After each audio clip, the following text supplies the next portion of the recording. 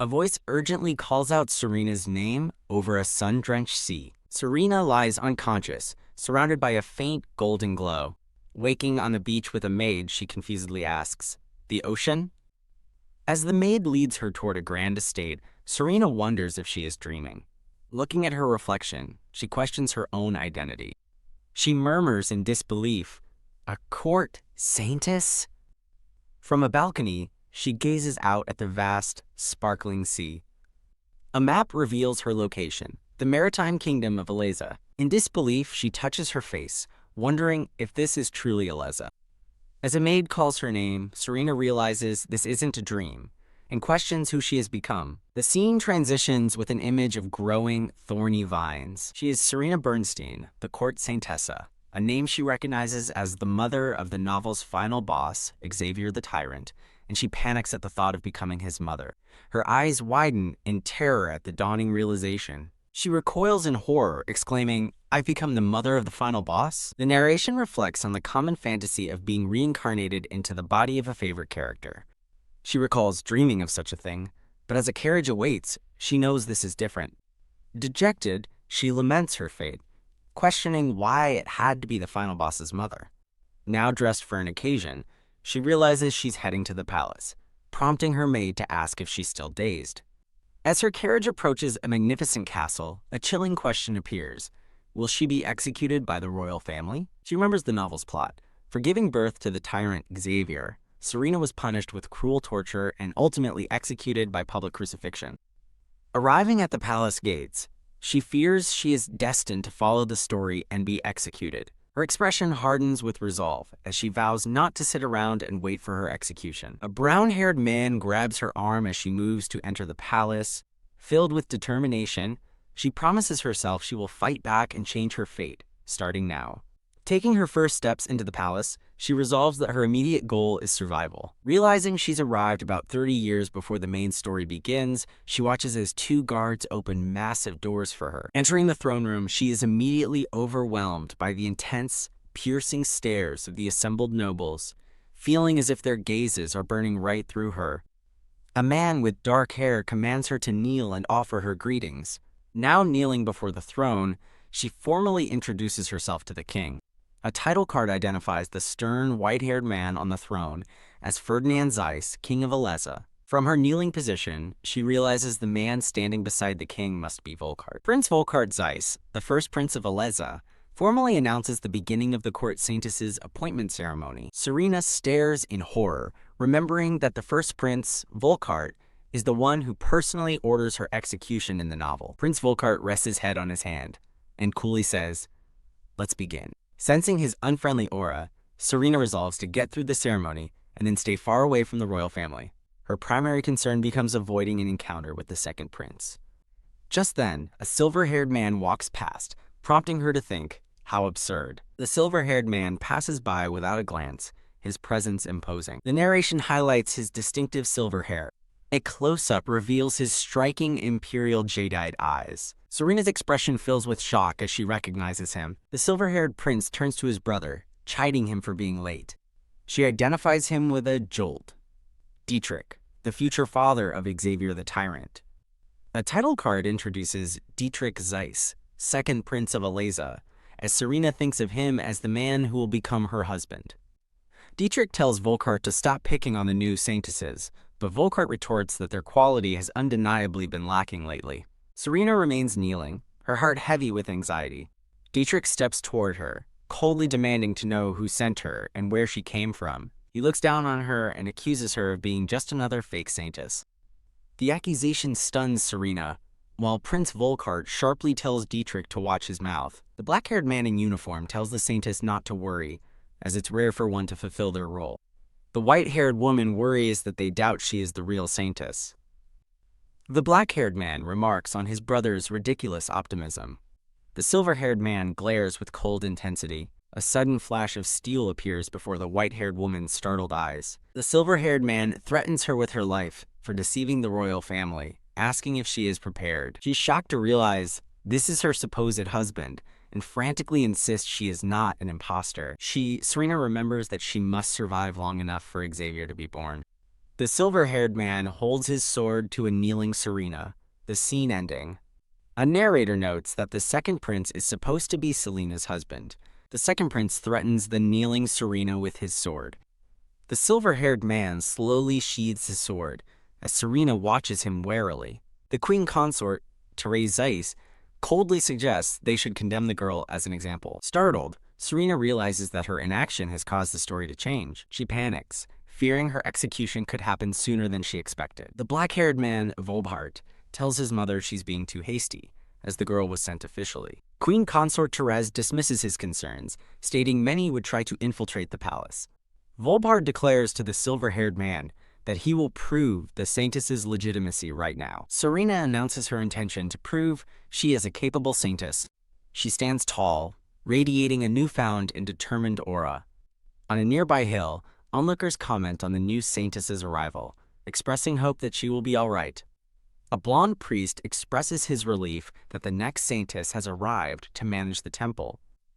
An older nobleman in a red cape cautions the priest that it is too early to feel relieved.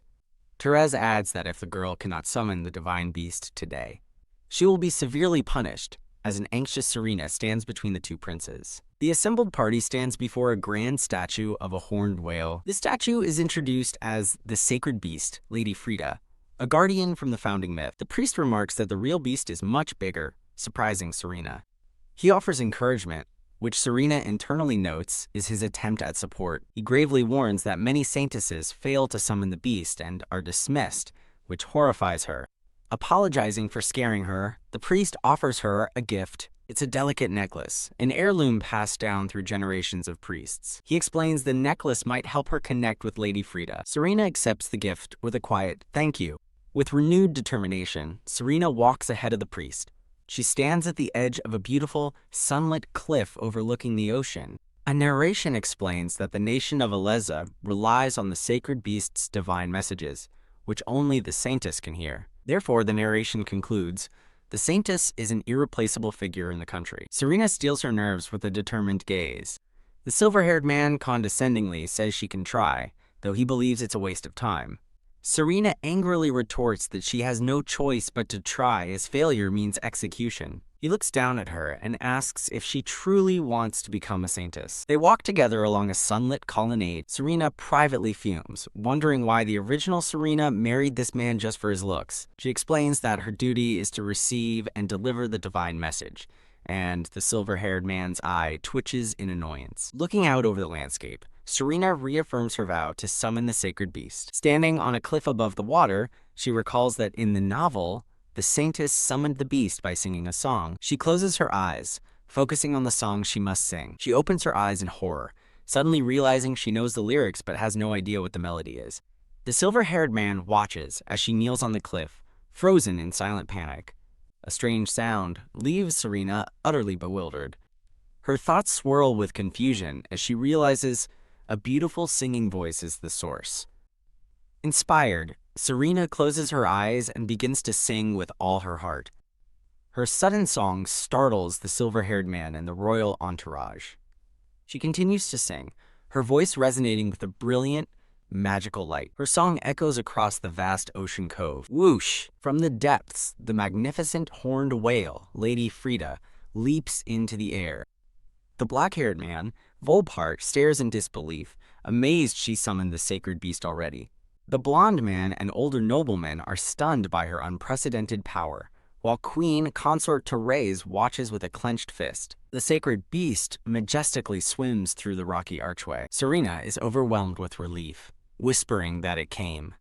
The silver-haired man admits it wasn't just luck, much to Serena's annoyance. The enormous sacred beast swims directly toward them. Splash! It playfully sprays Serena and the silver-haired man with water. Serena watches the beast, admitting its action surprised her. Suddenly, she spots a child on the rocks below, warning that he's in danger.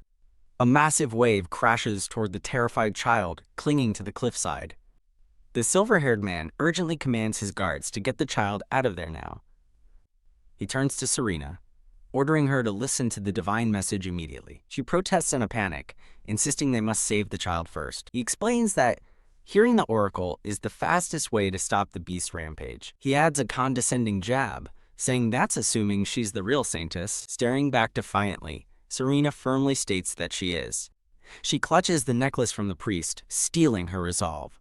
The blonde man worries aloud, questioning if she can hear the oracle in such a frantic state. The older nobleman declares this is her chance to prove herself, as Therese scoffs dismissively. The queen consort smirks, thinking that merely summoning the beast is not enough to prove she is the saintess. Therese silently vows to punish the girl if she fails to hear the message. Serena kneels, desperately praying to Lady Frida to let her hear the divine message. A divine aura envelops her as she continues her fervent prayer. The silver-haired man suddenly grabs her hand, pulling her back. A massive wall of water surges toward the cliff edge, shocking Serena. A shimmering green shield of magic erupts from the silver-haired man's hand, blocking the wave. Serena is stunned, realizing with a flash of insight that the tyrant father of Xavier could use magic, and so could her future son. He urges her to keep going, but she hesitates, stammering in fear. The silver-haired man wonders if a fake saintess could truly use magic to stop the waves. A guard points and yells a warning that there's more coming. The sacred beast thrashes wildly, endangering the small child still trapped on the rocks. As the beast's tail slams down, creating another tidal wave, the silver-haired man watches in horror. Remembering the dark magic of the future tyrant Xavier, Serena unleashes her own latent power. A glowing orb forms between her hands, surrounded by elegant, icy butterflies. The magic shoots forward, instantly freezing the massive, cresting wave. The child on the cliffside is now safe behind the wall of ice. Serena stares at her hands in disbelief, wondering, did I do it? From the cliff, the guards watch in awe as her magic holds the frozen wave suspended in a protective sphere. Serena looks on, knowing that this power would one day be feared as dark magic. The guards excitedly chatter, convinced that her incredible magic proves she is the real saintess. Serena rushes to the now safe child, who thanks her for the rescue. The older nobleman approaches, flanked by the princes, and acknowledges that the saintess has shown him something interesting. He leans in and asks the critical question, was she able to get the message from the sacred beast? Serena suddenly remembers the divine message she was supposed to receive. Standing on the cliff with the silver-haired man, she worries that she couldn't hear it. Whoosh! A massive column of water shoots up from the sea, suddenly submerged. Serena is pulled deeper into the ocean, stunned by the sudden turn of events. As she sinks, she feels an unexpected warmth emanating from the sacred beast below. Floating in the deep, she whispers Frida's name as the beast's eye opens before her. The beast's eye glimmers with divine light as the water swirls around them. Serena finds herself back on land, gasping in shock from the sudden vision. A cryptic message echoes in her mind. A prophecy of red tears, a white swine, repentance, and the goddess's judgment. She returns to reality, still kneeling on the grassy cliff before the older nobleman. She looks up in a daze, wondering if that was truly the divine message.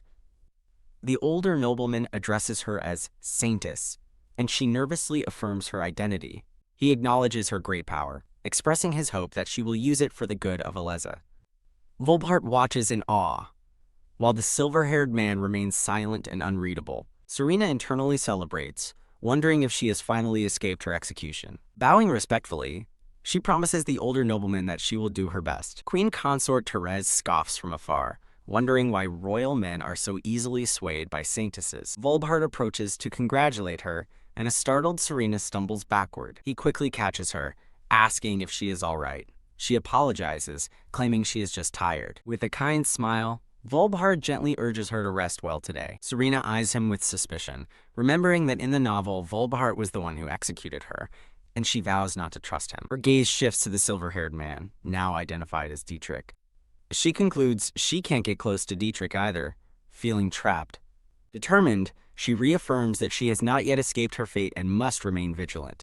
Volbart reports to the older nobleman that Serena's magic was intriguing and suggests she has a rare power. The older nobleman stares down at Volbart, who looks back with a shocked expression. The nobleman notes that while her background is questionable, it might make her easier to control. He then declares that the one who marries the saintess will become the next king. The declaration sends a shockwave through both Volpart and Dietrich. The scene transitions to a sweeping view of a grand palace complex. As the sun sets, the focus settles on a magnificent cathedral. Inside, the blonde priest leads a solemn Serena through a sun-drenched hall. She kneels in prayer before the towering statue of a goddess. She sheepishly explains to the priest that she was only praying because he told her to. The priest thanks her for her efforts and offers to take her to her room. He gives a curious glance as she follows him through the pristine white halls. As they step outside, a crowd below erupts in cheers, hailing the new Saintess and Aleza. Serena looks down at the assembled people, confused by the sudden gathering. The crowd gossips excitedly about how she instantly summoned Lady Frida and used incredible magic. The priest suggests she take this opportunity to introduce herself to her new followers. He smiles warmly, formally proclaiming that she has become the Saintess of Aleza. Realizing everyone awaits her words, Serena accepts her new reality. To live, she must fully embrace the role of a Saintess. She closes her eyes for a moment, gathering her resolve. Facing the crowd, she introduces herself as Serena Bernstein, the newly honored Saintess. She stands with a graceful smile, surrounded by an ethereal, holy light. Offering a blessing from Goddess Lattice, she captivates the adoring crowd below. The people chant her name with fervor, calling out Lady Serena and Saintess. Serena waves back, a thankful smile on her face as she accepts their praise. She remembers her original fate, executed for birthing the Tyrant Xavier, branded a villainess for using dark magic. With newfound determination, she vows to become the perfect Saintess to avoid the execution route and ensure no one ever calls her a villainess. Serena asks the priest if her speech was good enough, and he confirms it was. Relieved, she expresses her happiness and privately longs to rest in her room. A lady-in-waiting in a yellow dress arrives, prompting the priest to wonder why she is there. When told she is being escorted to the Floral Palace, the priest clarifies that it's for consort candidates. Serena is shocked, questioning why on earth she would be sent there. The scene transitions to a grand, moonlit palace at night. A closer view reveals the magnificent building's name, the Floral Palace. She realizes this follows the novel, since the original Serena became Dietrich's consort. Inside, she is greeted by two long lines of maids standing at attention. With a gentle smile, she simply thanks them for the welcome. She panics internally, realizing with dread that things are going exactly according to the story. The maids lead her into an ornate room, which she notes is beautiful. Looking out at the ocean from her balcony, she feels the room is too grand for her. A maid offers to draw her a bath before her meal, leaving Serena confused. Suddenly, she gasps, her eyes widening in shock at an unexpected sight. The silver-haired man, Dietrich, stands grimly in her doorway. He glares at her, coldly demanding to know why she is in this room. Serena stands frozen, completely stunned by his sudden appearance. She recognizes him with a jolt, her mind screaming his name, Dietrich. Ignoring her, he angrily asks the maids why that woman is in his room. A blonde maid calmly explains that it is the king's order for Lady Serena to stay there. Dietrich is visibly taken aback, questioning his father's direct command. He turns slightly, his expression unreadable as a tense silence fills the room. Serena nervously clutches her dress, utterly confused by the turn of events. Internally panicking with a comical look of horror, she tells herself to wait. Her mind continues to spiral as she wonders why this is happening to her. A maid whispers that His Highness won't do anything inappropriate, shocking Serena with the implication. Excusing themselves, the maids peek back before closing the door. Slam. The door shuts, leaving a flustered Serena alone with Dietrich. Dietrich continues to watch her with a severe, penetrating gaze. Trapped in panic, she frantically wonders what she should do now. A heavy, awkward silence stretches between them in the grand room. She laments that, after trying so hard to avoid him, they are now alone together. The magnificent palace stands silent under the clear sky. He breaks the silence, coldly advising her to leave the room for her own good. Confused by his unexpected advice, she asks him to explain his reasoning. He suddenly steps forward, closing the distance between them. Startled by his proximity, she gasps, her face flushing in shock. She looks up in bewilderment as he gently reaches toward her face. He carefully takes a lock of her long white hair in his hand. Completely baffled by his actions, she internally screams, "What is going on?" He pulls back, questioning her overly dramatic reaction. He coldly tells her not to get the wrong idea, insisting he's not interested in her. She internally scoffs at marrying her future executioner, then asks what he was doing. He reveals his palm, explaining that she had something in her hair. She stares at glowing blue snowflake crystals, recognizing the pattern from her ice magic. He explains they are sea blossoms, and that legend says a handful can grant any wish. Her eyes widen in amazement as she repeats, "Any wish will come true?" She realizes this powerful item was never in the novel and wonders how it got there. As he turns away, he clarifies that it's a blessing mark from the sacred beast. Legend says the sacred beast seeks a saintess to represent the goddess. This saintess is bestowed a blessing that attracts the goddess's attention, causing miracles to occur.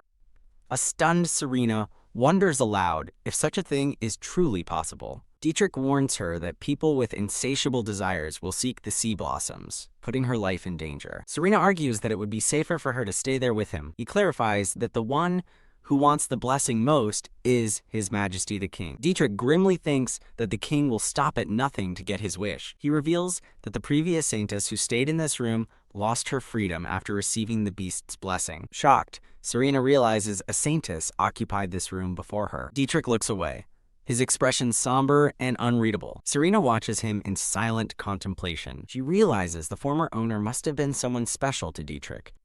With a polite smile, Serena offers to have her room changed immediately. She asks him if that would be okay. He bluntly refuses, and a confused Serena demands to know why. Dietrich sternly tells her to leave not just the palace, but the entire royal capital. The scene shifts to a different room, where a dark-haired woman faces 3 maids. He thrusts the jar into her hands, ordering her to keep it a secret from everyone. Serena's thoughts race. She wants to leave to get away from Dietrich. She clutches the jar, her expression hardening with resolve. Serena explains that leaving is difficult because she has nowhere else to go. He asks about her hometown, and she panics internally, knowing she's a minor character without one. Dietrich asks if she has anyone she can rely on.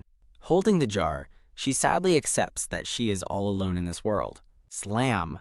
A dark-haired woman in a purple dress bursts into the room, calling Dietrich's name. The woman beams, expressing her surprise and delight at finding him there. Both Serena and Dietrich are bewildered by the sudden intrusion. Rushing past a maid, the woman exclaims that she's searched everywhere for him. She tries to speak with Dietrich, but he coldly rebuffs her for entering without permission. As Dietrich pushes her away, Serena observes their closeness, wondering if she's a new character. Annoyed, he tells the woman to let go, calling her Diana. Serena is horrified, realizing Diana is the mother of the novel's protagonist, the legendary saintess. The 3 of them stand in a tense triangle as Diana clings to Dietrich. Diana smiles sweetly, feigning surprise as she finally acknowledges Serena's presence. With a false apology, Diana claims she didn't notice Serena was there. This is an example of an unsafe password. Password 123. It is easy to guess because it uses a common word followed by numbers. This is an example of an article in which the main subject is a male. Diana is the mother of the protagonist and a legendary saintess who defeated a tyrant. It continues, stating she replaced the fallen saintess Serena and saved the kingdom. The scene transitions to a view of a White Castle tower. An illustration contrasts Serena, the tyrant's mother, with Diana, the world's hero. Another image from the story shows Diana becoming Volbart's wife. Serena internally panics, wondering why the novel's true saintess is here so early. Diana pleads with Dietrich to see something, but he coldly directs her to Volbart. Serena recalls the novel's description of Diana as pure and humble, noting how different she is in person as she tries to slip away. Realizing Diana is the future wife of her executioner, Serena resolves to stay far away from her and quietly leaves the room. A man's voice calls out, asking if she is all right as the maids watch her with concern. Serena turns to the maids and asks if she can switch to another room. Volbart peers in the doorway, asking if something is wrong. Serena freezes in shock, her mind reeling as she wonders why Volbart is there. Serena politely explains she was ordered by the king to reside in the Floral Palace. Diana peeks into the room, cheerfully calling out for Volbart. Taking his arm, Diana dismissively acknowledges Serena's continued presence. Volbart introduces Diana as the new saintess, shocking Serena while Dietrich observes. Diana questions why Serena is in the Floral Palace, a place reserved for royalty. Serena clarifies it was a royal command, internally panicking that being seen as a queen candidate is a death sentence. Flinch, Dietrich scolds Diana for being there, but she claims she has the right as his cousin. Serena processes the family connection, realizing Deanna and Dietrich are step-cousins through their half-brother relationship, as a family tree illustrates their lineage. The narration explains Diana's family ties, clarifying she is Volkhart's maternal cousin and therefore the niece of his mother, Beatrice. Diana eagerly invites Dietrich to the Starry Night Festival, and Serena quietly processes the name of the event. A description explains, the Starry Night is a beautiful annual event where glowing starfish gather to spawn. At a glowing private beach, Diana thanks Volkhart for bringing her, and Serena takes in the vast, beautiful scenery. Watching the two together, Serena feels like a third wheel at a lover's event. Diana glances back at Serena with a subtle, knowing smirk. Serena reassures herself, thinking Diana will marry Volkhart anyway. She recalls from the novel that the romantic Starry Night event originally involved the future son of Volkhart and Diana. Looking out at the beautiful sea, Serena concedes that at least the scenery is lovely. A guard approaches Volkhart with a report, interrupting the quiet moment. Volkhart excuses himself to handle the matter, telling Serena to enjoy the view. Serena watches him leave with Diana, reminded that this kind-faced man will one day be her executioner. Diana turns back with a bright smile, inviting Serena to walk with her. As they stroll by the water, Diana remarks on the rare beauty of the night, prompting Serena to notice the moon's absence. Diana suddenly stops and pointedly asks Serena why she chose to become a saintess. She continues her interrogation, suggesting Serena may not be able to handle the duties. Serena panics internally, unable to reveal the true, chaotic circumstances of her new role. Diana presses for a reason, implying the job requires a great motivation. She coldly accuses Serena of becoming a saintess just to get close to the royal family, leaving Serena stunned into silence. With a condescending tone, Diana laments how troublesome people who don't know their place can be. Oh! A sudden gust of wind snatches Diana's hat, sending it flying toward the ocean waves. Panicking that her hat will be lost, Diana orders Serena to retrieve it immediately. With tears in her eyes, Diana claims she's too scared to go in the water, then manipulates Serena by saying a saintess should be fine. Serena reluctantly agrees to get the hat, much to Diana's surprised delight. Sigh. Resigned, Serena wades into the surf, determined to end the situation quickly and prevent Diana from getting wet. She successfully snatches the hat just as a wave rolls in.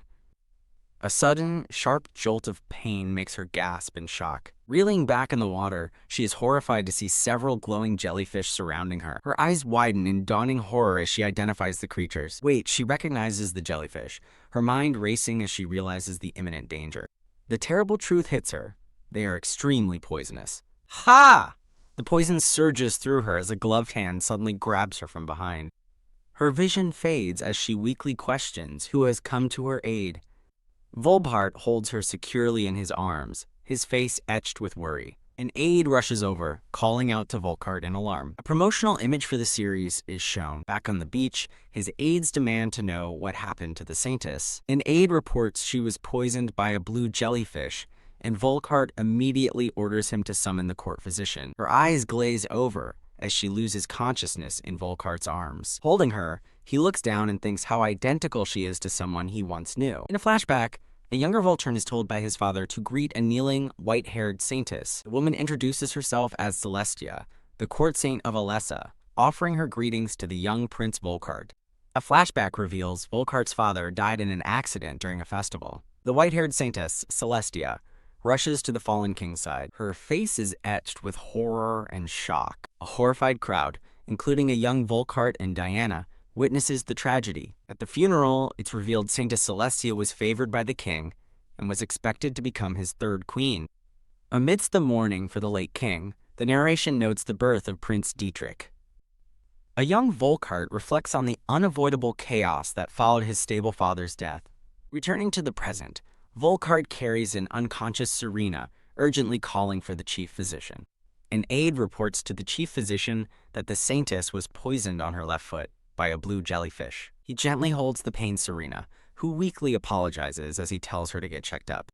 After a brief examination, the physician delivers a grim verdict. They must amputate her leg. Serena cries out in disbelief, while Volkhart grimly thinks to himself that it's just as he expected. Diana bursts into fake tears, loudly apologizing and blaming herself for Serena losing her leg. Volkart explains that if the poison from the jellyfish spreads, there will be no way to save her, so they must amputate quickly. She stares in terror at a large, serrated surgical saw, desperately begging them to wait. Serena frantically pleads with them, insisting that there must be an antidote. Volkart coldly informs her that no cure for the blue jellyfish's poison has ever been found, leaving her stunned. She recalls from the novel that, at this point in the story, 30 years ago, an antidote truly hadn't been discovered yet. A sudden surge of brilliant blue holy energy erupts from her body, shocking the onlookers. Both Volkart and the physician stare in awe as the physician identifies it as the holy power of the saintess. The physician notes her power is suppressing the poison's progression, and Serena asks him to gather specific items. She lists the 3 ingredients for the antidote: seaweed, honey from bush mustards, and the bark of a 3-leaf tree. An aide argues that the chief physician has already tried that formula without success and urges her to make a decision quickly. Serena provides the final, crucial instruction: boil the ingredients with water from the temple spring, surprising the physician. The physician is astonished, realizing the purification effect from the temple spring water was the missing key to the antidote. He agrees to try her formula, but notes a critical condition: the water shallow grass must be fresh. Volkart, now wearing a white cape, rises to leave, but Diana calls out his name. She grabs his arm, asking if he's going to get the seaweed and warning him about the dangerous blue jellyfish. He coldly rebuffs her, stating that the saintess's safety is directly linked to the survival of the kingdom. Diana screams his name as he remains resolute, ready to depart. Her expression twists into one of pure fury and resentment. Dietrich appears in the doorway, blocking Volkart's path. As the physician and his aides watch, the 2 men have a silent standoff. Serena struggles to maintain her holy power, realizing it won't last much longer. She despairs, thinking she's on a death route that never existed in the novel, and laments that she doesn't have a hero to help her like the original protagonist did. She awakens with a start, looking around the room in confusion. Looking down, she's stunned to see her leg is bandaged, but still intact. The physician and Volkart are beside her. The doctor explains the antidote worked, and the swelling will subside, much to her relief. The physician expresses his deep gratitude, which confuses Serena, who believes she should be the one thanking him. He explains that her guidance helped him find the jellyfish antidote he'd sought for years, which will now save countless lives. She smiles, relieved, while secretly acknowledging her knowledge came entirely from the novel. Dietrich suddenly appears, remarking on her unexpected medical knowledge, and Serena wonders why he's there. Volkart explains that Dietrich was the one who helped gather the materials for the antidote. Serena apologizes for all the trouble she caused. She turns to both men and sincerely thanks them for their help. Looking directly at Dietrich, she tells him she owes him one for his efforts. Diana suddenly approaches Dietrich, saying she has something she wants to ask him. Volkart sternly tells Dietrich to stop, confusing Serena. Dietrich looks at Diana and pointedly reminds her that she must have known the blue jellyfish gather at the shore during the starry night. Diana stands in stunned silence, her face cloaked in shadow. Dietrich coldly asks if Diana knew about the jellyfish and still sent Serena to the water. In the tense room, Diana and Serena look down while Dietrich and Volkart stand grimly. Diana's face is cast in shadow, her expression sullen and unreadable. Dietrich then asks if he was also sent into danger knowingly to retrieve the antidote ingredients. Serena sits on her bed, looking shocked and overwhelmed by the confrontation. The scene darkens, filled with a tense, static-like energy. Feigning innocence, Diana tearfully claims she was being harassed and kept silent about it. An aide asks about the harassment as everyone turns their attention to Diana's accusation. With malicious intent gleaming in her eyes, Diana begins her lie. She falsely accuses Serena of taking her hat and throwing it into the sea. The physician and his aides gasp, completely shocked by the outrageous claim. The onlookers murmur in disbelief, questioning how Serena could do such a thing to Lady Diana. Utterly stunned by the lie, Serena can only whisper how terrible the situation is. She panics, trying to deny the accusation while realizing everyone is looking at her with suspicion. Diana gleefully continues her act, claiming Serena hates and constantly bullies her. An official expresses his disappointment in the Saintess as Serena desperately tries to explain the wind blew the hat away. Dietrich steps forward, declaring that nothing more can be done, leaving Serena stunned by his words. Confused, Serena asks what he means, and he simply asks if she can stand. Dietrich pulls Serena to her feet to leave, warning her that staying plays into Diana's hands as Volkart and Diana shout for him to stop. As Volkart holds her back, Serena looks on, while Diana furiously calls it crazy to protect that woman's daughter. Dietrich coldly rebukes Diana, questioning her logic and warning her to use her head or risk losing his affection. Now, away from the scene, Serena asks Dietrich what just happened, confused why everyone suddenly believed Diana. She realizes that no matter how absurd the lie, everyone was siding with Diana.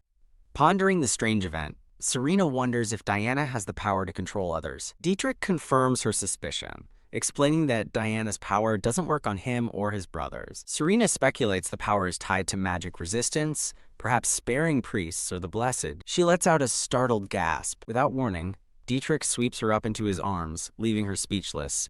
"What?" she yells, completely flustered by his sudden action. He holds her close, calmly telling her not to struggle as she stares in bewilderment. The scene shifts to the grand exterior of the residence at night. Inside, 3 maids spot the pair and cry out Serena's name in shock. Dietrich carries her past the stunned staff, coolly stating that the situation is exactly what it looks like. Serena frantically denies it, explaining her leg is injured, but he quiets her, telling her to stop shouting. He reassures her that her leg is treated, and then asks the maids to give them some privacy. Serena panics internally, wondering what on earth he is saying. Serena protests that he's causing a misunderstanding, but he counters that it's more convenient this way. He explains Diana's magic temporarily forces people to follow her, a tactic she uses to target her enemies. He asks what she will do if her own servants are turned against her, isolating her completely. Gently setting her down on the bed, he trails off, letting the grim possibility hang in the air. They share an intense, silent gaze as the weight of his words settles between them. Serena looks up, her expression one of dawning horror and understanding. Dietrich announces a change of plans, offering her the use of the room for a while. He takes a seat nearby, and she nervously asks what he is trying to do. Crossing his arms, he observes that she clearly doesn't believe his intentions. He tells her she's the only one who still doesn't recognize the true power of the Saintess. He proposes an alliance, come under his protection, and pretend to have a good relationship, a thought which horrifies Serena as it could lead to her execution. She internally despairs, realizing that Diana is a direct threat, while the prince is trying to protect her may be triggering the very death flags she wants to avoid. Overwhelmed by her impossible situation, she crouches on the floor in utter distress. The scene opens on a magnificent, sunlit cathedral. Inside, a blonde-haired priest stands before several acolytes in a bright, checkered hall. The priest smiles warmly at Serena, welcoming her to her second day and offering to teach her the duties of a saintess. He asks how she slept, mentioning he heard about last night's events, and Serena hesitantly confirms she's fine. He then slyly reveals he heard Prince Dietrich visited her, causing Serena to react with shock at his phrasing. Recalling Dietrich's terse command to get some sleep, she dismisses the priest's insinuation, insisting nothing happened. The priest notes the king seems fond of her, and shares a rumor that whichever prince marries the Saintess will become the next king. Serena is utterly stunned by this revelation, exclaiming, "What's with that?" She realizes this political rumor might explain Dietrich's hostile behavior toward her the previous day. The priest warns her that this rumor will ignite factional tensions and advises her to stay away from both princes to avoid trouble. Serena reaffirms her original goal to avoid the princes and simply fulfill her duties as a saintess. She asks what he means, and he explains that most saintesses lose their divine power when they become pregnant. Leaning in menacingly, he questions what she would do if a man tried to defile her. He suddenly grabs her wrist, pointing out that she couldn't possibly defend herself from a serious attack.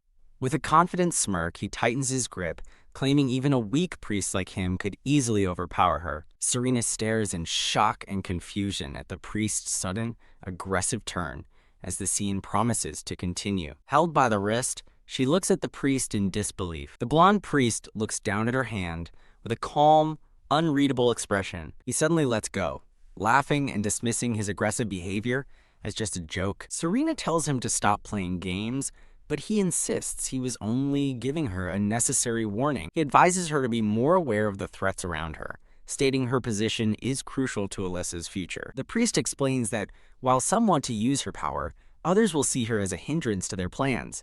In a final chilling warning, he tells the Saintess She's been thrown into a den of demons and must be careful. Darkness and light speckle the screen in a moody transition. In a brighter scene, three maids admire Serena in a beautiful new blue gown, asking how she likes it. Serena gets ready, as one of her maids questions the need for formal attire at an oracle analysis meeting. Another maid explains that the temple requested it, and expresses her relief that the gown arrived in time.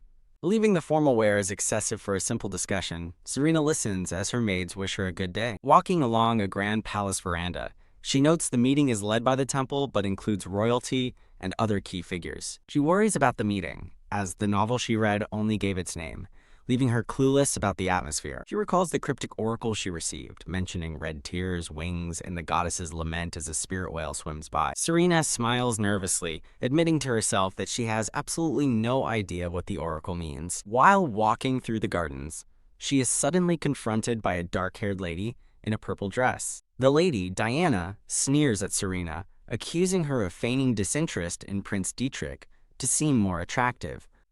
Lady Diana's eyes widen with a flash of crazed intensity.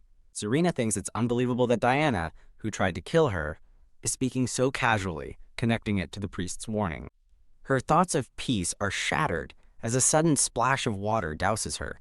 Drenched and shocked, Serena looks down at her ruined dress. She glares at Diana, who is holding a watering can, and angrily demands to know what she's doing. With a malicious grin, Diana warns Serena her arrogance won't last long, claiming that she also possesses the Sanctus's power. Serena is left completely bewildered by Diana's declaration.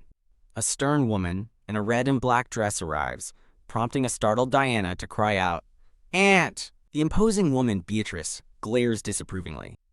Diana pleads with her aunt, who coldly replies that everything she does is for Diana's sake. Serena is struck with a sudden realization.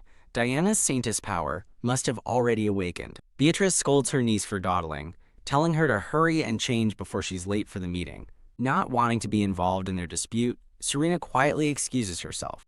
As a wave of energy surrounds her, Serena processes the shocking truth. Diana has awakened her power, but is keeping it a secret. She is left to wonder what possible purpose Diana could have for hiding such a crucial ability. Serena arrives at the entrance of a grand hall where the council meeting is already underway. Serena apologizes for her late arrival. At the meeting table, Prince Volkart and Prince Dietrich sit with displeased expressions. An elderly, blonde-haired man chides her for being late to her first meeting. A title card introduces the stern chairman of the meeting, Conrad Weber. The blonde priest asks Serena why she didn't wear the requested formal attire. Serena tries to explain her circumstances, but Conrad Weber coldly dismisses her excuses. Conrad offers a chilling piece of advice. Her every move determines her position here. Serena realizes her lateness wasn't her fault, but was an intentional harassment ploy. Prince Volkart officially begins the oracle analysis meeting, starting with the temple's perspective. The blonde priest recites the ominous oracle of red tears and white wings, concluding that it points towards some kind of disaster. Serena stands alone before the imposing council, the room's tension palpable. The priest elaborates, stating similar oracles in the past have referred to plagues or volcanic eruptions. Serena is stunned by the mention of volcanic eruptions, a terrible thought dawning on her. She remembers a passage from the novel about a volcanic disaster on a nearby island that wiped out everyone. Council members whisper their suspicions, suggesting she may have fabricated the oracle out of fear. A dark-haired lady dismisses Serena's credibility due to her humble birth, lateness, and improper attire. The lady smirks, declaring that if the oracle is false, the Sanctus must atone with her body. Serena worries that if the oracle truly predicts that eruption, they are running out of time. Dietrich sighs in frustration, declaring he's too busy to waste time debating with the founding anniversary just 2 days away. His words shock Serena, who realizes the date is far more significant than she knew. She stands frozen, processing the dire implications of the timeline. The blonde priest steers the conversation back on topic, asking about the white wings. Seizing the moment, Serena suddenly announces that she understands the oracle's meaning. The council erupts in disbelief, with one lord refusing to listen to a desperate fabrication. Serena stands her ground, remaining silent and resolute amidst the chaos. Dietrich coolly tells her to get on with it if she has something to say. She confidently repeats her claim, stating she understands what the oracle means. 2 council members immediately warn her to be careful, reminding her that a saint shouldn't interpret oracles rashly. Serena makes a stunning proclamation. the volcano on Aiga Island will erupt, wiping out its inhabitants. The council dismisses her claim, pointing out the island's volcano has been dormant for centuries. Two nobles accuse her of making it up, demanding to know why she singled out Aiga Island. Serena explains that the white wings in the oracle refer to the winged goddess, Flicka. She connects the dots, stating Flicka is the guardian of Aiga Island, where a giant statue of her stands. A council member concedes the possibility but remains skeptical, while another admits there's always a chance. Intrigued, Dietrich declares that her claim is worth investigating. Two nobles vehemently protest his decision, asking if he truly believes her without proper discussion. A guard bursts in with urgent news. A major earthquake has just struck Aiga Island. The council is thrown into chaos as they realize the earthquake could be a precursor to an eruption. Serena's eyes widen in horror, realizing the eruption isn't in 2 days, it's today. Her thoughts race with urgency. They have to hurry before the eruption begins at noon. King Ferdinand watches the unfolding chaos with a grave and thoughtful expression. Serena drops to her knees, desperately pleading with the king to believe her and send aid to the island. She waits for the council's judgment, alone and vulnerable before them. As Beatrice calls out to the king, he makes his decision, putting Dietrich in charge of the response. Dietrich rises from his seat, formally accepting the command. With sharp authority, Dietrich orders the navy to prepare for immediate departure. He informs the king he will personally lead the expedition to Aiga Island, earning a nod of approval. Beatrice interrupts, arguing it is only logical for the saintess herself to go to the island to validate her own prophecy. Serena is shocked by the turn of events, thinking, "I'm going to Aiga Island." The blonde priest smiles slyly, agreeing that having the saintess lead would indeed save face. As Dietrich warns him of the danger, Diana shouts that listening to a commoner will only lead to ruin and brand the saintess a villain. Serena looks on in wide-eyed shock. Two officials discuss the matter, agreeing they can't be swayed by the saintess but must send aid to Aiga Island. Diana smirks, slyly suggesting the saintess only hesitates because the mission is dangerous. Determined to avoid the villain route, Serena steps forward and declares that she will go. A divine light surrounds Serena as she stands resolute, her decision made. Diana gives a satisfied smirk while Dietrich and Volkart look on with grim expressions. The scene transitions to a bright, clear sky. A grand naval ship sails swiftly across the open sea. On deck, Serena marvels at the ship's incredible speed. A blonde-haired man informs her that this is a special ship, which explains its speed. He elaborates that it's the fastest ship in the army, powered by Prince Dietrich's magic stone. Serena is surprised to hear about a magic stone. The man explains that Dietrich places the stone in the ship's wheel before they set sail. A close-up shows a glowing purple gemstone embedded in the center of the ship's wheel. Serena quietly watches Dietrich from behind as he confidently steers the ship. Dietrich remains focused at the helm, his expression serious. Her two companions watch with admiration, while Serena observes with a thoughtful expression.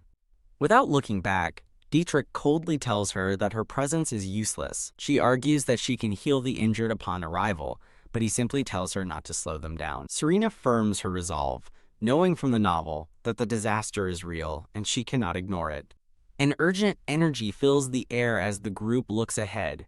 The ship approaches Aiga Island, where a massive volcano looms, threatening to destroy the entire population if it erupts. Serena acknowledges the grim reality that while they've come to help, they are also in grave danger. Dietrich turns to her, asking for confirmation that the eruption will occur after noon, to which she agrees. Realizing they're out of time, Dietrich begins issuing orders for immediate evacuation and rescue operations. He loudly commands the rescue teams to prepare to board anyone needing help. A crowd of islanders gathers on the docks, looking up at the arriving ship. As people are organized, some murmur in disbelief about the eruption, while others see the recent earthquake as a clear warning. Serena observes that many of the islanders don't believe the warnings. Someone calls for the saintess, snapping Serena back to the present. The blonde man asks her to heal a man whose leg was crushed by rubble and is still bleeding. After Serena asks about the injury, he confirms the leg is broken but has been bandaged. With a determined look, Serena agrees to help. She kneels and channels a brilliant blue holy energy into the man's wounded leg. The injured man stares down at his leg, feeling the effects of her power. Suddenly, he rips off the bandage in astonishment, exclaiming that the pain is gone and he's been cured. Serena smiles as the onlookers celebrate the miraculous healing. She kindly tells the healed man to rest well, as he thanks her profusely. Another man immediately calls for her help, and Serena readily agrees. She enters a large hold, filled with dozens of injured people lying on mats.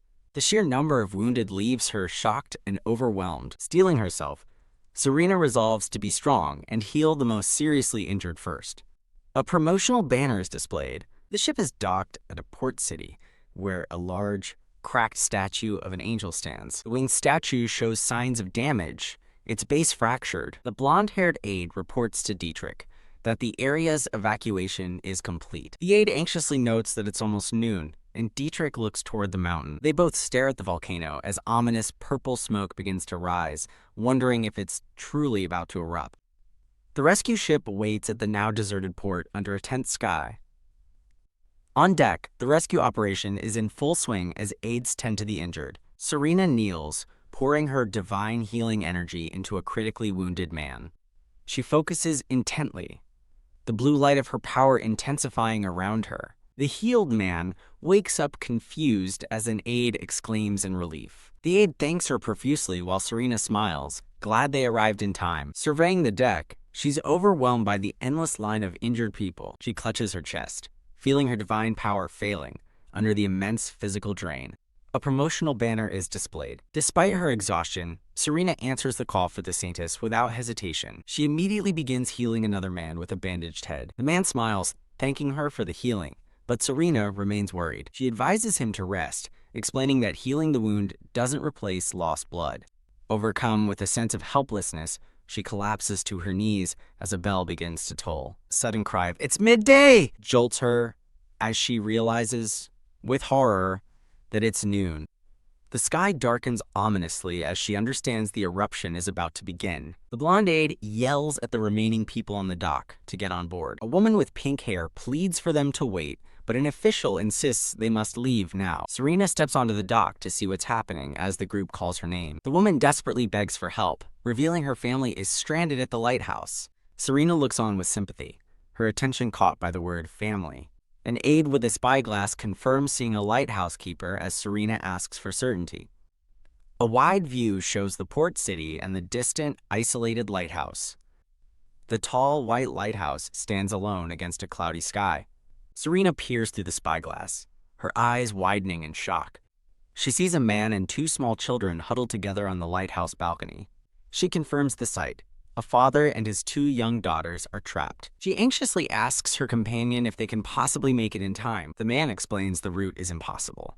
The bridge has collapsed, and treacherous reefs block the sea. He concludes they have no way to rescue them, and Serena whispers a defeated, "No." The desperate mother grabs Serena, asking if she's the new Saintess. She falls to her knees, begging Serena to save her family, as Serena stands frozen. Suddenly, the ground shakes violently as someone shouts, "A tremor?" Dietrich appears on the gangplank, ordering the civilians to board the ship immediately.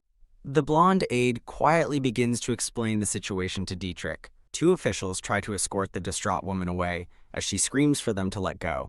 The woman's heartbroken cries echo, questioning why the Saintess won't help her family. Her words strike Serena, who can only watch in silent anguish as the woman is led away. Serena is lost in despair, feeling like an imposter who is only a Saintess by name. She turns away, continuing to spiral in her thoughts. She questions the overwhelming pain and frustration of her powerlessness. Overcome with emotion, she stops as Dietrich silently observes her from behind. The blonde aide presents a map of the island, and Dietrich commands him to show it. An aide urges Serena back to the ship, but she angrily asks if they're abandoning the family. Dietrich cuts her off, unfurling the map and asking who said anything about abandoning them. His aides gasp in shock at his unexpected declaration. Dietrich finds something on the map as his aide exclaims, "A fishing boat!" Dietrich announces he'll go himself, being the only one who can navigate the reefs with the magic stone. Serena steps forward, insisting that if magic is required, then she will go too. Dietrich gives a subtle, determined look from the side. He turns to Serena, telling her to get some rest, leaving her momentarily stunned. Serena looks up in confusion. He promises to save the family at the lighthouse, then orders her to get off the island before him. Sudden flashback shows a dying man identified as Dietrich, the Tyrant's father, as Serena watches from a distance. Serena recalls that in the novel, the Tyrant's father was known as a ruthless man without blood or tears. Returning to the present, Serena's expression hardens with determination. The blonde aide calls out to Dietrich, warning that he's heading into danger, and his magic won't be enough to protect him if the eruption hits. Serena has a sudden realization, wondering why she hadn't considered something before. She remembers another power she possesses besides healing: space-time freezing. As Dietrich prepares a small boat, his aide begs him to reconsider, reminding him that magic doesn't make him immortal. Dietrich smirks, wryly noting his men's lack of faith as his aide shouts his name in desperation. He turns back and orders someone to return to the ship now. To his shock, he finds Serena has just scrambled onto his boat, and he demands to know why she's there. She grins cheekily, asking if he's surprised. As she explains, she jumped over from an anchored boat.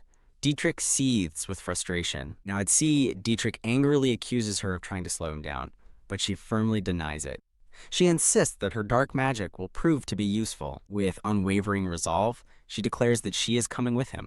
An aide yells, "Departure!" as their small boat bravely sails into the ominous purple sky. The boat speeds away from the port, heading out into the open sea. From the main ship, the blonde aide watches them go, resolving that they must hurry as well. Annoyed, Dietrich warns Serena that if she insists on following, she must obey his orders exactly. She readily agrees, admitting she is slowing him down as an amateur at sea. Their small vessel sails on, driven by a shared mission to save everyone. The desperate family huddles on the lighthouse balcony, unaware that help is on the way. As the boat rocks violently, Dietrich instructs Serena to shift her weight to the outside. Looking nervous, Serena quickly complies. She realizes he's using the magic stone not just to steer, but also to create wind. Holding the glowing purple gem, she recognizes it from the ship's wheel and speculates it's a vessel for magic.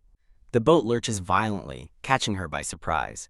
As she cries out about the waves, Dietrich warns her to stay alert, explaining the rough waters are caused by the reef. Through the rain and spray, they finally see the lighthouse. Fearing the boat will capsize, Serena prepares to use her space-time freeze magic on the waves. Dietrich sharply stops her, warning that if her power sinks the boat, they're both finished.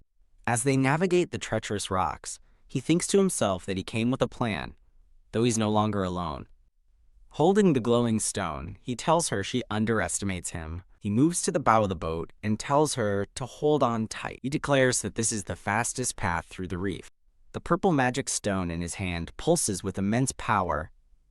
A sudden, violent surge of speed throws Serena backward. The small boat tears through the water at an incredible velocity. Serena stares ahead, her expression a mixture of shock and awe. She watches in amazement as he uses the stone to pinpoint winds to the sails and instantly change direction. He skillfully pilots the boat through a narrow, treacherous channel between sharp rocks.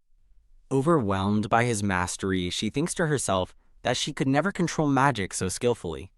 Her eyes are wide with admiration as she watches him work. With a confident look, Dietrich announces they are almost ashore. The boat approaches the base of the lighthouse as Serena thinks about her own limitations. They navigate toward a small wooden dock, nestled among the rocks. Dietrich expertly moors the boat as Serena realizes there was a port all along. He announces he's heading up to the lighthouse and orders her to stay behind. Serena quietly agrees to the plan. Dietrich is surprised, admitting he thought she'd want to follow him, but she reminds him of their deal. She thinks to herself that following him up the treacherous path would only slow him down. Dietrich tells her to save her strength, stating she will be useful later. Serena watches him go with a determined look. He turns and runs along the docks toward the island. Resolved, Serena affirms that she will do what she can, as it is her purpose. While climbing a rocky path, Dietrich curses, realizing the scaffolding is more unstable than he expected. He steels himself, knowing he must hurry. Elsewhere on the island, a purple-haired girl points out that the big ship has departed. Her father, holding a small child, wonders if his wife made it onto a boat amid the island's evacuation. Confused and scared, the young girl asks her father what is going on. The family is startled, as Prince Dietrich suddenly appears behind them. Dietrich announces he's there to help, and the father cries his name in relief. From the boat below, Serena anxiously wonders if they are still safe. She looks up toward the distant lighthouse perched atop the treacherous cliffs. Serena watches with hope as Dietrich emerges from a cave, carrying one child while the father follows with the other. Dietrich tells the little girl in his arms to hold on tight as her father follows close behind. Whoa! A sudden tremor rocks the cliffside as Dietrich yells for them to stay close to the wall. As the earthquake hits, Serena watches from the boat, her face filled with horror. The path begins to crumble and fall away beneath them. Dietrich clutches the child protectively as the ground completely gives way. Realizing they are falling, Dietrich thinks, "This is bad," just as a glowing blue butterfly appears. An incredible power erupts, freezing time itself and halting their fall in midair. Ethereal ribbons of blue light flow through the frozen scene. Serena unleashes her divine power from the boat, casting a massive sphere of light to save them. She desperately screams for them to hurry while she can still hold the spell. The father cries out in disbelief that they've stopped falling, while Dietrich warns they must move quickly before her power fades. Serena clutches her chest, racked with pain from overusing her magic. The family lands safely on the dock as Dietrich looks back toward Serena. The strain becomes too much, and Serena collapses forward. Dietrich catches her, asking if she's okay, as she faintly confirms everyone made it to safety. Dietrich gazes down at her with a look of deep concern. He holds her securely on the edge of the pier. He turns and shouts for everyone to get to the boat immediately. Dietrich carries the unconscious Serena aboard the small escape boat. He asks if she is okay, and she weakly apologizes before passing out. They rush across the docks as the island trembles violently around them.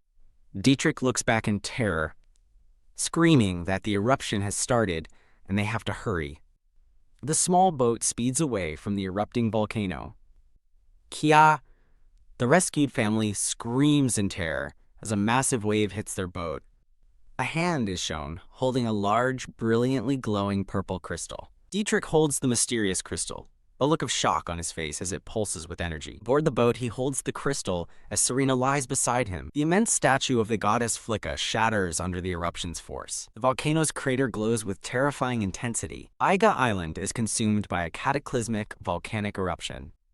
The large naval ship continues its journey, still far from the island. From the ship's deck, the crew and the blonde priest watch the disaster in horror, praying for the prince and saintess's safety. The pyroclastic flow obliterates the coastline, destroying what remains of the goddess statue. Kaboom! Volcanic projectiles rain down around their small boat. On board, the rescued father hugs his two daughters, promising everything will be okay. Serena looks up in horror, shouting about the volcanic fumes. She realizes with dread that they'll be swallowed by the eruption before they can escape the reef. A huge volcanic bomb hurtles directly toward their boat. A surge of icy blue energy emanates from Serena. As glowing ice butterflies flutter around him, Dietrich realizes she's casting a space-time freeze. He watches in disbelief as she raises a hand, preparing to unleash her power. He urgently tells her to take it easy, warning that using more magic will endanger her life. Gasping for breath, she thinks that there is no other way. With fierce determination, she declares that she will take them all to safety. Dietrich looks on with a grim, concerned expression. He turns his gaze forward, looking shocked. Massive volcanic eruption begins, spewing lava into the sky. Someone shouts that it's a steam explosion. On the main ship, the evacuees watch in horror as the lava flow reaches the sea. Dietrich curses, realizing the situation has worsened.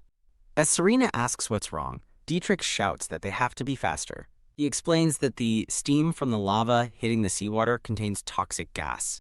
The small boat speeds through the churning, gas-filled waters. Serena looks back, yelling in shock at his revelation. She sees the toxic fumes blowing toward the main rescue ship. On the main ship, an aide sees the gas cloud heading their way. Serena worries that if they don't stop the lava flow, the gas will build and could send larger rocks flying. She clenches her fist with resolve. As she stumbles, Dietrich grabs her arm and tells her to stop. She struggles against his grip, continuing to channel her power. He shouts that she will die if she continues. She gives him a faint, determined smile. She unleashes her space-time freezing magic. Her power envelops the rescued family, keeping them safe. It also reaches the civilians watching from the main ship. Dietrich stares in shock as the spell takes effect. Her freezing magic washes over the island, the erupting volcano, and the surrounding sea. The rocky base of the lighthouse is encased in ice. A vast wave of ice energy expands from the island, freezing everything as someone realizes the whole island is frozen. Dietrich stares in utter disbelief at the frozen landscape. He shouts for her to get a grip as she collapses unconscious on the boat's floor. His world darkens as he screams her name, Serena. The rescued family rejoices, relieved that Dietrich and Serena are safe. The rescued father thanks Lord Dietrich for saving his family, but Dietrich tells him he should thank the Saintess instead. The pink-haired woman asks if the Saintess is okay, and Dietrich replies that she's sleeping, but not in danger. The mother gratefully tells her daughter that Serena saved them with her amazing magic. Dietrich sits in a chair, watching over Serena as she rests her head on his lap. Serena sleeps peacefully in a bed, surrounded by white flowers. The rescue ship sails toward a bustling port city. A crowd cheers as a man announces, "The rescue team is back." A man in a white and gold uniform smiles, watching their approach. The survivors disembark onto the crowded pier. A smiling blonde man in a white uniform welcomes the evacuees, offering them a hot meal and a change of clothes. The blonde aide reports to the dark-haired man in the white uniform. The dark-haired man reviews a list as a rescued girl watches him. He smiles warmly at the survivors, acknowledging their hardship. His kind smile reassures the weary evacuees. Suddenly, Dietrich appears, carrying an unconscious Serena down the gangplank. He holds her securely in his arms as he disembarks. The dark-haired man cries out, "Saintess," in concern, but Dietrich explains she's just asleep. Relieved, the dark-haired man expresses his gladness that Dietrich is also safe.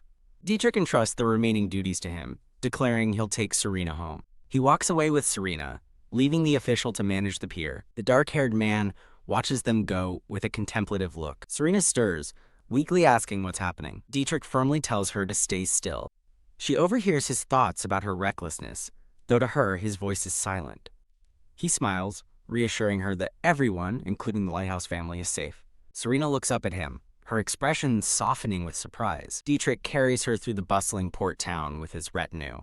From a balcony overlooking the sea, the blonde aide confirms their success. Dietrich tells Serena she can now break the spell, but she looks confused. She gasps in shock, realizing the space-time freeze on the island is still active. Dietrich warns that a magma eruption will occur when the freeze lifts, threatening a tsunami. She panics, but he explains they've taken precautions and she must stop consuming her power. He asks her to believe in him for a moment. Serena looks at him with a serious, determined gaze. Agreeing, she gathers her power, unleashing a wave of blue magical energy. Her magic surges across the sea, reaching the frozen island and dissipating the spell. Kaboom! The volcano erupts in a massive explosion of fire and ash. The dark-haired man and his aide watch the tremendous eruption in awe. The rescued civilians cheer, realizing the Saintess predicted the eruption and saved them all. The scene shifts to a magnificent, sprawling castle. From a high balcony, an elderly nobleman expresses disbelief at her power to suppress the eruption. He covets her magic, believing it could help him control the continent. He decides one of the two princes must marry her to secure her power. The scene changes to a grand estate with a blue-domed roof. An elderly doctor checks her pulse as Dietrich watches from a nearby window. Dietrich recalls her collapsing after unleashing her magic, realizing she lost consciousness again. The doctor reports that her vitals are normal and she has no fever. He advises letting her rest to recover as the maids offer to take over. Dietrich dismisses the maids, insisting he will watch over her tonight. Surprised but compliant, the head maid agrees to his request. Night falls over the quiet, elegant estate. Dietrich sits vigilantly by Serena's bedside, his arms crossed. As she sleeps, glowing blue snowflakes begin to materialize around her. The blessing of the sacred beast manifests as snowflakes and ice butterflies. Noticing the magical sea blossoms, Dietrich fetches a glass of water. He carefully collects one of the glowing snowflakes in the glass. As Serena stirs in her sleep, he reaches toward her, wondering if she's having a nightmare. He gently places his hand on her forehead to soothe her. Serena awakens with a worried expression. Her concern melts into a gentle, hopeful smile. Dietrich gently places his hand on her forehead as she sleeps. A dark-haired man in a white uniform arrives with a bouquet of red roses. Holding the flowers, he waits silently before the door. A promotional page for the creative team is displayed. A gloved hand gently brushes Serena's hair as she sleeps peacefully. Dietrich turns from the bedside, angrily asking what the intruder is doing here. The dark-haired visitor states he is there to see the Saintess. Dietrich stands before the man, informing him that Serena is still asleep. He forcefully takes the bouquet of flowers from the visitor. Dietrich offers to give her the flowers, but the man insists on waiting to speak with her. Dietrich coldly dismisses the man's attempt to give Serena the flowers. The dark-haired man now stands beside Serena's bed, watching her sleep. Serena continues to rest, unaware of the visitor. Dietrich tells the man to come back another day, but he insists his business is urgent. He reveals his plan to ask her to dance at an upcoming feast. The dark-haired man further declares his intention to formally propose to her. Dietrich is utterly stunned by the sudden announcement. The man explains he must marry her so she can continue serving the country after her 5-year term expires. Dietrich angrily questions the government's dependence on a saintess. The man retorts that it's always been this way, and accuses Dietrich of being the one obsessed with his mother. The visitor reminds Dietrich of his status as a prince of Aleza. TSK. Dietrich scoffs, refusing to let Serena be dragged into this, and declaring he will escort her to the celebration instead. The prince tells him to keep his feelings out of it, but Dietrich erupts with power, vowing not to let her be used as a tool. The prince calmly asks Dietrich why he's so worked up, questioning if he has a personal interest in the saintess. Dietrich remains silent, his expression guarded. With a smirk, Dietrich challenges him, asking what if he does have an interest. Knock. A sudden knock interrupts their tense standoff. A voice from outside apologizes for the intrusion, informing Prince Dietrich that one of his men has an urgent matter. Dietrich agrees to come, giving the other prince a final glance. As he leaves, Dietrich dismissively tells the other man to go home. The dark-haired prince glares, angered by Dietrich's command. A maid reports that Volkart has brought flowers, and she offers to find a vase. Prince Volkart stands vigil at Serena's bedside, his arms crossed. He notes that the room once belonged to Dietrich's mother. He reflects that he has not seen Dietrich so agitated in years. Volkart watches over the peacefully sleeping Serena. In the quiet room, Serena sleeps soundly. She begins to stir, catching Volkart by surprise. As her eyes open, he gently addresses her as, "My lady." He softly asks if she heard his voice. Serena's eyes widen in surprise as she awakens. She recognizes him as Prince Volkart, who urges her to take it easy. Smiling weakly, she reassures him that she is just a little tired. Sitting up, she realizes the pain she felt before is completely gone. Whoa! Her eyes light up in surprise at the sight of the flowers. Holding the beautiful bouquet, she happily accepts his gift. Volkart explains that he brought the flowers, hoping to comfort her when she awoke. She graciously thanks him, thinking he isn't a bad person after all. She recalls Volkart is destined to be king and to execute her.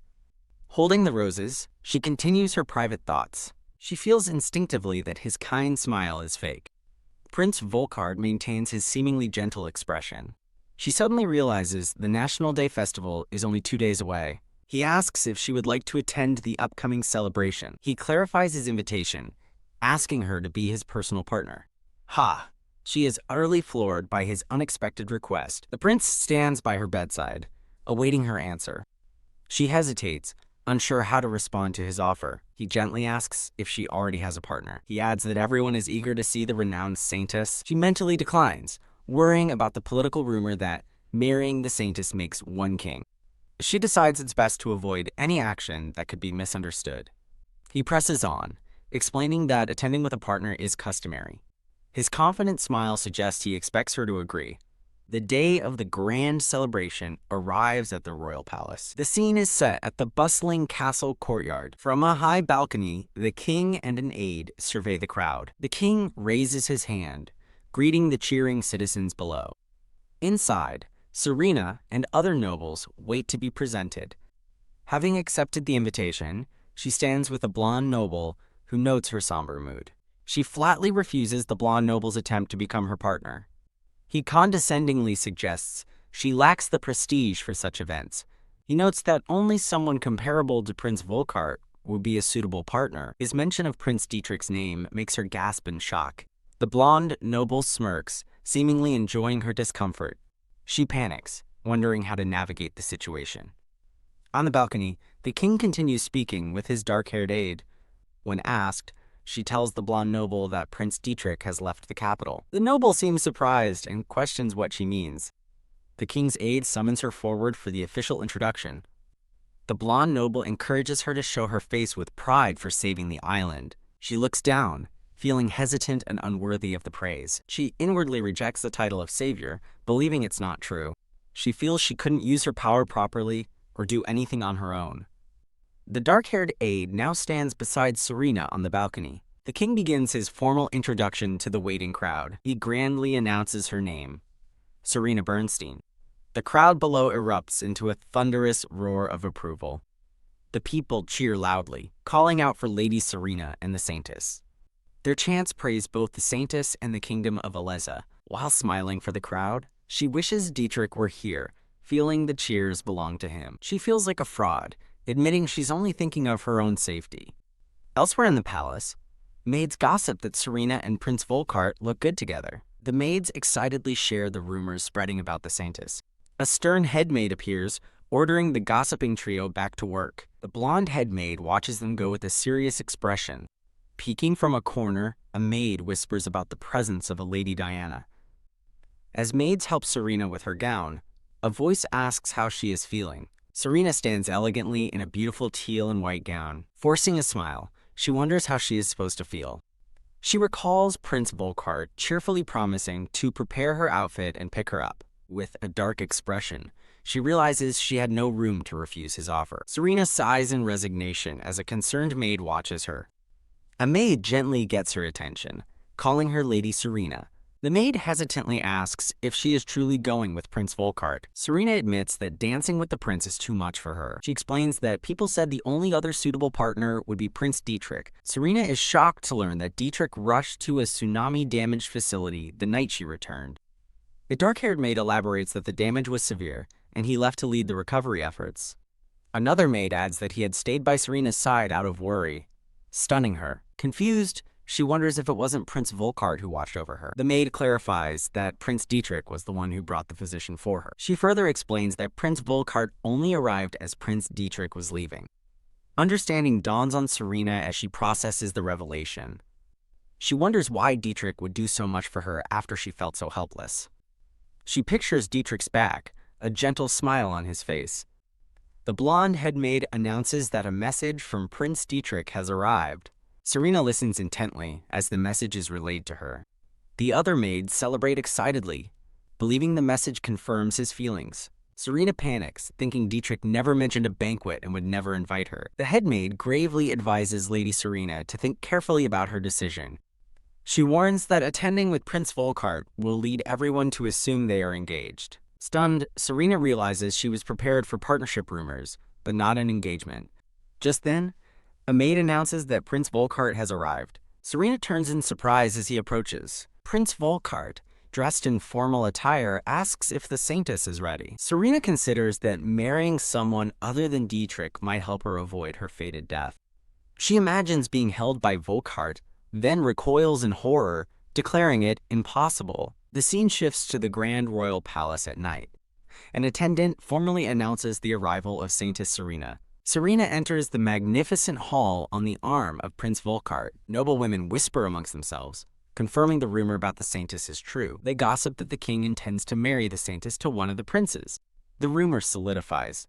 Prince Volkart and the Saintess are engaged. Serena and Volkart stand together, presenting a united front. Serena remains silent, her expression unreadable. They proceed through the lavish and crowded ballroom. In awe, Serena recognizes the location as the Azure Wave Palace. Other elegantly dressed couples walk through the grand hall. Serena grimaces, thinking she never expected to be at the palace with Volkart.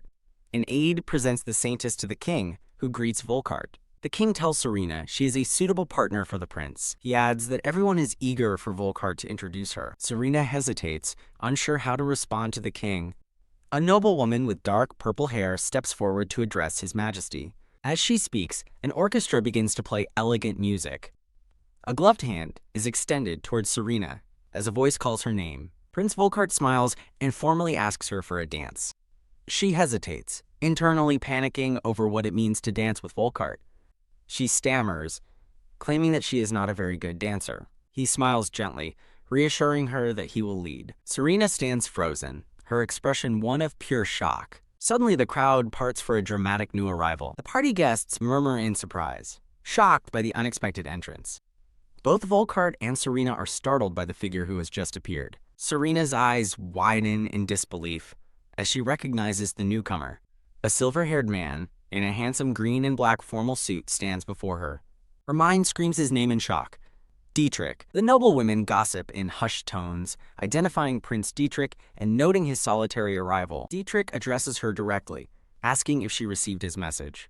Before she can answer, he swiftly grabs her arm, telling her to wait. Crying out his name in surprise, she is pulled away from Prince Volkart. Dietrich firmly takes her hand, cutting in without hesitation. He clasps her gloved hand securely in his own. Looking down at her intently, he asks her to dance the first song with him. Serena is utterly stunned, unable to comprehend his sudden demand. He waits for her response, his gaze unwavering. Without waiting for an answer, he sweeps her onto the dance floor. With a musical flourish, their dance begins. Dietrich leads her in a graceful waltz across the ballroom floor. They spin away, leaving the shocked crowd behind them. Stunned noblewomen whisper furiously, wondering if Dietrich stole the saintess and is her true fiancé.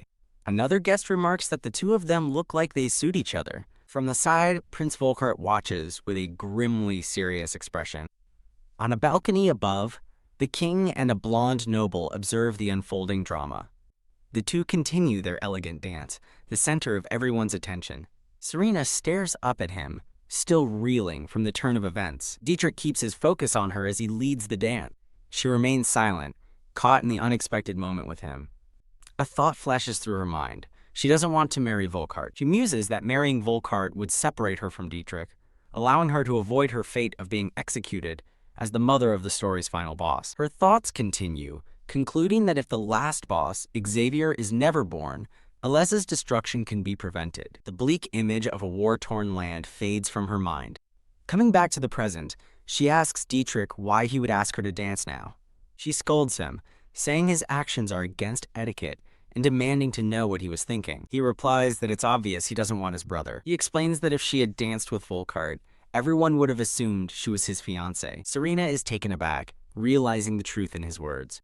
He looks her straight in the eye and declares, "I don't want you to marry Volkart." She turns her head, a complex expression on her face. The music swells as their dance reaches its finale. As the crowd applauds, they hold their final pose. Dietrich tells her not to misunderstand, insisting that he isn't trying to woo her, which visibly annoys Serena. She blushes, internally questioning why he would stop her from marrying Volkart if he has no romantic interest. Prince Volkart smoothly interrupts, asking for the next dance. He takes her hand and says, "Let's go," leading a hesitant Serena away as Dietrich watches. The noblewomen erupt in excited whispers, speculating that the princes are fighting over the saintess and wondering who she will choose. Nobles gossip that Prince Dietrich suits her better. A rumor spreads that the saintess is playing with both princes. Serena is stunned to see Diana with the prince. A purple-haired lady glares with fury. The accusation rings out. The saintess is a flirt. She reels in shock at the sight of Diana. A public confrontation begins on the ballroom floor. A silver-haired man silently watches the drama unfold. The purple-haired lady claims she saw the saintess meeting with the priest. Diana feigns shock, while the blonde priest seems amused. The entire ballroom watches with rapt attention. Volkart explains they meet for their daily clerical duties. The lady escalates, claiming they were kissing in the shadows. The priest listens to the accusation, his expression unreadable. Diana furiously denies the outrageous accusation. The silver-haired man approaches, warning her to be careful. He simply tells her to look around. Standing between the two men, Diana surveys the watching crowd. The crowd whispers amongst themselves, believing the rumors. Serena realizes Diana is using her charm magic to manipulate everyone. The king suddenly appears, demanding to know the truth. The priest is startled by His Majesty's intervention. Serena worries that the king has also been charmed. She realizes Diana is orchestrating this to ruin her reputation. Serena clenches her fist, her resolve hardening. She confronts Diana, telling her to think carefully. She admits meeting the priest, but for matters of national importance, the priest seems skeptical of her noble explanation. Serena declares the news must be announced for Diana's sake. She stands before them, calm and composed. Stumbling suddenly, Serena is caught by Volkart. The silver-haired man looks on in surprise. Diana and her companion are left utterly speechless. The blonde priest turns to the king and apologizes. He explains that the existence of a saintess is vital. Onlookers question what the saintess is possibly thinking. The king addresses Diana, asking about the other saintess candidate. Serena reveals that the candidate is present in the hall. A woman in purple protests loudly, telling them to wait. A divine light suddenly envelops a stunned Diana. The crowd murmurs, questioning how Lady Diana could be a candidate now. Serena insists they must inform the seemingly unaware Diana. Diana feigns compassion, confused by Serena's strange behavior. Her aunt shouts that it's impossible. Diana already took the test. Serena calmly and firmly refutes her, saying no.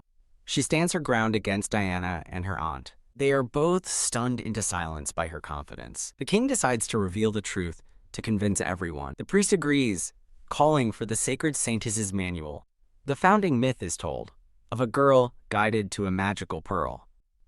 A voice commands the consumption of a pearl, granting a silver-haired woman a mysterious power. This power enabled her to found the kingdom of Aleza, becoming the first great saintess. Since then, a sacred shell is used in a temple ceremony to test 7-year-old girls for saintess aptitude. In a grand hall, a blonde priest asks a dark-haired girl named Lady Diana to present her hand for the ceremony. Lady Diana looks shocked as she approaches the box containing the sacred shell. A woman in a purple dress suddenly grabs Diana's wrist, yelling for her to stop and insisting she's already been tested. Serena watches, realizing the woman Beatrice is trying to hide Diana's power and wondering why. Diana defiantly pulls her arm free from her aunt, declaring she won't keep her power a secret any longer. She reaches her hand toward the glowing shell inside the ornate box. As her hand nears, the sacred shell begins to glow and open.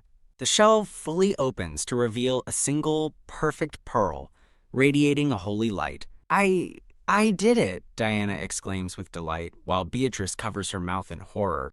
An older nobleman confirms that Lady Diana possesses the power of the saintess. Prince Dietrich and Prince Volkart watch in stunned silence as the revelation sinks in.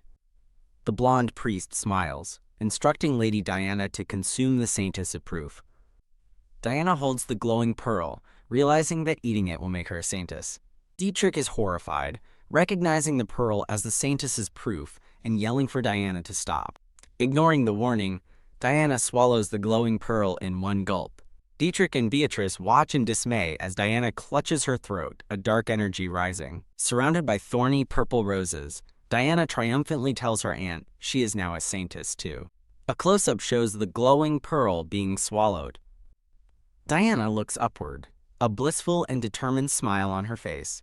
Bathed in a radiant purple aura, she celebrates becoming a saintess, certain that Volk will now make her queen. She turns to her horrified aunt, cheerfully repeating that she'll be a saintess.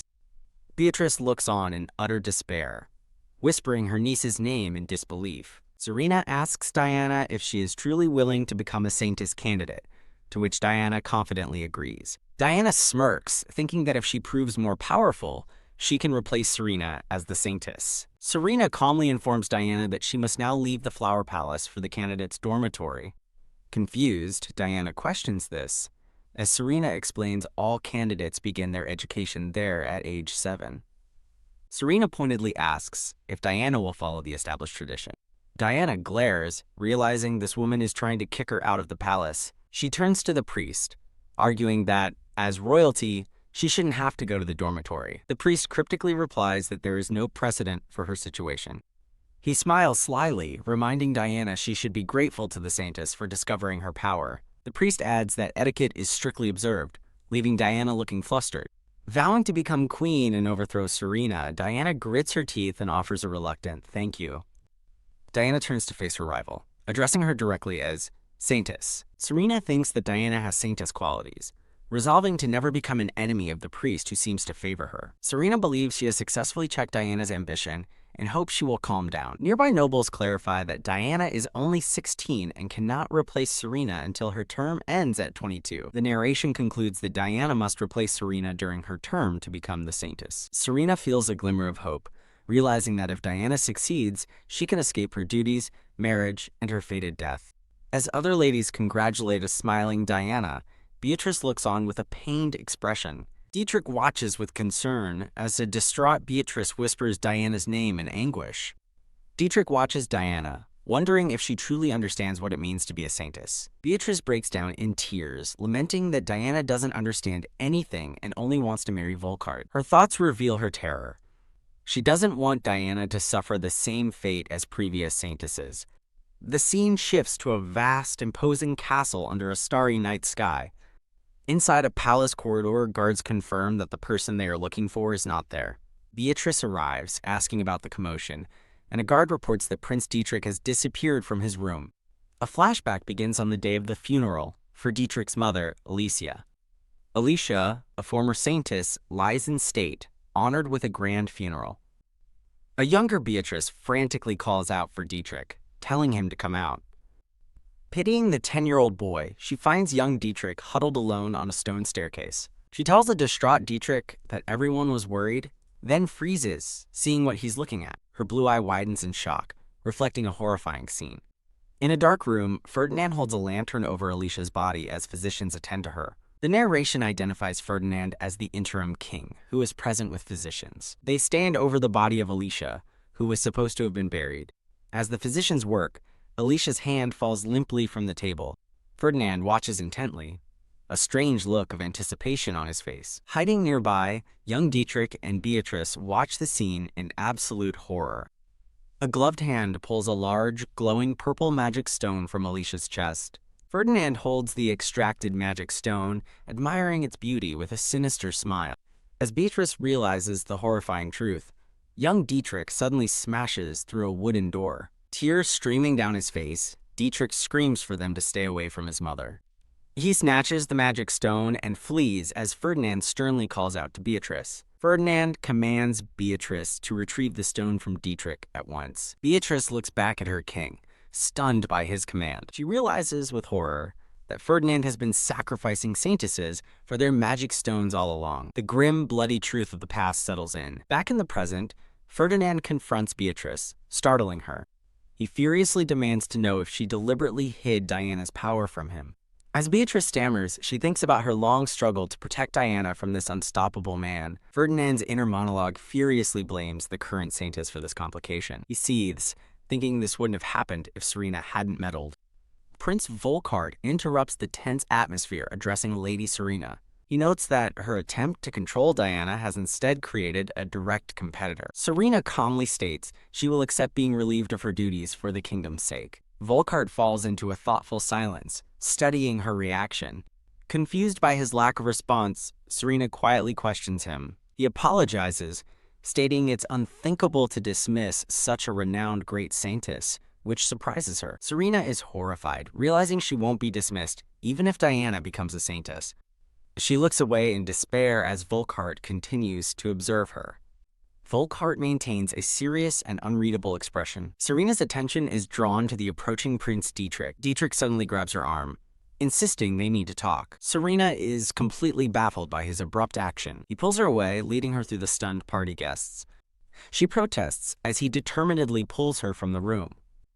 Volkart watches them go with a stern, displeased look. His expression remains grim as he silently watches them disappear.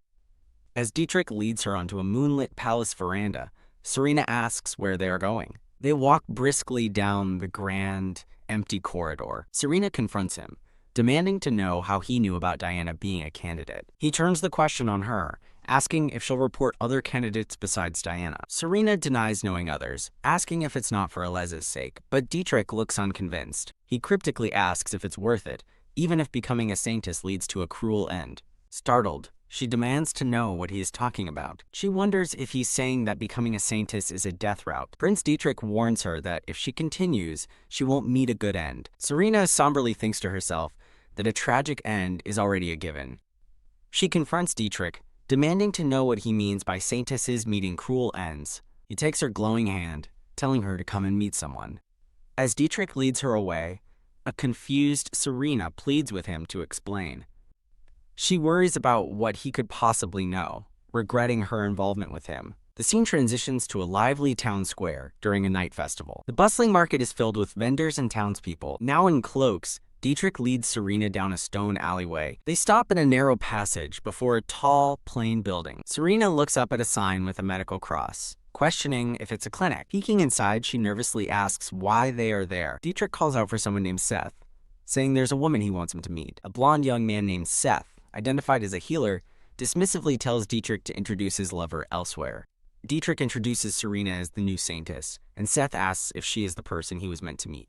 Dietrich explains that the king has taken an interest in her, and Seth listens intently, Seth acknowledges that this was expected and asks for the point. The revelation that Serena is Celestia's daughter leaves Seth completely shocked. Serena hears the name and wonders who Celestia is. Seth invites them inside, but warns that he has no tea to offer. The scene shifts to the interior of a cozy room with a crackling fireplace. As they sit, Dietrich apologizes for the untidy state of the room. Serena turns to Seth and asks if he works at the clinic. Seth confirms that he is a healer. Dietrich reveals that Seth is actually a former saintess, shocking Serena. Serena internally notes Seth's handsome, masculine appearance, and Seth explains his disguises for personal reasons. Seth expresses surprise that Celestia's daughter became a saintess and asks if her mother told her anything. As Serena hesitates, Dietrich explains that her mother died when she was too young to remember. Serena processes the stunning revelation that her mother, Celestia, was also a former saintess. Seth explains that Serena's mother, Celestia, helped him greatly during his time as a candidate. He confesses that without her mother's help, he would not be alive today. Serena asks for an explanation, and Seth reveals the grim truth. All saintesses who completed their term died under suspicious circumstances. The word suspicious deaths echo in Serena's mind, filling her with horror. Seth elaborates on rumors that previous saintesses had marks on their chests, as if something had been extracted. A view of his torso shows it is tightly wrapped in bandages. Serena is aghast, seeing a large scar and wondering what could have been taken from him. Seth explains that when a saintess touches the Oracle Manual, a pearl-colored shell appears, which becomes the core for creating something. That something, he reveals, is magic stones. Serena reacts with shock, wondering if that is what Prince Dietrich possesses.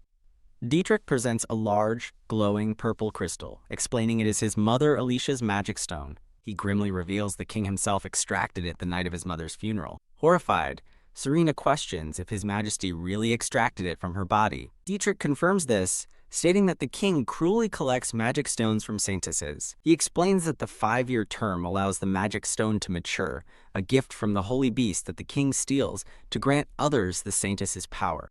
The horrifying realization dawns on Serena, as she wonders what will happen when a magic stone is extracted from her. Dietrich states her time-freeze dark magic would become a stone the king covets, a power that could destroy the kingdom. Surrounded by dark, thorny energy, Serena realizes the king wants such dangerous magic stones. Seth reveals that Celestia, told of the truth by Alicia, named him her successor and spoke of a magic stone for a new heart, without which extraction is impossible. Dietrich crosses his arms, looking sternly ahead. Serena panics, realizing her plan for a comfortable life is shattered, and that she is now a target. Turning to Dietrich, she mistakenly addresses him as Seth, asking in shock how he survived. Dietrich explains that Seth quit being a saintess before the magic stone matured, allowing him to survive with minimal damage. Utterly bewildered, Serena questions if it is truly that easy to just quit being a saintess. Knowing that a saintess loses her position upon losing her abilities, she desperately asks how he managed it. Dietrich bluntly reveals the shocking method. Shortly after becoming a saintess, he slept with a man and became pregnant. Serena's mind short-circuits, as she can only let out a disbelieving, "What?" Still reeling from the revelation, Serena stammers, as she asks again how he lost his powers. Dietrich repeats the incredible claim that he got pregnant right after arriving as a saint. Serena is left speechless by his statement, only able to utter a questioning, "Huh?" The absurdity of the situation hits her as she realizes this was his grand escape plan. She recalls hearing from priests that most saints lose their divine power after conceiving a child. Serena stands awkwardly between Dietrich and a quiet, silver-haired man. The silver-haired man speaks up, asking Dietrich why he isn't helping her, and Dietrich snaps at him, calling him Seth.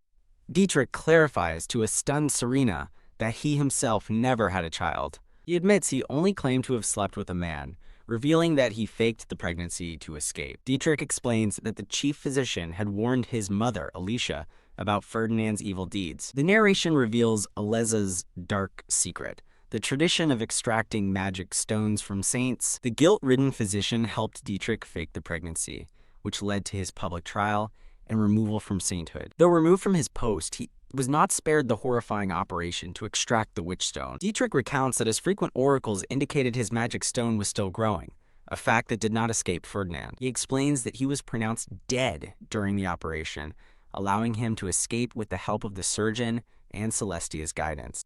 In a tender memory, he recalls being embraced by a woman as he decided to abandon his old life and live as Seth. Serena stares, absorbing the weight of his words as he speaks of living as someone else. Dietrich's expression turns grim as he concludes that he can never truly escape from Ferdinand.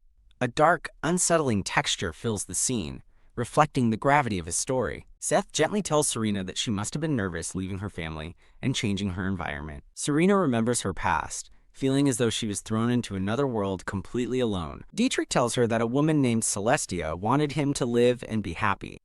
A memory surfaces of an older woman in blue comforting a kneeling, younger version of Serena. He implores her to make her own choice for Celestia's sake. The scene transitions to a lively town festival under a starry sky. Villagers celebrate, cheering and raising their mugs in the brightly lit town square. A couple twirls on a stage as the crowd claps along to the festive music. Disguised in dark cloaks, Seth and Serena move unnoticed through the bustling festival. As she walks, Serena reflects on her singular goal, to avoid her death and complete her term peacefully. She had believed she could simply find a replacement and quit her role as Saint midway. With tears in her eyes, she realizes how naive she had been to think it would be so easy. A horrifying thought grips her. She cannot believe the king himself is after her magic stone. Trapped in a mental prison of thorns, she desperately wonders how to escape with no one to help her. Dietrich suddenly appears, taking her arm and warning her that she'll get lost in the crowd. Looking up at the man who has just revealed his past, she thinks his name. She opens her mouth to speak, her expression a mix of shock and confusion. A jolt runs through her as Dietrich firmly takes her hand in his. He begins to lead her away, as she calls out in protest. Serena's mind races, wondering if Dietrich's attempts to oust her were actually meant to protect her. Looking forward into the night, Dietrich makes a solemn promise. If she wishes to escape, he will let her go. Serena's eyes widen in utter astonishment at his unexpected offer. At the festival, a child held by his father excitedly points to the sky. Boom! Colorful fireworks burst across the night sky, delighting the celebrating crowd. As fireworks light up the sky with cheers of "Glory to Aleza," Dietrich asks Serena what she wants to do. Dietrich explains that the current chief medical officer is loyal to the king, so faking a pregnancy won't work this time, but the prince's intervention could still secure her release. Serena stares up at him, rendered completely speechless by the possibilities. Standing before Dietrich, she can only stammer, unable to form a complete thought. She desperately wonders if she can truly quit her sainthood and run away. Serena recalls feeling alone in another world, a thought mirrored by an image of a young Dietrich feeling insecure despite getting what he wanted. She feels utterly alone in this world, realizing that even if she escaped, she would have nowhere to go back to. A heavy sense of isolation settles in as she contemplates her place in this world. Dietrich gently tells her that if she has nowhere to go, he will find a town where she can live safely and even provide her with money. With a determined gaze, he declares his true wish, to free the saints from their cruel destiny. He asks if she is truly prepared to continue, urging her to leave the court and live her life freely. Her lace-gloved hands clasp tightly in a moment of heavy contemplation. Serena speaks, revealing that Dietrich's mother, Alicia, was also a saint blessed by a holy beast, and the Palace of Flowers was her room. Dietrich explains that the king monitored his mother's every move, restricting her because she could grow rare tidal flowers. He recounts that the king's surveillance continued relentlessly even after Alicia lost her powers and married. Dietrich gives her a grave warning. If the king learns of her tidal flowers, she will be imprisoned in the palace, a fate he cannot bear for her to share with his mother. Serena looks up, her bright blue eyes wide with understanding and shock. He extends his hand with a solemn expression, offering her a way out. "Take my hand, Serena." She stares at his outstretched hand, a silent question in her eyes. She thinks that if she takes his hand, she might finally be able to escape. But as thorns seem to materialize around her, she hesitates, contemplating the cost of her freedom. Serena realizes that her escape would burden Dietrich and that another saint would simply take her place, forcing him to repeat this struggle all over again. The thought of him fighting this battle all alone gives her pause. Having made a new resolve, Serena tells him it's not time yet and declares she will remain at court to help him free the saints from their fate. Dietrich looks down at her, stunned by her decision to stay at court. He asks if she's serious, and she confirms, explaining that if she runs away, the same tragic cycle will simply repeat. Looking at her with newfound respect, Dietrich agrees that they have to make a change. Serena stands firm, declaring that as long as she remains a saint, there will be no more victims. Dietrich turns to leave, telling her it's time to go home as she follows behind him.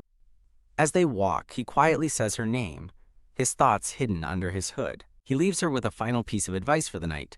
Think about it. The scene transitions to a grand, moonlit palace under a starry sky. Thump. Serena returns to her room, the sound echoing in the quiet space. Alone now, she reflects on the evening, realizing that Dietrich was angry. She admits to herself that her decision was rash, but she couldn't stand by and let things continue as they were. The scene shifts to a large crowd of people gathered on a windy cliff overlooking the sea. People in the crowd murmur, questioning if this is the great saint ceremony, but are shocked to learn it is not. A woman with dark hair, Diana, stands alone on the cliff's edge, calmly admiring the bay. From below, the crowd watches Diana standing on the sacred saint stand. A blonde priest presents Diana to Serena, introducing her as the Holy Lady. The priest announces that Lady Diana will call the sacred beast with the king's blessing, leaving Serena stunned and questioning if Diana will accept an oracle. Serena internally panics, wondering if it's even safe for a mere candidate to summon a sacred beast at this stage. A wide view shows the nobles, including Dietrich and Serena, watching the ceremony unfold. Dietrich stands among the nobles, his expression unreadable as he watches the scene. Serena looks on with worry, knowing that Dietrich would never want Diana to bear the cruel destiny of a saint. One of the nobles asks the priest why a non-saint is on the holy platform, but the priest simply states it's the king's wish, and not their place to interfere. Stepping forward from the crowd, Dietrich calls out Diana's name. He argues that even with the king's permission, allowing her on the platform is a grave disrespect to their sacred protocols. Diana rejects Dietrich's warning, declaring that as the future great saint, protocols mean nothing to her. Serena worries about Diana's recklessness, as Dietrich shouts that drinking the blood isn't enough to grant immediate power. The blonde priest explains to a stunned Serena that saints undergo a decade of training after being discovered at a young age. As the group watches from below, the priest tells Diana on the cliff that he's sure she understands the gravity of the situation. The priest gives Diana a confident smile, telling her it's okay to try. Diana stands alone on the windy cliff's edge, gazing out at the vast ocean. Surrounded by an ominous aura and red flowers, Diana vows to prove she's the greatest saint they'll ever meet. An older blonde man asks a dark-haired noble if Diana knows the sacred song required for the summoning. The dark-haired man thinks about the consequences for Serena if Diana successfully demonstrates her power. As Diana kneels in prayer and a magical circle glows, the older man assures a concerned noble that he's letting her try because she was so confident. Dietrich watches the ceremony unfold, his face a mask of silent disapproval. A dark energy swirls as a thought questions why the holy beast has not appeared yet. Diana panics, thinking the song should be working, while the priest explains to Serena and Dietrich that calling Lady Frida can take days. The older blonde man turns and commands Serena to call the holy beast herself. Stunned by the sudden order, Serena points to herself in disbelief. Serena reluctantly agrees, glancing worriedly at Dietrich. Serena walks onto the sacred platform, approaching the spot where Diana stands. Serena moves past a dejected and humiliated Diana, who lowers her head. Diana glares, her face twisted in a silent snarl of fury and frustration. Serena kneels at the cliff's edge, preparing to begin the summoning ritual. She wonders what would happen if she successfully summoned Frida right then and there. Stealing her resolve, she tells herself to focus and block out all other thoughts. Kneeling before the sea, Serena begins to sing as musical notes fill the air. Dietrich and the dark-haired noble watch her with concerned expressions. A magical song drifts across the sky. A brilliant beam of light descends from the heavens, striking the ocean's surface. A villager spots the arrival and shouts out Lady Frida's name in excitement. A massive, white, whale-like creature bursts from the water in a glorious splash. The older blonde man watches the spectacle, simply uttering, "Oh." Serena looks up with wide-eyed wonder, thinking Frida's name. She feels herself being pulled into a familiar aquatic trance, just like the last time. Immersed in the vision, Serena feels a sudden, intense warmth blooming in her chest. The majestic holy beast, a white narwhal, swims toward her as she calls its name. Frida's glowing eye opens, and a divine voice addresses Serena as the cousin of the goddess. As Frida delivers the word of the goddess, Serena is overjoyed that the beast called her name. On the next full moon, a great swarm of fish will arrive. Frida declares it will be a historic catch and instructs Serena to prepare her people for the coming blessing. The vision ends, leaving Serena kneeling on the cliffside once more. She looks up at the sky, still in awe as she thinks of Frida. Serena reflects that the experience felt completely different from her first oracle. In the distance, the holy beast leaps from the ocean before disappearing into the waves. The older blonde man approaches Serena, asking if she was able to interpret the oracle. Serena turns to face him, hesitantly confirming that she understood the message. The assembled group of nobles and priests watches from a distance. Serena relays the prophecy of a historic catch, to the relief of the older man, who notes their recent bad luck with fishing. Two priests congratulate her on receiving another oracle so quickly. Serena suddenly turns, shouting for them to wait. A shocked and enraged Diana loudly proclaims that the oracle Serena received is wrong. A stunned silence falls over the group as they all turn to face Diana's outburst. Diana repeats her furious declaration, insisting that Serena's oracle is false. The older blonde man calmly asks Diana what is wrong. Diana claims she also heard the voice of the holy beast. Surrounded by a dark aura, Diana refutes the oracle, declaring the coming fish will be sick and die. The older blonde man and a silver-haired noble realize Diana's prophecy means a coming food shortage. Dietrich and Serena are stunned by Diana's contradictory oracle. Serena wonders if Diana is using charm magic, while Diana glares back with a sinister purple glow. Men on a boat dump barrels of an unknown substance into the sea. The men continue to pour barrels into the ocean from their small boat. The scene shifts to a moonlit view of a grand white castle. Diana smiles confidently, declaring her oracle will come true, and Serena is finished. A red-haired man rushes towards Serena and the blonde priest, desperately calling her name. As the priest asks what's wrong, Serena identifies the man as one of Prince Volkart's men. The red-haired man frantically pleads for Serena's help. He leads her to an infirmary, where a gray-haired physician greets her as the saintess. Serena is shocked to see Prince Volkart lying unconscious in a bed. Serena asks the chief physician about the prince's condition, learning he was poisoned with an unidentifiable substance. Horrified by the news of poison, Serena wonders what's happening. The red-haired man reports a mass fish die-off at the port, which Serena connects to the oracle's large catch. He explains that the prince went to the port to see the scene for himself. The man recounts how Volkart jumped into the water to save two drowning children, then begs Serena to save the prince. Lying ill, Volkart weakly prioritizes the children's treatment, as his aide and a worried Serena look on. Serena observes two children, a boy and a girl, lying still in infirmary beds. Learning the children were not saved, Serena watches as Volkart weakly calls her name from his bed. Serena stands solemnly between the beds of the two deceased children. Serena channels her holy power, a blue light glowing as she tries to heal the boy. She realizes something is wrong as her power drains without properly healing them. The physician reassures an exhausted Serena that the children are fine, and she sighs in relief. Serena suddenly clutches her chest, gasping for air. Thump. She collapses as the physician and the aide rush toward her in alarm. Gasping, she realizes her holy power is not suited for detoxification, only slowing poisons. Looking at the unconscious prince, Serena steels her resolve to save him. Dietrich holds her steady, asking if she is okay. Dietrich warns Serena not to overdo it, explaining the Navy suspects the mass fish death was an act of deliberate poisoning. Serena looks on in horror, questioning if someone actually poisoned the sea. With the aide begging her to proceed, Serena focuses her energy on Volkart, her hands glowing with divine light. A shimmering ribbon of blue energy flows from her hands. Exhausted, Serena collapses onto the bed as Dietrich and another man call out her name in alarm. An aura of glowing snowflakes bursts from her as Dietrich holds her. Dietrich holds the unconscious Serena, realizing with alarm that sea blossoms are forming around her. He urgently orders everyone to clear the area as they watch in shock. Fading into unconsciousness, Serena despairs that her power isn't enough to save the ailing prince. She has a vision of Volkart carrying her to safety, realizing he saved her. Waking up in bed, Serena is stunned by the memory of the sea blossoms appearing. She remembers the sea blossoms are a miracle from the goddess that grants any wish. Serena's eyes widen with a sudden dawning realization. Dietrich orders someone to hide the tide flowers and take Volkart to Seth now that the area is clear. Serena insists Volkart cannot be moved, vowing to stop the poison's progress herself. She urgently commands someone to retrieve the bottle containing the sea blossoms from her room. Dietrich quickly turns and rushes out of the infirmary.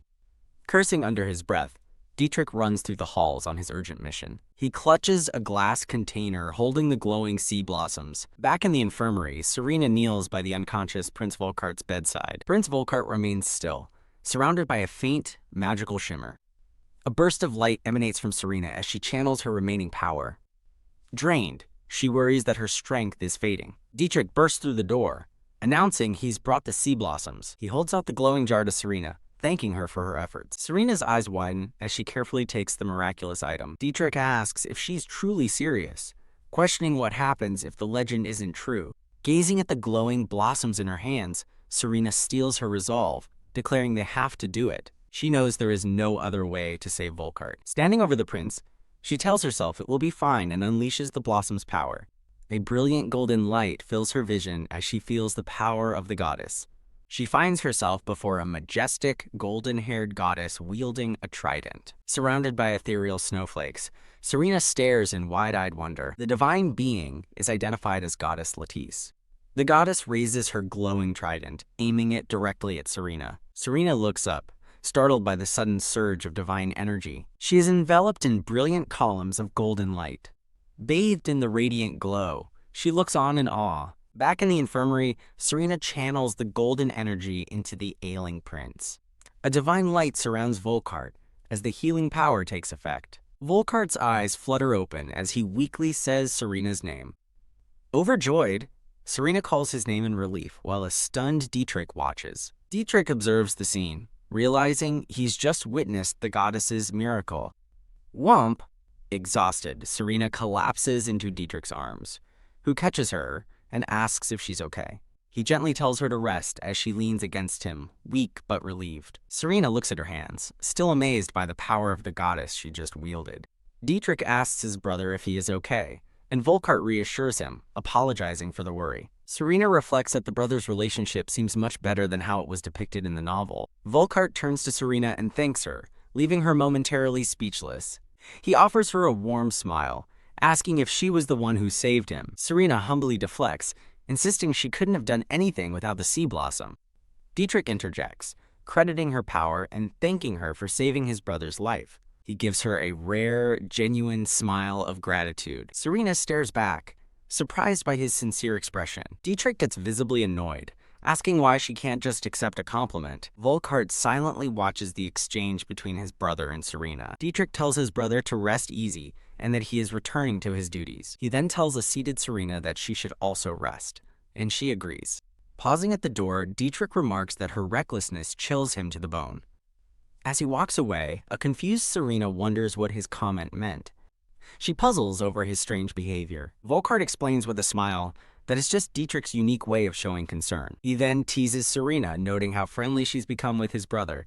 Flustered, Serena quickly denies his observation. She changes the subject to his health, and he reassures her that he's fine because of her. Beaming with relief and happiness, Serena says she's really glad. Volkart announces his own return to the field and reminds her not to overdo it. Serena catches the stumbling Volkart, telling him to watch out. A silver-haired woman asks if he's okay. Diana smiles confidently, and Volkart's eyes show his distress. Covering his face, Volkart apologizes and tells Serena not to worry. Serena looks back at him with deep concern. Head bowed, Prince Volkart quietly apologizes. He looks up, calling Serena's name. Volkart asks Serena to listen to his confession, starting a story from his youth. In a flashback, he reveals his father died, shielding his mother and Celestia from a collapsed festival tower. Serena is stunned to learn the previous king died, protecting Celestia. She realizes this explains why she, as the daughter of the woman tied to the king's death, was so disliked at court. Volkart says he knows her mother isn't to blame, but his heart struggles to accept it. He confesses that seeing her face reminds him of Celestia, leaving Serena speechless. Serena reassures him that he isn't at fault either. She apologizes, realizing her presence must have been painful for him. A radiant vision of Serena appears, surrounded by white roses. Volkart watches her with a conflicted expression. A flashback shows a dead bird next to its overturned golden cage. Feathers drift through a dark and sorrowful memory. A young Volkart holds a cat, confessing it did something bad, but his father tells him not to blame the cat. Crying, the young prince offers to take the punishment himself to protect his cat. The king smiles warmly, calling his son kind and brave. His father's voice urges him to become the kindest and bravest person of all. As Volkart wrestles with his memories, Serena gently asks about his condition. Suddenly, Diana bursts in, grabbing Serena and demanding to know what she's doing. A furious Diana glares at them as Serena recognizes her in shock. Diana shoves Serena away from the prince, shouting at her to stay away. Diana furiously accuses Serena of being a lecher, trying to seduce Volkart after ignoring him at the banquet. As she clings to his arm, Diana continues her accusations of seduction. Volkart defends Serena, explaining she saved his life after he was poisoned at sea. Diana reacts in disbelief to the news of the poisoning. Volkart gravely states that he might not have survived without Serena's help. Diana refuses to believe it, claiming she saw Serena using her power on him. Volkart smiles slightly, beginning to confirm her observation. Diana cuts him off, angrily realizing Serena used the power of the sea blossom. Serena and Volkart are both shocked that Diana knows about the sea blossom. Diana internally recalls that Dietrich's mother created the sea blossom and wonders how Serena obtained so much. Volkart asks Serena if she used a wish to get the blossoms, as the legend says. He speculates on what kind of wish she might have made. Serena confesses that there was simply no other way to save his life. Volkart looks at her, absorbing the weight of her words. He turns his attention from Serena to the fuming Diana. Volkart sternly tells Diana that this entire matter must be kept secret. He warns that if the king finds out, Serena will be burdened further, asking if Diana truly wants that. Outraged, Diana demands to know if he thinks she's an inferior saint. Volkart clarifies that he's not, but that the king is obsessed with the sea blossom. He asks Diana to cooperate with him in order to protect Serena. Diana's fist trembles with suppressed rage and jealousy. Turning her back on them, she threatens to report everything. She glares back, vowing to tell His Majesty the King everything she saw. Diana storms out of the room as Volkart calls her name in dismay. Diana worries about what will happen if the king finds out. A shocked, white-haired king slams his desk, demanding to know if Diana's report is true. A smiling, dark-haired woman confirms she saw that woman using the, quote, sea blossom. Standing before the king's desk, she insists he punish Serena for failing to report such an important event. The king questions punishing her, stating Serena must work as a saint to gather more sea blossoms. The dark-haired woman protests, shocked that the king would overlook Serena using the blossom without permission. He explains it was necessary to save Volkart, but she desperately urges him to reconsider, as she worries Serena will use the power again.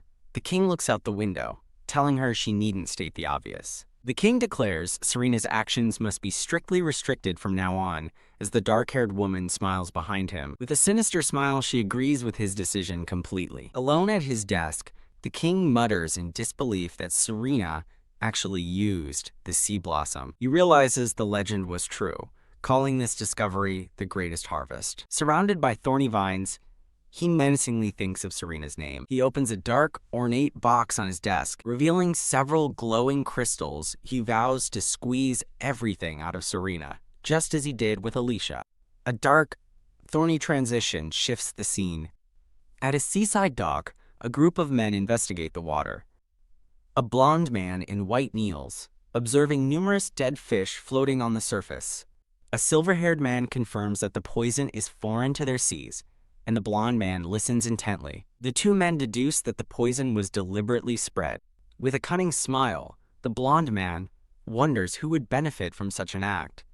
A vision of a glowing, purple-haired woman appears as the silver-haired man urgently calls for the priest. The blond priest dismisses the concern as mere speculation. He reflects that this incident may have narrowly saved the saintess's life. An aide rushes over, calling for the priest and asking what has happened. The aide whispers shocking news to the concerned priest. The priest demands to know what happened, echoed by the silver-haired man.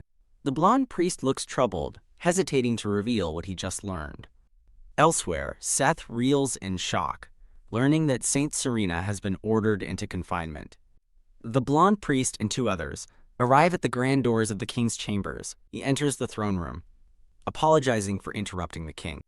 The king looks up from his desk and asks the priest what he needs. The priest asks why His Majesty is moving Saint Serena to the Chamber of Silence. The king pointedly asks the priest if he knew about that matter. The priest explains Serena is blessed by the sacred beast, prompting the king's shocked realization that she can produce the sea blossom. The priest argues she should be kept in Lady Alicia's room, deeming the Chamber of Silence too harsh. He adds that the temple can manage the sea blossom, if that's the only concern. The Chamber of Silence is described as a place for disciplining royalty, essentially a prison. The king challenges the priest, asking if he still objects now that he knows Serena used the blossom to grant a wish. Stunned that the wish-granting legend is true, the priest realizes someone must have manipulated Serena into using it. The king ominously asks if the power isn't dangerous, declaring the sea blossom must not be exploited. As the priest leaves, his aide stops him, asking about the saintess's fate. The aide reveals she won't be able to avoid confinement, leaving the priest to wonder why. The priest realizes, with dawning horror, that the king will never let Serena go, not when she is the key to achieving his ambition. In an infirmary, a royal maid asks Seth if Saintess Serena is present. Seth informs the maids that Serena has already returned to her duties. He questions their purpose, and the lead maid announces they've come by royal decree to escort the saint. As Seth leaves to comply, Dietrich watches him go from a nearby doorway. Dietrich grimly tells Seth to hurry up and go. Dietrich urgently grabs Serena's arm, telling her to come with him. As they run, she asks if the king found out. He confirms it, saying they must escape his reach. He asks if anyone saw her use the sea blossom, and she apologetically confesses that Diana saw everything. Dietrich freezes, spotting other nobles down the hall. He grimly admits that he was also careless. He warns her that if she is caught, she will lose her freedom and be worked to death by the king. Horrified, Serena listens as he explains the king has a long-standing desire. She questions him about this long-standing dream he's had for years. He reveals the king's ambition, to expand the nation of Alessa and conquer the entire continent. Serena is stunned, realizing King Ferdinand plans to invade the continent. She panics, recalling the novel's final boss, Tyrant Xavier, had the same ambition, but the current king was never depicted this way. Dietrich snaps her out of her thoughts, urging her to go, and she hesitantly agrees. As they flee, she realizes such an important part of the plot was never mentioned in the novel. She wonders if she overlooked it, then recalls that in the book, the invaders were Serena and Dietrich's son, Xavier. Dietrich leads her through a wooden door, telling her to follow. Ascending a stone staircase, he vows he won't let the king use her power, and will help her escape. He tells her about a hidden passage in the palace as he leads the way. They emerge from a secret, vine-covered cave in a sunlit forest. He explains the passage connects to the forest north of the palace. A man named Valentin greets them by a carriage, calling out to His Highness Dietrich. Serena recognizes him as Dietrich's subordinate, as Valentin expresses relief and urges them quickly into the carriage. The covered wagon speeds away through the dense woods. Inside the carriage, Dietrich offers Serena a cloth-wrapped object. She cautiously takes it, wondering what it could be. Unwrapping the cloth, she discovers a large, glowing yellow magic stone. As their carriage rattles through a town, she asks his intention. He explains the stone will help her escape. She looks at him intently, calling his title. She asks how he feels about a saintess whose magic stone was removed, questioning if they're not resisting that same fate. Her profound question leaves Dietrich momentarily speechless. He reveals the stone was his mother's. He kept it to save her life, admitting it was selfish, much like his father's actions. He gently takes her hand, which holds the precious stone. He declares that he doesn't want her to die, and will use any means necessary to protect her. He pleads with her to accept his help, even if his reasons seem self-serving. Serena accepts, resolving that the cycle of saints sacrificing their lives for magic stones must end with the king. She sits in quiet contemplation, holding the stone in her lap.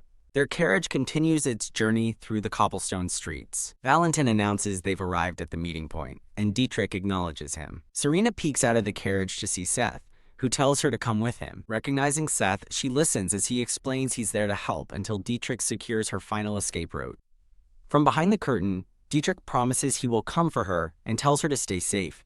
Serena and Seth watch as the carriage carrying Dietrich departs. She clutches her cloak, her eyes following the carriage until it's gone. The scene transitions in a blur of light and color. A view of the sunlit royal palace establishes the change in location. Inside a lavish hall, two men converse casually. The blonde priest Seth arrives to find a frantic aide calling his name. The aide reports that the saintess is missing and hasn't appeared for her afternoon duties. Upon hearing she was last seen at the Navy headquarters, The priest rushes off, demanding to know her whereabouts. Dietrich appears, stopping the priest in his tracks. The blonde priest stares at Dietrich in confusion, stating he thought he was with the Saintess. Dietrich informs the blonde priest that the Navy is also searching for the Saintess. He then states that he must leave on urgent business. The blonde priest questions the nature of his urgent business. Dietrich explains a merchant ship bound for Weiden has gone off course, and he must investigate. The priest grows alarmed, realizing the implication of a ship heading to a neighboring country. He warns Dietrich that the king will never give up on the Saintess and will spare no one who abducts her. Dietrich grimly agrees before turning to depart with his men. The blonde priest watches him leave as an aide calls out his title. The scene shifts to a moonlit coastline, where a winged horse soars over the forest. Seth and Serena ride swiftly through the trees on the magical steed. He tells her they are close to the meeting point. Reining in the horse, he announces that they have arrived. Serena peers out from behind him with a look of surprise. They arrive at a rocky shore, where a small boat is waiting for them. She looks towards the waiting vessel, wondering if it's a ship. From the boat, Dietrich calls out, asking if Serena is safe. Overjoyed and relieved, Serena calls out Dietrich's name. He instructs her to board the ship anchored offshore, which surprises her. Dietrich confirms it's the merchant ship destined for Weiden. Serena realizes with a shock that he is planning to help her flee the country. Dietrich explains she must hide on the continent to escape the king, adding that he's asked Seth to guide her. Serena wonders if such an escape is even possible for a Saintess. He urgently tells her they have no time and must board immediately. Serena hesitantly agrees to his plan. Dietrich reaches out his hand to help her down from the rocks to the boat. Just as their hands are about to touch, a shout rings out. There she is! They are ambushed by a troop of the king's royal guards on the shore. The captain of the guard demands the Saintess return at once. Dietrich recognizes the guards as the captain announces they are acting on the king's orders. As the king's decree forbids her from leaving, Dietrich grabs Serena's hand and pulls her toward the boat. He shoves her forcefully into the vessel to hasten their escape. Shocked that the guards are shooting, Dietrich orders his men to form a defensive line without engaging. A member of their party panics, asking what they should do now. Dietrich tells Serena to head for the ship offshore, vowing that he and his men will hold the guards off. As the boat pushes away from the rocks, Dietrich urgently yells for them to go. The guards draw their bows, and the captain gives the command to fire.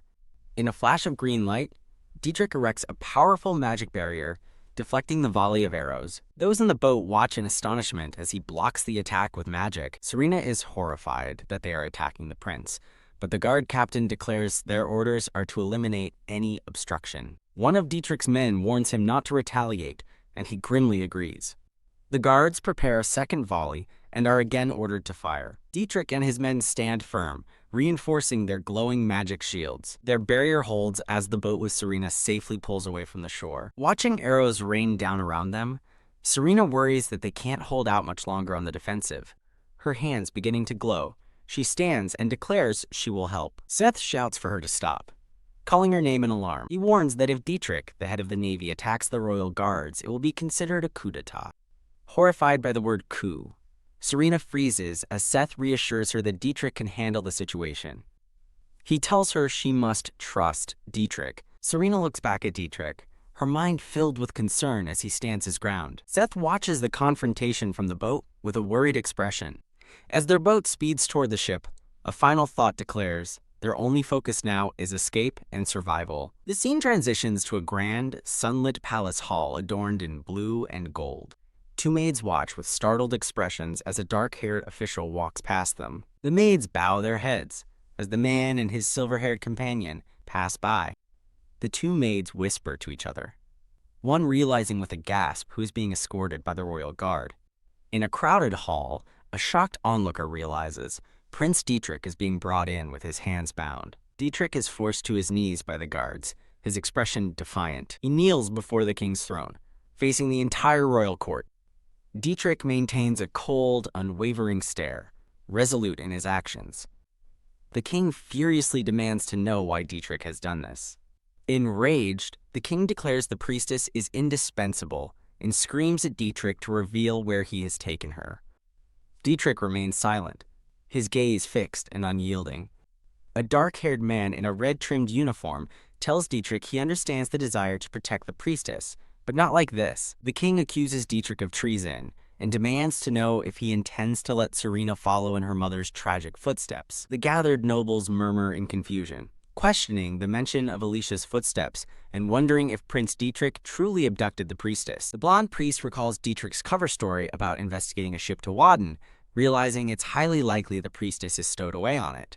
An aide reports to the court that Priestess Serena boarded the merchant ship bound for Wadden, confirming their suspicions. The blonde priest is alarmed, thinking that fleeing to Wadden is far too reckless a plan. The king looks down at Dietrich and pointedly asks if he sent Serena to Wadden. After a moment of tense silence, Dietrich looks up from the floor and answers with a simple no. Frustrated, the king demands to know the merchant ship's other scheduled stops.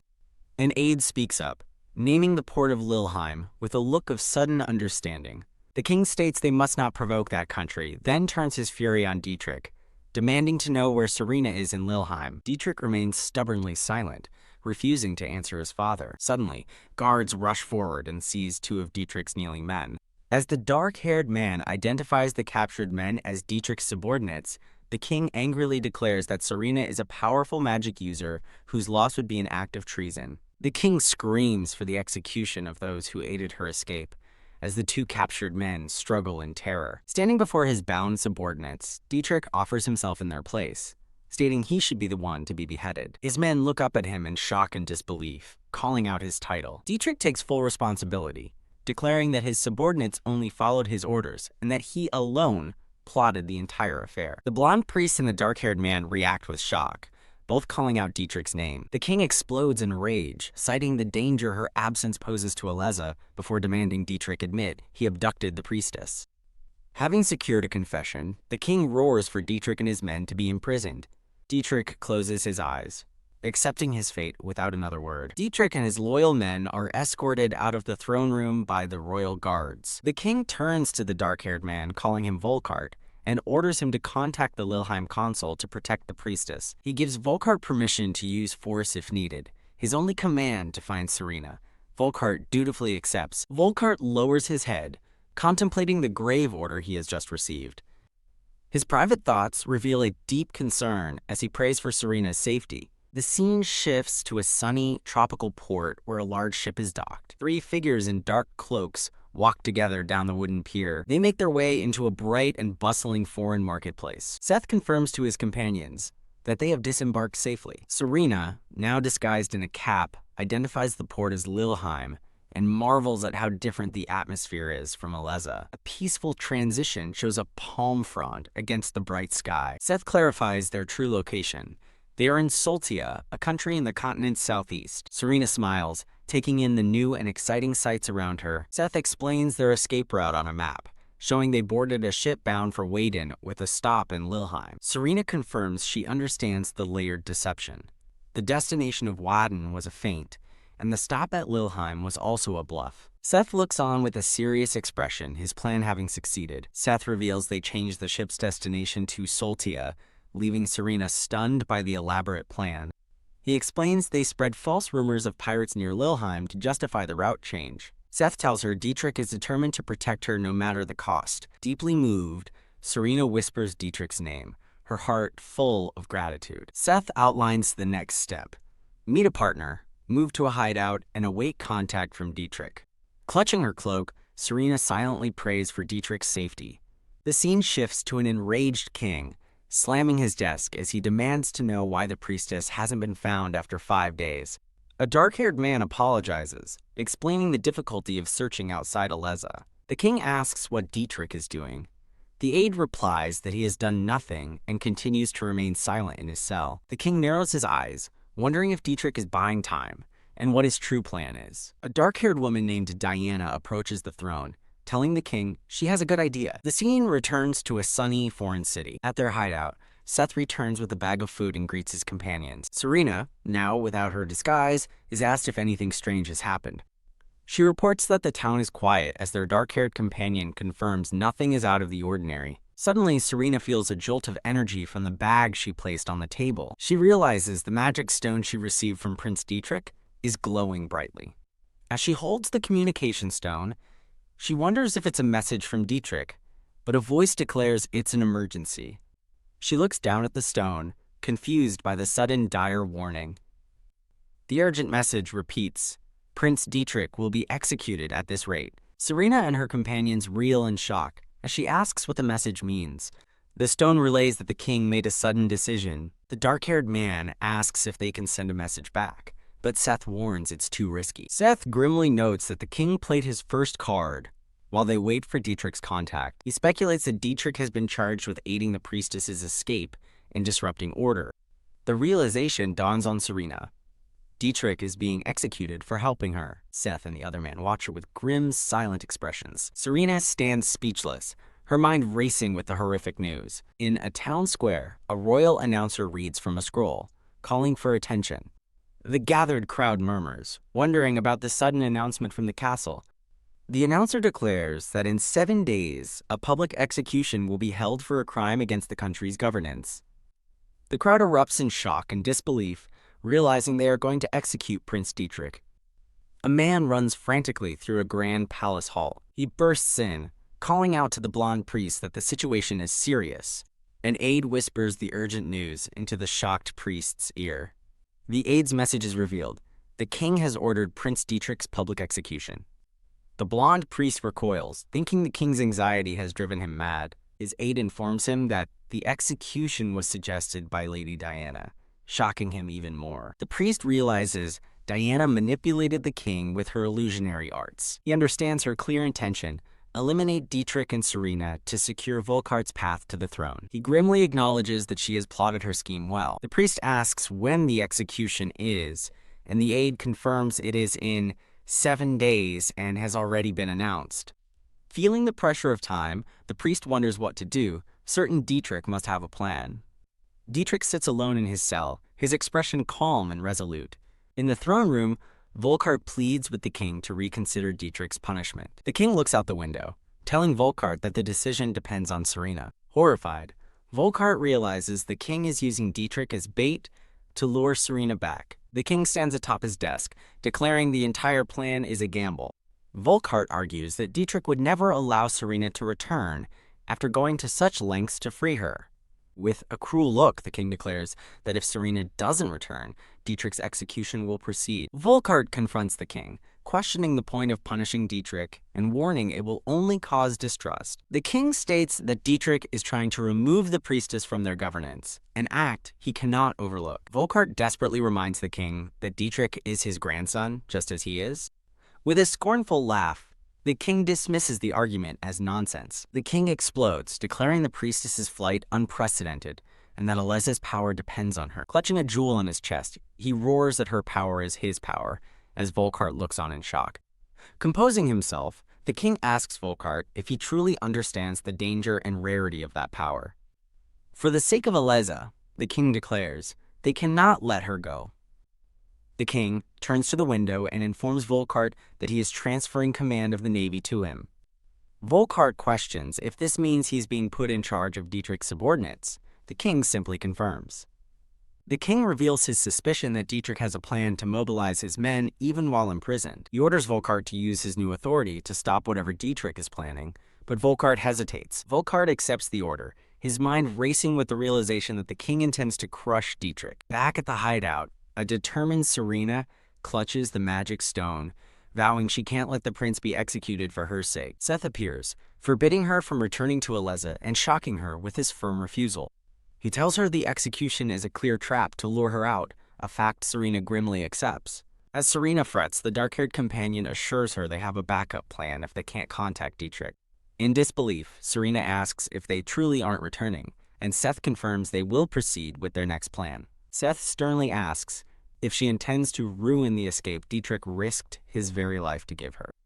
Her resolve wavers as she admits she can't just abandon him. Her dark-haired companion speaks gently, acknowledging her concern for the prince. He reminds her, however, that they have strict orders to complete their mission, regardless of Dietrich's fate. Serena clutches the stone, looking torn and distraught. She tries to convince herself that Dietrich is capable enough to overcome the situation on his own, but a single word echoes her doubt. Overwhelmed by anxiety, she feels her heart grow restless. Suddenly, the magic stone in her hand begins to glow with a faint purple light. The stone erupts in a golden light, startling Serena and her companions. A voice emanates from the crystal, asking if she can hear him. She and her companions stare at the stone as she recognizes the voice of Prince Volkart. Volkart introduces himself and urges Serena to listen as her companion moves protectively. He delivers shocking news. As of today, command of the Navy has been transferred to him. As a result, he explains, Dietrich's supporters in the Navy are now completely immobilized. Volkart declares he will not accept his brother's execution and asks Serena to join forces with him. Serena stares at the stone, utterly stunned by the unexpected proposal. A single purpose echoes from the stone: to save Dietrich. The message repeats with glowing intensity. Serena is left speechless, processing the idea of joining Volkart to save Dietrich. Seth cuts in, asking Serena if she intends to stop the execution. Volkart's voice adds a new layer, suggesting Dietrich is staying in prison for a hidden purpose. Serena wonders what Dietrich could possibly be planning to do at a public execution. Volkart admits he can guess his brother's plan, but warns it won't be enough to stop the execution. He makes a direct plea to Serena, stating he wants to save Dietrich. She looks down at the stone, bewildered, and asks how it could even be possible. Volkart reveals his trump card. With command of both the army and navy, he can threaten force to negotiate. The prince's proposition momentarily blinds Serena and her two companions. The dark-haired man speculates that they need to prove Prince Dietrich is indispensable. Hearing this, Serena's eyes widen with sudden realization as she declares, "That's it." A spark of hope ignites within her as she announces that she has an idea.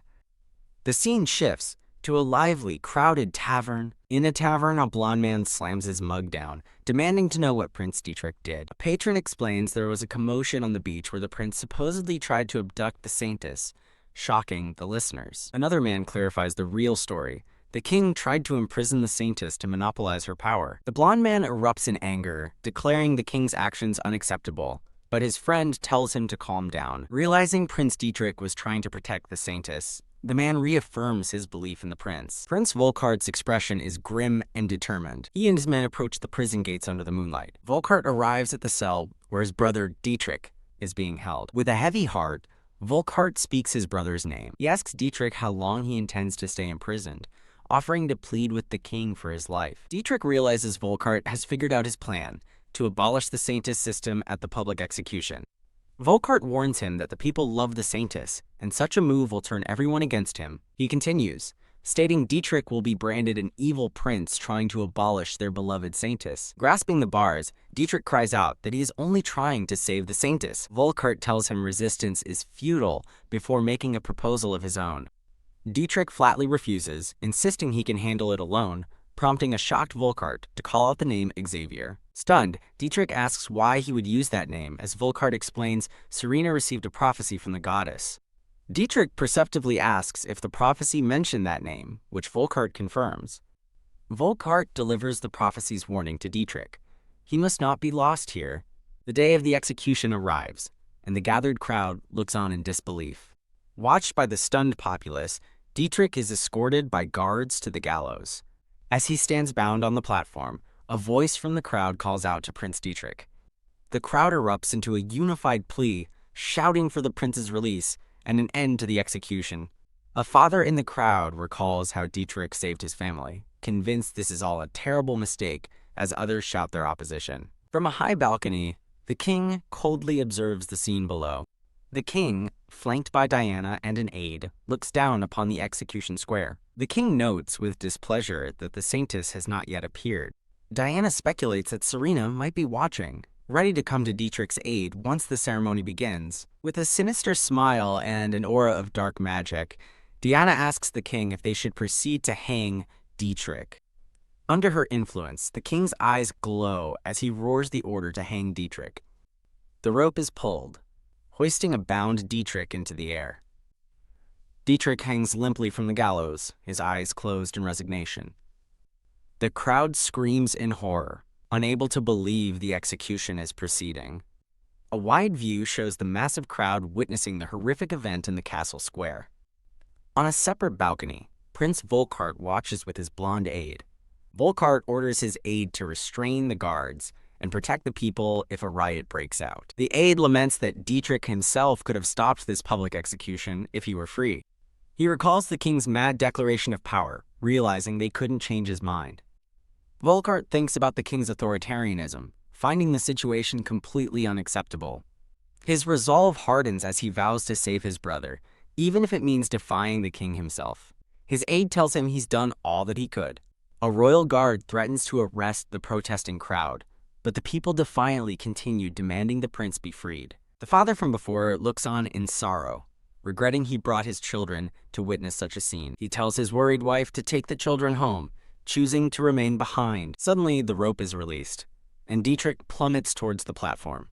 As chaos ensues, royal guards begin to violently suppress the protesting citizens. A group of men bravely charges the gallows, determined to save the prince.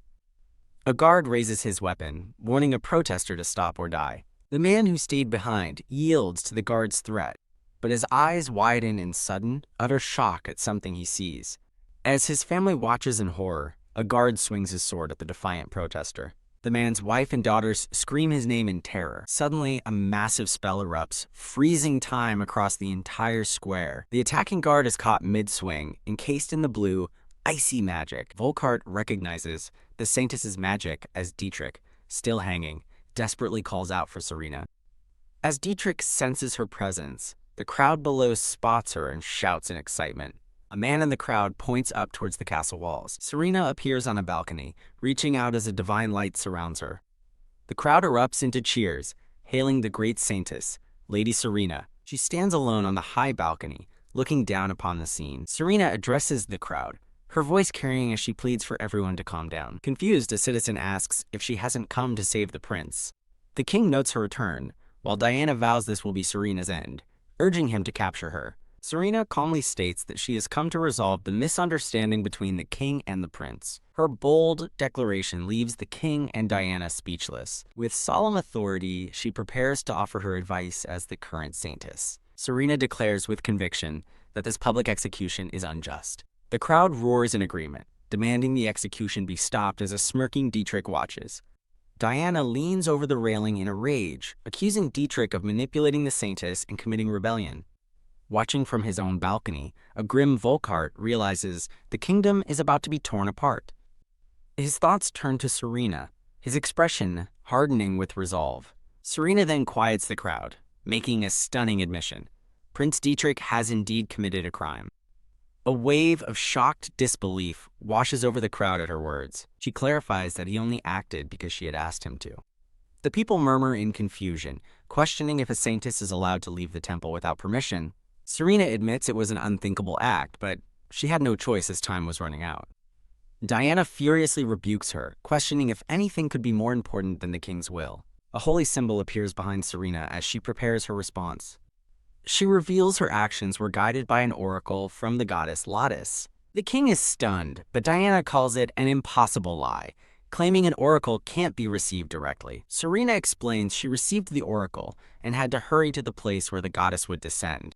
She then names the person who helped her, Prince Dietrich. Dietrich looks up from the gallows while Volkart watches intently. The crowd's mood shifts again, realizing the prince helped the Saintess follow the goddess's will. Diana desperately tries to sway the king, insisting Dietrich still broke the rules. The king, his eyes glowing ominously, ignores her and asks Serena what the goddess said.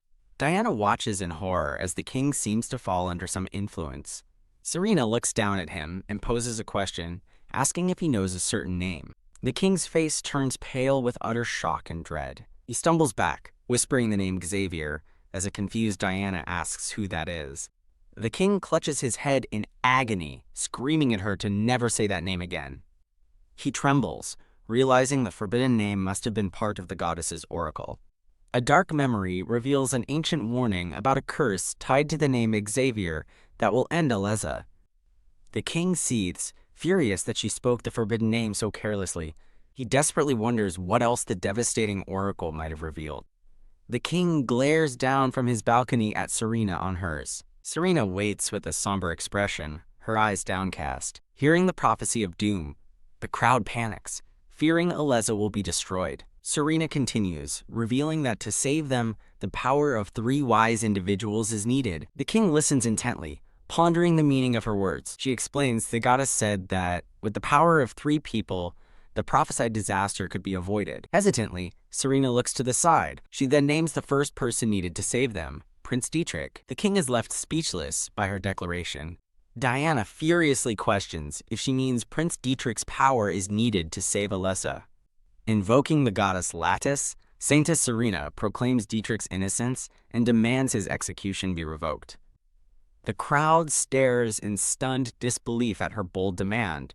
Their shock turns to fervent agreement, shouting to save the prince and stop the execution as the king seethes. The king furiously questions the goddess's will, ordering the saintess be brought to him immediately. Prince Volkart steps forward, calmly reminding the king of the situation. He warns his father that the people's respect for the saintess is absolute and their resentment will be unstoppable.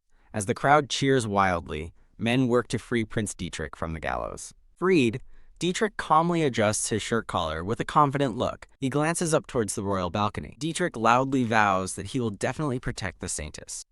Volkart addresses the king, who grits his teeth and finally concedes, ordering the execution cancelled. The crowd erupts into joyous cheers as the king and his retinue watch from the balcony. From his own balcony, Prince Volkart observes the outcome with a faint, knowing smile. The scene transitions to a grand palace hallway where Dietrich walks with his men. His aide expresses immense relief that he is safe, admitting how worried he was. His blonde aide marvels at the saintess receiving a direct oracle, but Dietrich reveals it was a bluff. He clarifies that the clever bluff was entirely the saintess's idea. Serena runs up to him, overjoyed to see him safe. As he says her name, he chides her for such a risky plan, but she snaps back, asking how he dares to judge her. With tears in her eyes, she asks if he has any idea how worried she was. Dietrich pulls her into a tight embrace, begging her never to do anything so reckless again. He holds her head gently, confessing that if something happened to her, he would be in pain. Serena's eyes widen, her heart touched by his words. This is an example of an unsafe password. Password 123. It is easy to guess, because it uses a common word followed by numbers. This is an example of an unsafe password. Password 123. It is easy to guess because it uses a common word followed by numbers. A flashback begins, showing a young Dietrich pleading with his grandfather. He begs for his mother to be taken to a healer. His grandfather coldly dismisses him, stating Alicia's illness is incurable, but the boy insists a great creator can heal her. The grandfather explains that everyone, including Alicia, has a role to play in life. A horrified young Dietrich stands surrounded by a dark, foreboding aura. The memory flashes to a bloody scene where a hand clutches a glowing purple magic stone. Young Dietrich peeks through a doorway into a darkened room. He realizes with horror that his grandfather's goal was to obtain his mother's magic stone. The terrible truth hits him. His mother was left to die so her stone could be taken, just like the Saintess system he now despises. In the memory, a younger Dietrich clutches the stone, demanding it back as a voice calls his name. The dark and painful memory fades away. The scene returns to the present, showing the palace at sunset. In his room, Dietrich asks Serena if she is all right, suggesting the infirmary would be better. He explains he brought her here to discuss sensitive matters without being overheard. Serena watches him with a serious expression. Dietrich gently takes her hand, offering to let her heal the wound on his wrist from the hanging. She obliges, her hands glowing as she casts a healing spell on his wrist. A bright blue light envelops his arm as her magic takes effect. Dietrich looks down, contemplating the feeling of the Saintess's holy power. Serena apologizes as Dietrich asks why. She admits she ruined his original plan. She confesses her foolishness, believing abolishing the system was enough, but it only caused more trouble for him. Dietrich says abolishing the system is meaningless without the people's support. She looks at him, touched by his understanding. Dietrich acknowledges the people's support for the Saintess, but remains firm on abolishing the system. Serena places a hand over her heart, vowing she is with him. Her resolve seems to move him. He calls her a strange Saintess, prompting her angry reply. The mood shifts abruptly. Dietrich seriously asks how she knew about the name Xavier. Flustered, Serena struggles to answer. She thinks about the novel, a secret she can't reveal. She tries to explain it as unexplainable knowledge from another's memories. She's shocked when he reveals he and his brother were never officially told. Dietrich explains the name is a secret passed only to the heir, stunning Serena. She asks how he learned the name. He reveals he learned it from their father's diary, which he read with his brother as a child. A series of memories reveals the diary mentioned a secret passed from a past Saintess on the day his father became crown prince. The flashback concludes as the brothers read the devastating prophecy. The name of Aleza's destroyer is Xavier. Dietrich admits the king's reaction proved the diary was true. Serena somberly agrees with him. Her thoughts reveal a horrifying truth from the novel. Aleza will be destroyed by her and Dietrich's son, Xavier. The novel's tragic ending shows Serena's counterpart executed for secretly giving birth. Serena wonders about the ominous name, questioning its origin. A stark realization dawns on her. If they never marry, Xavier will not be born. She watches Dietrich gaze out at the evening sky. Her expression is filled with grim determination. He turns from the balcony, his gaze meeting hers. Dietrich says he has a suggestion for her. He asks her to leave the palace and come to his villa. Serena is stunned by his unexpected invitation. He explains that their public relationship would give him a pretext to protect her from the king. She declines, saying she must uphold her duties as saintess.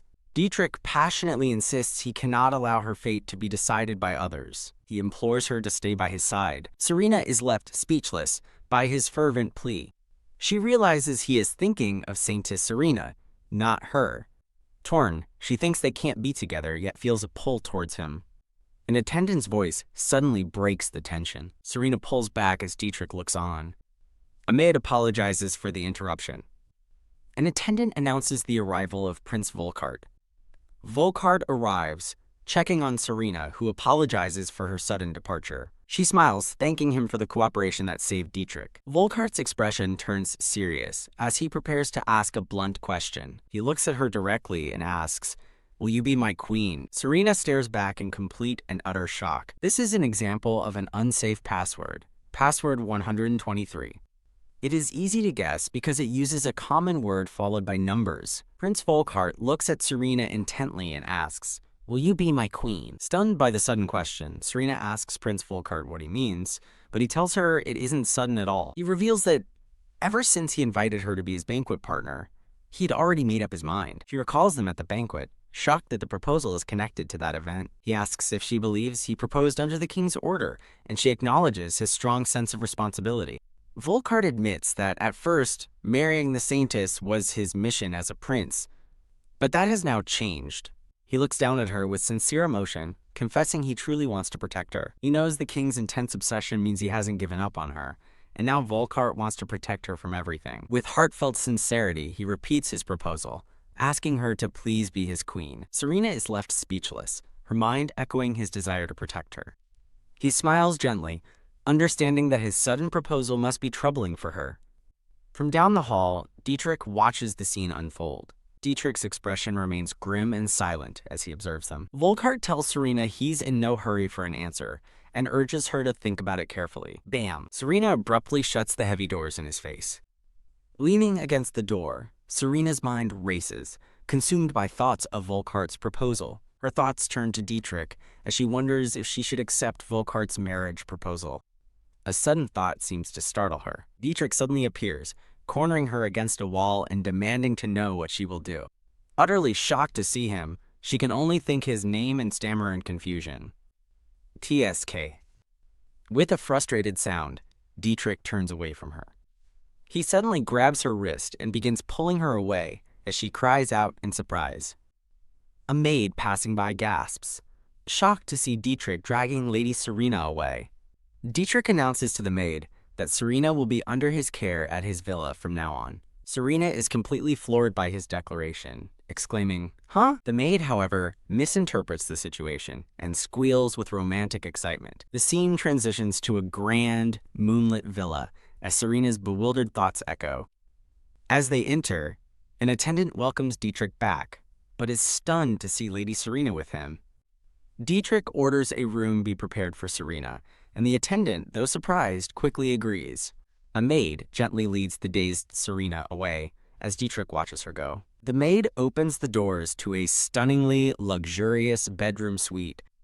From behind a screen, the maid asks if the bathwater temperature is to her liking. Serena sits in the opulent bath, completely bewildered and wondering what is happening. Her mind flashes back to Dietrich's earlier invitation to come to his villa. She panics in the tub, realizing that if she lives there, everyone will assume they are a couple and that the staff already does. Soaking in the water, Serena questions her next move, knowing the king will pursue her no matter what. She realizes that no matter her choice, she'll still be under someone's protection, and wonders if that's truly okay. Later, a maid announces that she has brought the Saintess to Dietrich, who is reading in his library. Dietrich looks up from his book with a determined expression, having made his choice. Serena enters the library, now wearing a simple white nightgown, followed by a maid. She stands uncertainly in the beautiful but revealing nightgown. Dietrich bluntly asks what she's wearing. She explains it's the nightwear the maids prepared for her. She inwardly panics, mortified and certain she is being completely misunderstood. Trying to distract herself, Serena's attention is drawn to a massive bookshelf lining the wall. With a low rumble, Dietrich pushes on the bookshelf, revealing it to be a secret door. Serena watches in amazement as he reveals a hidden room behind the bookshelf. Dietrich explains that the books within are records about the previous Saintess. She asks how he acquired them. Knowing such books are banned by the temple, he coolly explains that he had a priest create replicas of the forbidden texts. Dietrich pulls out a red manuscript, revealing it's a medical book detailing the Saintess's body and her magic stone, and invites her to look. Serena is horrified by the anatomical diagram showing the Saintess's magic stone extraction procedure. She sees the magic stone's perilous location, nestled frighteningly close to the heart. Dietrich confirms that if the stone grows too large, it will press on the heart and cause death. She asks with dawning horror if the stone grows when it's not extracted. He confirms her fear and directs her to a passage in the Red Book. He reads that the tide flower accelerates the stone's growth and asks if she has ever felt chest pain. She denies feeling pain but remembers a strange warmth, realizing with a jolt how many times she has used the tide flower. A horrifying conclusion dawns on her. Her magic stone must have grown quite large. Dietrich reveals his mother's stone also grew quickly, which is why she married his father before her term as Saintess ended. He explains the one way to stop the stone's deadly growth is to conceive a child, which erases the Saintess's power. She is utterly stunned by the shocking revelation that pregnancy is the only cure. Putting the pieces together, she asks if saving her life is the reason he wants to marry her. He remains silent as she desperately searches her mind for any other solution. She panics, realizing she might die before her term, as Saintess is even over. Dietrich breaks the tension, suddenly asking if she plans to accept his brother's marriage proposal. As she denies any romantic feelings for Volkart, Dietrich points out that his brother offers the perfect, immediate solution. He suddenly grabs her hand, his intense gaze fixed on hers. Leaning over her on the sofa, he makes a stunning proposal. "Will you have a baby with me?" Completely shocked, she can only think his name as he holds her on the couch. His shocking question, "Will you have a baby with me?" hangs in the air. Disbelieving, she can only ask if he is joking. He leans in closer, his serious expression confirming he is not joking, as she stammers his title. Overwhelmed, she wonders if he's really going this far, just to save the Saintess. He looks down at her, a silent and contemplative expression on his face. Lying beneath him, she stares up with wide, uncertain eyes. He pulls back and covers his face, apologizing and admitting he's worried about her. Calling his proposal a product of ego, he apologizes again, leaving her utterly confused. He turns away, conceding that his brother can surely make her happier than he can. She looks at him, completely taken aback by his sudden, heartbreaking resignation. She asks if he is truly okay with that, and his pained flinch reveals his true feelings. Suddenly, the brilliant light of the tide flower manifests around her hands. She wonders why the power is appearing now, since she hasn't received a revelation or helped anyone. Dietrich explains he thought she could suppress the stone's growth by avoiding good deeds. He concludes grimly that for her, this theory does not seem to hold true. Gasp. He covers his mouth, overcome with worry at the implications. He stands up, urgently telling Serena that time is of the essence if she wants to live. He delivers his final, desperate command, "Marry my brother. Then you'll be pregnant with his child," he says, completing the grim but life-saving plan. The scene transitions to a grand, sunlit cathedral. As Serena arrives at the temple, a priest notes her long absence. Priests gossip about a divine oracle excusing her absence and the rumors she spent the night at Dietrich's villa. Aware of the whispers, Serena walks through the hall, knowing she must invent a plausible excuse. Her mind flashes back to Dietrich's plea to marry his brother as she ponders his true intentions. She panics, wondering if she's considering Dietrich's proposal before forcing the impossible thought from her mind. Her thoughts are interrupted by the sudden appearance of the high priest. The high priest teases her about her active day and the convenient oracle, promising to visit her properly later. He pointedly brings up the commotion of her visit to Dietrich's villa, which she attempts to downplay. Flustered, she blushes and vehemently insists that nothing happened between them. The high priest explains that the king is now highly suspicious of Dietrich and concerned about their popular bond. He predicts the king will now move to force the marriage between her and Prince Volkart. Serena is stunned into silence by the king's impending action. Surrounded by priests, she feels lost and unsure of what to do next. The high priest informs her the temple wishes for her to complete her term, prompting her to think, "Speak of the devil." Her thoughts are interrupted by the arrival of Prince Volkart, who is accompanied by 2 young children. The high priest formally greets Prince Volkart, who acknowledges him in return. Volkart explains that the children he brought with him wish to express their gratitude to the saintess. Recognizing them, Serena smiles and says she is glad to hear they have recovered. The children enthusiastically thank her for saving them. The boy shyly explains that Prince Volkart was the one who told them she was their savior. Serena looks up in surprise at this revelation. As the children thank them both and leave, Volkart tells them to stay safe. The children look back, an idea sparkling between them. They imagine the prince and the saintess as a couple, much to Serena's imagined confusion. The children blurt out that the whole town is gossiping about the saintess marrying a prince, making Serena flustered. Volkart smiles wryly, admitting he doesn't know what the future holds. Looking pointedly at Serena, he adds that he certainly hopes he will be able to get married. The scene shifts to a quiet, sunlit garden in the temple grounds. Volkart apologizes for his forward comment, and a flustered Serena quickly says it's fine. Serena reflects that while Volkart is a good person, marrying him means Xavier will never be born. Volkart watches her, thinking there is something special between her and Dietrich. He tells her he wants to protect her, and asks if a marriage of convenience would be enough to do so. Serena is shocked by his suggestion of a marriage of convenience. She questions if a loveless marriage would satisfy him, but he replies that he never had the option of a free marriage anyway. Looking her directly in the eyes, he confesses, "I want to marry you, Serena." His direct confession leaves her wide-eyed and speechless. He asks if she knows why his father married Saintess Alicia, stating he will protect her from the king just as his father protected Alicia. Clutching her chest, Serena knows that protection was not the true reason. She reveals his father married Alicia to save her life by stopping the growth of the magic stone inside her. Volkart looks shocked, questioning if she means the dangerous magic stone. Serena explains that the magic stone near the heart grows with her power and can become life-threatening. With a hopeful smile, Volkart reveals there is one way to stop the stone's growth. Surprising Serena, they continue their walk through the temple grounds.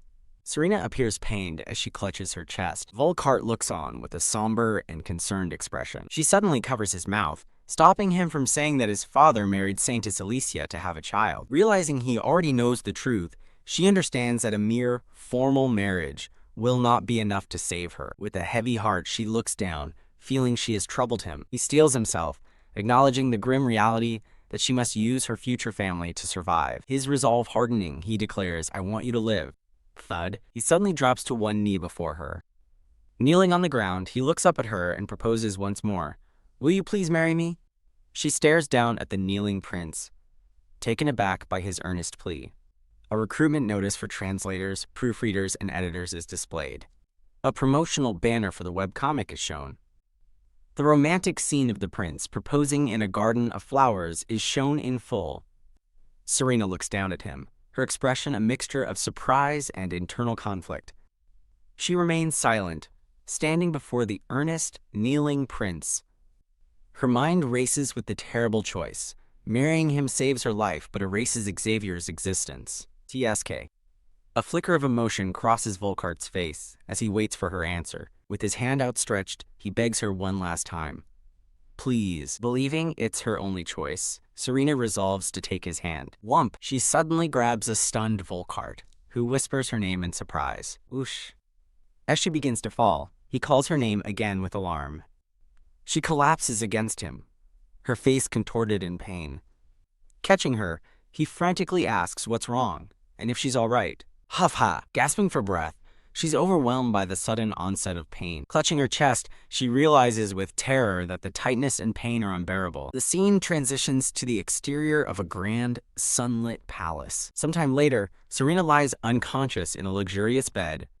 Volkart anxiously asks the chief physician for an update, who replies that while she is stable, there's little more he can do. Leaning in, Volkart asks if it's true that a magic stone is embedded near a saint's heart.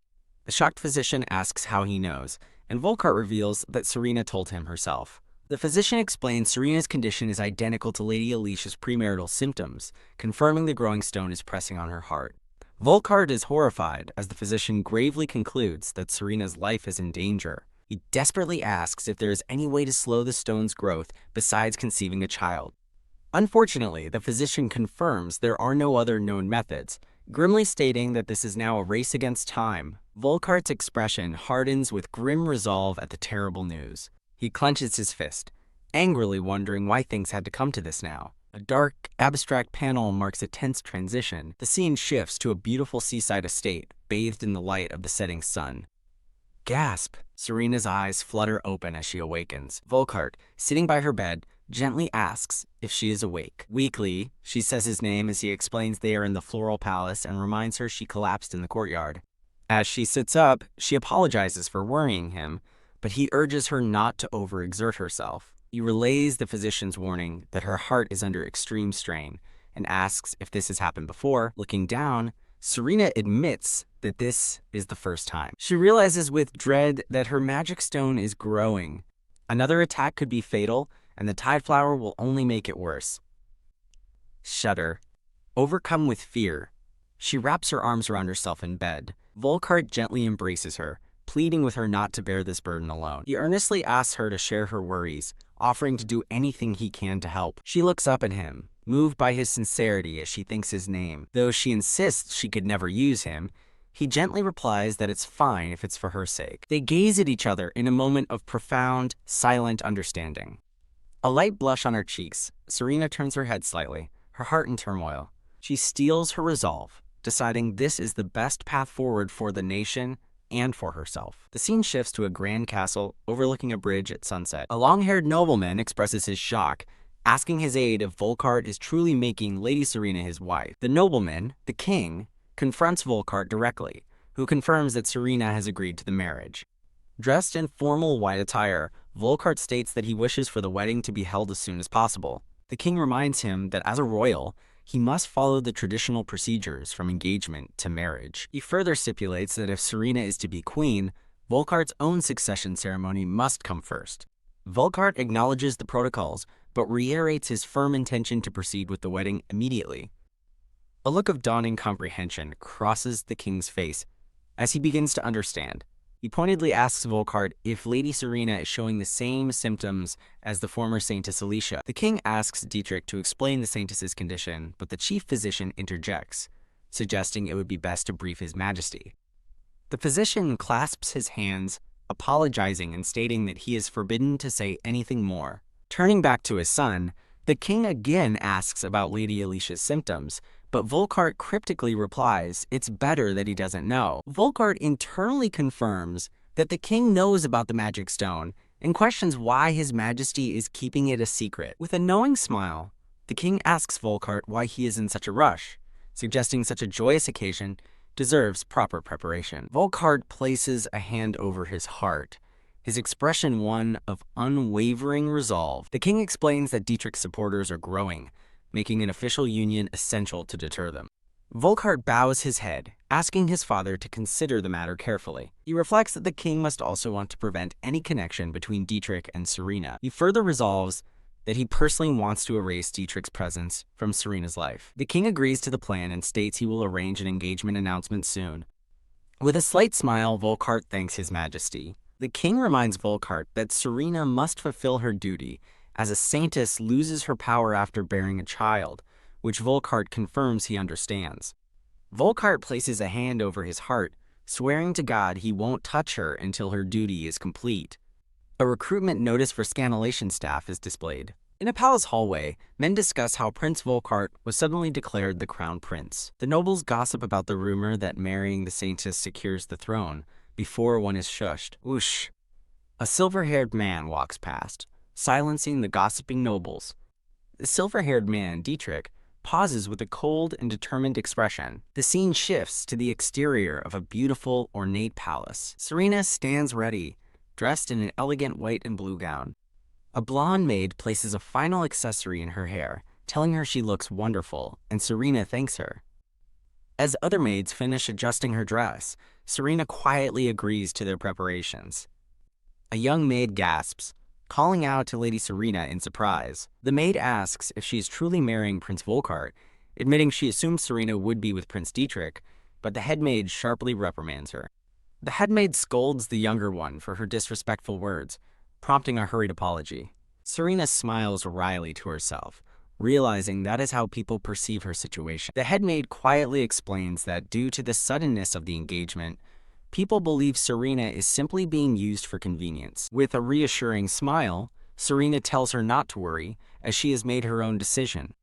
Her expression hardens with resolve, as she vows to at least try to be a good wife. Swoosh! White doves take flight from a castle tower, marking a transition. In the throne room, the court assembles and declares their obedience to the king's will. The king summons Volkart, who steps forward from his position beside Dietrich. Volkart kneels before the king on the steps of the throne.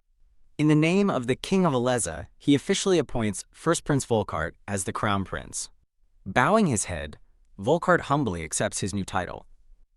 Clap, clap, clap. The assembled nobles applaud, congratulating the new crown prince Volkart. Dietrich offers his congratulations to the new crown prince. A formal portrait marks Volkart's official ascension to crown prince. Volkart and the king appear on a balcony to address the cheering crowd below. As Volkart waves, the crowd roars their support, shouting, "Long live the crown prince." From the crowd's perspective, the king and new crown prince stand proudly on the balcony. A young woman with long purple hair watches with delight, thinking this day has finally come for Volkart. She clasps her hands excitedly, realizing this means she is now the crown princess and will one day be queen. Volkart announces that he will now introduce his future wife to the people. The king adds that she will stand beside Volkart and eventually become the mother of the nation. Overjoyed, the purple-haired woman is certain the king is about to announce her name. A companion tells Diana to stop swaying, but she insists the king is about to call her name. The king announces the court saintess, Serena, leaving Diana utterly stunned and confused. Serena appears before the crowd, who murmur in surprise, calling out to the lady saintess. Diana's mind reels in disbelief at what she is hearing. Seething with rage, Diana thinks it's impossible that Serena is Volkart's fiancée. A vision shows Serena and Volkart standing happily together. Watching them, a blonde-haired man comments to a silent Dietrich that they suit each other. Dietrich looks startled, while the blonde man seems surprised by his own words.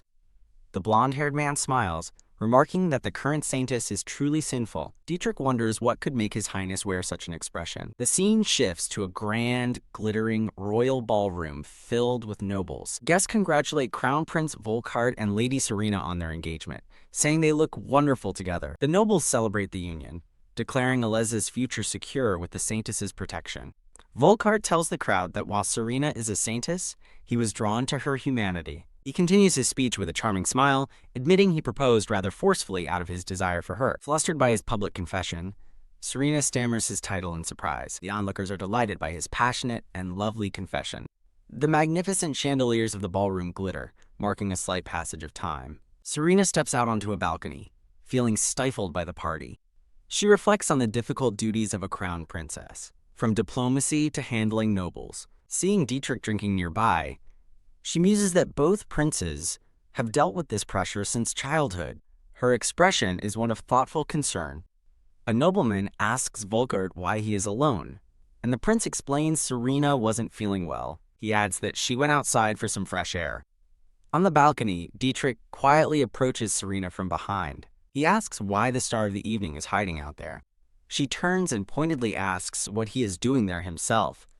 Thud. She gasps, shocked to see several empty wine bottles at his feet. Dietrich asks if she collapsed from chest pain again, and she quietly confirms it. She explains that Crown Prince Volkart was the one who helped her. Dietrich looks down with a pained expression, simply saying, "I see." Walking under the stars, he reveals his mother's diary, explains the chest pains and the saintess's duties. Serena is stunned to hear of Lady Alicia's diary and eagerly asks to read it. Dietrich says he can't take it out but suggests she could come to his palace to read it. He immediately retracts the offer, telling her to forget it while taking another drink. Dietrich wears an expression of intense inner conflict. Serena looks at him with concern, questioning his sudden change. Volkart appears in the doorway, calling Serena's name and telling her it's time to go. He stops, seeing Dietrich leaning intimately close to Serena on the balcony. Volkart's face hardens as he watches them from the doorway. On the balcony, Dietrich gently embraces Serena from behind. He tenderly cups her face, looking into her eyes. A glowing, snowflake-like magic forms in the palm of his hand. He shows the magic to Serena, explaining they are tidal flowers. Startled, Serena looks away as Dietrich asks what is wrong. She looks toward the doors, explaining she sensed someone else was there. Inside, a nobleman greets His Highness Volkart. Count Eggsy and his wife congratulate the prince on the wonderful event, and Volkart thanks them. The count's wife notes he looks unwell, but Volkart dismisses it as nervousness. The woman congratulates him again on his engagement, and he offers a strained smile of thanks. On the balcony, Dietrich points out that the tidal flowers are changing color. Serena examines the flowers, noticing they've turned a pale greenish color. Dietrich confirms this phenomenon was recorded in his mother's diary. She wonders aloud if the color changes as the magic stone grows, and he seems to agree. Swoosh! Serena realizes her tidal flowers are pale blue-green, not yet the jade green of a fully grown stone. She asks Dietrich if Volkart knows about the magic stones, and he confirms she told him when he proposed. She realizes Volkart's actions were based on his knowledge of her condition. Serena affirms her conclusion with quiet resolve. An announcement confirms that she will be moving to Volkart's palace this evening. Serena reflects on the warning that she would die if she failed to conceive. A man's hand gently takes hers. Dietrich holds her hand on the balcony, gazing at the magical flowers she created. Looking down, he quietly decides to keep the flowers for himself. Serena looks up at him, surprised but agreeing. Thoughts of saving the Saintess swirl in the starry night. Dietrich earnestly tells a shocked Serena that he just wants her to live. He urges her to find a way to stop the growth of the magic stone. Dietrich firmly grasps both of her hands, his expression intense. Serena desperately asks if the tidal flower's wish-granting power could be used to prevent any more saintesses from being born. Looking to the sky, she hopes this could be the way to end it all. Angrily pulling his hand away, Dietrich questions if she intends to remain childless and just keep producing tidal flowers until her hands are full. He turns away, pained, unable to finish his sentence. Serena watches him, her own expression unwavering. Dietrich apologizes softly and then asks if she is confused about her feelings. She turns to him and firmly says no. With renewed determination, Serena declares that marrying Volkart was her own decision and vows to be a good wife. As they leave the balcony, Volkart instructs Lady Serena to go to the palace ahead of him. He smiles, explaining he has unfinished business, and asking her to wait for him in his palace. Serena is flustered by his request, but stammers her agreement. Volkart closes his eyes, a faint, satisfied smile on his face. He entrusts Serena to 3 of his guards, who enthusiastically accept their duty. From a balcony above, Dietrich silently watches Serena and her escort depart. He takes a sip from his glass, his thoughts hidden. A woman in a red cloak walks purposefully through a palace corridor. Dietrich's eyes widen in alarm as he recognizes the approaching figure. Serena and her 3 guards make their way toward the entrance of a grand palace building. She steels herself, realizing her life with Volkart will forge a new path, different from the novels. A sharp voice halts their progress, demanding to know where they are going. Diana appears before them, her face contorted with rage as she asks if Serena is truly going to Volkart's palace. One of the guards calmly explains that they are following Crown Prince Volkart's direct orders. Diana erupts, calling it impossible and ranting that Serena is an unmarried woman who spent the night at Dietrich's palace, forbidding her from entering Volkart's home. The blonde guard steps forward, placing himself between Diana and Serena. He tells Lady Serena to step aside, as Diana, surrounded by a dark aura, accuses her of being a trickster trying to manipulate both princes. Pulsing with purple magic, Diana angrily questions if the knight's loyalty to Volkart is just for show. Serena gasps, realizing Diana is using seduction magic, as Diana maniacally insists the knights must protect Volkart from her. Commanded by Diana to uncover Serena's true identity, 2 knights with glowing eyes seize a startled Serena. Diana sneers that the crown prince's bride must be pure, as the enchanted blonde knight vows to confirm it, asking if stripping Serena will reveal her true nature.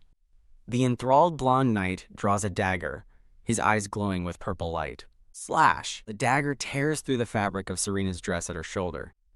A hand reaches for her torn dress, and Serena flinches in shock. Whoosh! A powerful blast of green wind magic violently repels the knights. Serena recognizes the wind magic as an unseen voice repeats the demand, "What are you doing?" while the blonde knight whimpers on the floor.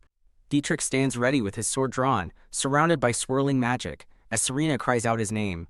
Serena rushes to his side, pleading for him to put his sword away, and explaining the knights were manipulated by Diana's enchantment. Dietrich turns his cold fury on Diana, demanding to know what she thinks she is doing. Diana raves that Serena is greedy, proclaiming her own lifelong love for Volkart and her destiny to be his queen. In a brief flashback, a younger Diana and Volkart sit together as she screams about how hard she has worked to become queen for him. Volkart suddenly appears, draping a cloak over Serena's shoulders and asking Diana what, exactly, she has done for his sake. Standing protectively beside Serena, he scathingly asks Diana if putting her ego first and nearly getting someone killed is what she calls working hard for Volk. Diana realizes, with dawning horror, that he knows she poisoned the ocean to manipulate the oracle. As she recoils, his voice declares, "Not anymore," and Dietrich appears in a flash of green magic, vowing to protect Serena. Diana stares back, her face a mask of pure terror.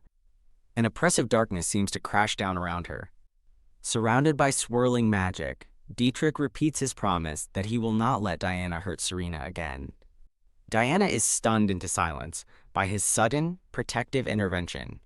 Serena looks on from the side, her own expression one of surprise. Whoosh! Volkart arrives with his guards, demanding to know what is happening. Seeing her brother, Diana's expression shifts to one of hopeful relief as she calls out to Volk. She runs to Volkart, desperately pleading for help from both him and Diet as he murmurs her name. Dietrich glares ahead, his expression cold and unforgiving. Serena watches the unfolding confrontation with a worried look.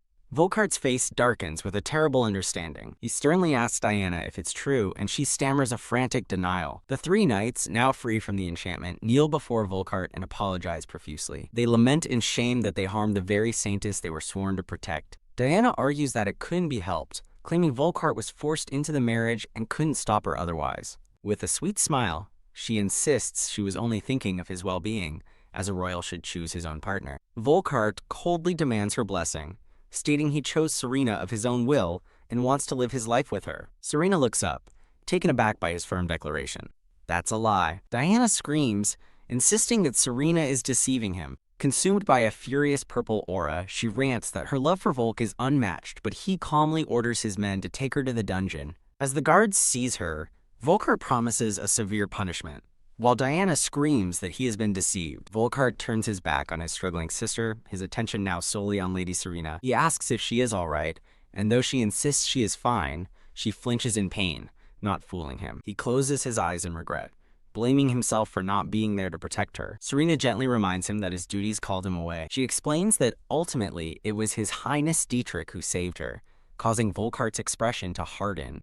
With a faint, strained smile, Volkart repeats Dietrich's name. Serena looks around, realizing Dietrich has vanished, and makes a mental note to thank him tomorrow.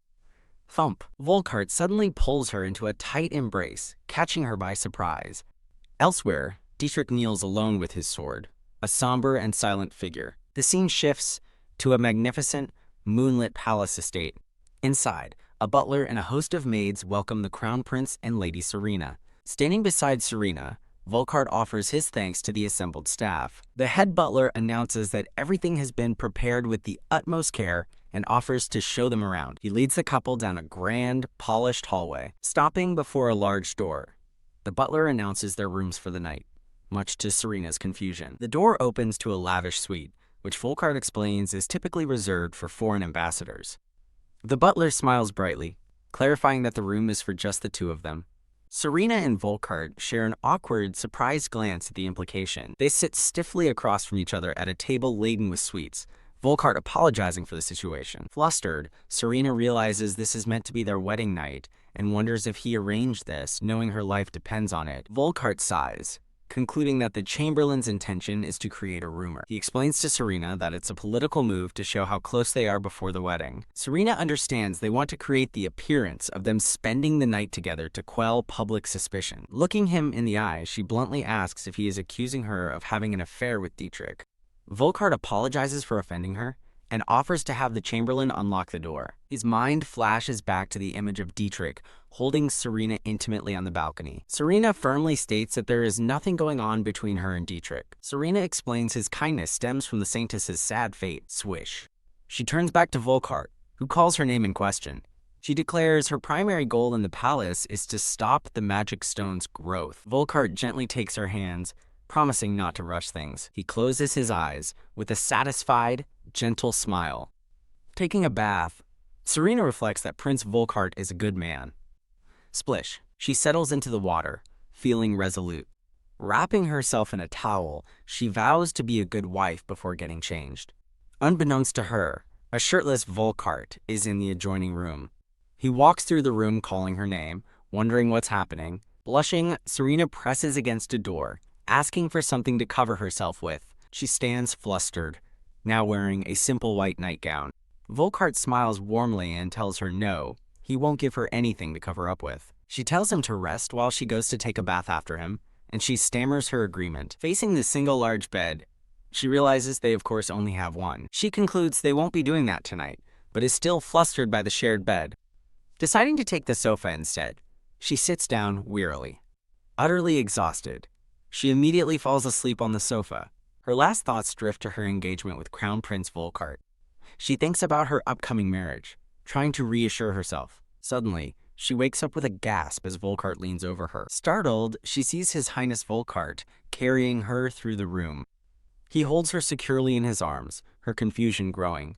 Looking down at her, he apologizes for waking her. He explains he can't let her sleep on the sofa, dismissing her concern for him. She sits up on the bed, looking surprised and uncertain. He presents a solution. They'll use cushions to divide the bed. He wishes her good night, and she shyly returns the sentiment. She watches him, surprised that he's already fallen asleep. Respecting his patience, she gently pulls the covers over him. They lie back to back in the grand bed, separated by a line of pillows. Serena lies awake, her eyes wide as she is unable to sleep.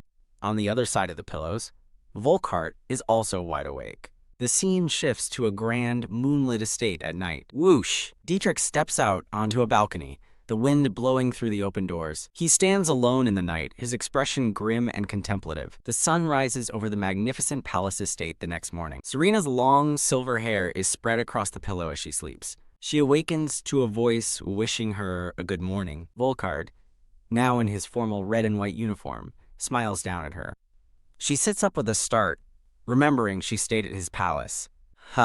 She suddenly realizes the implication of the morning service. Volkart explains that a priest called to cancel the service. Volkart notes, with a slight blush, that the Chamberlain's rumors are spreading effectively. He calls her name, getting her flustered attention. He leans in, suggesting they have breakfast together since they have time. Maids enter the room, setting up an elaborate breakfast in bed.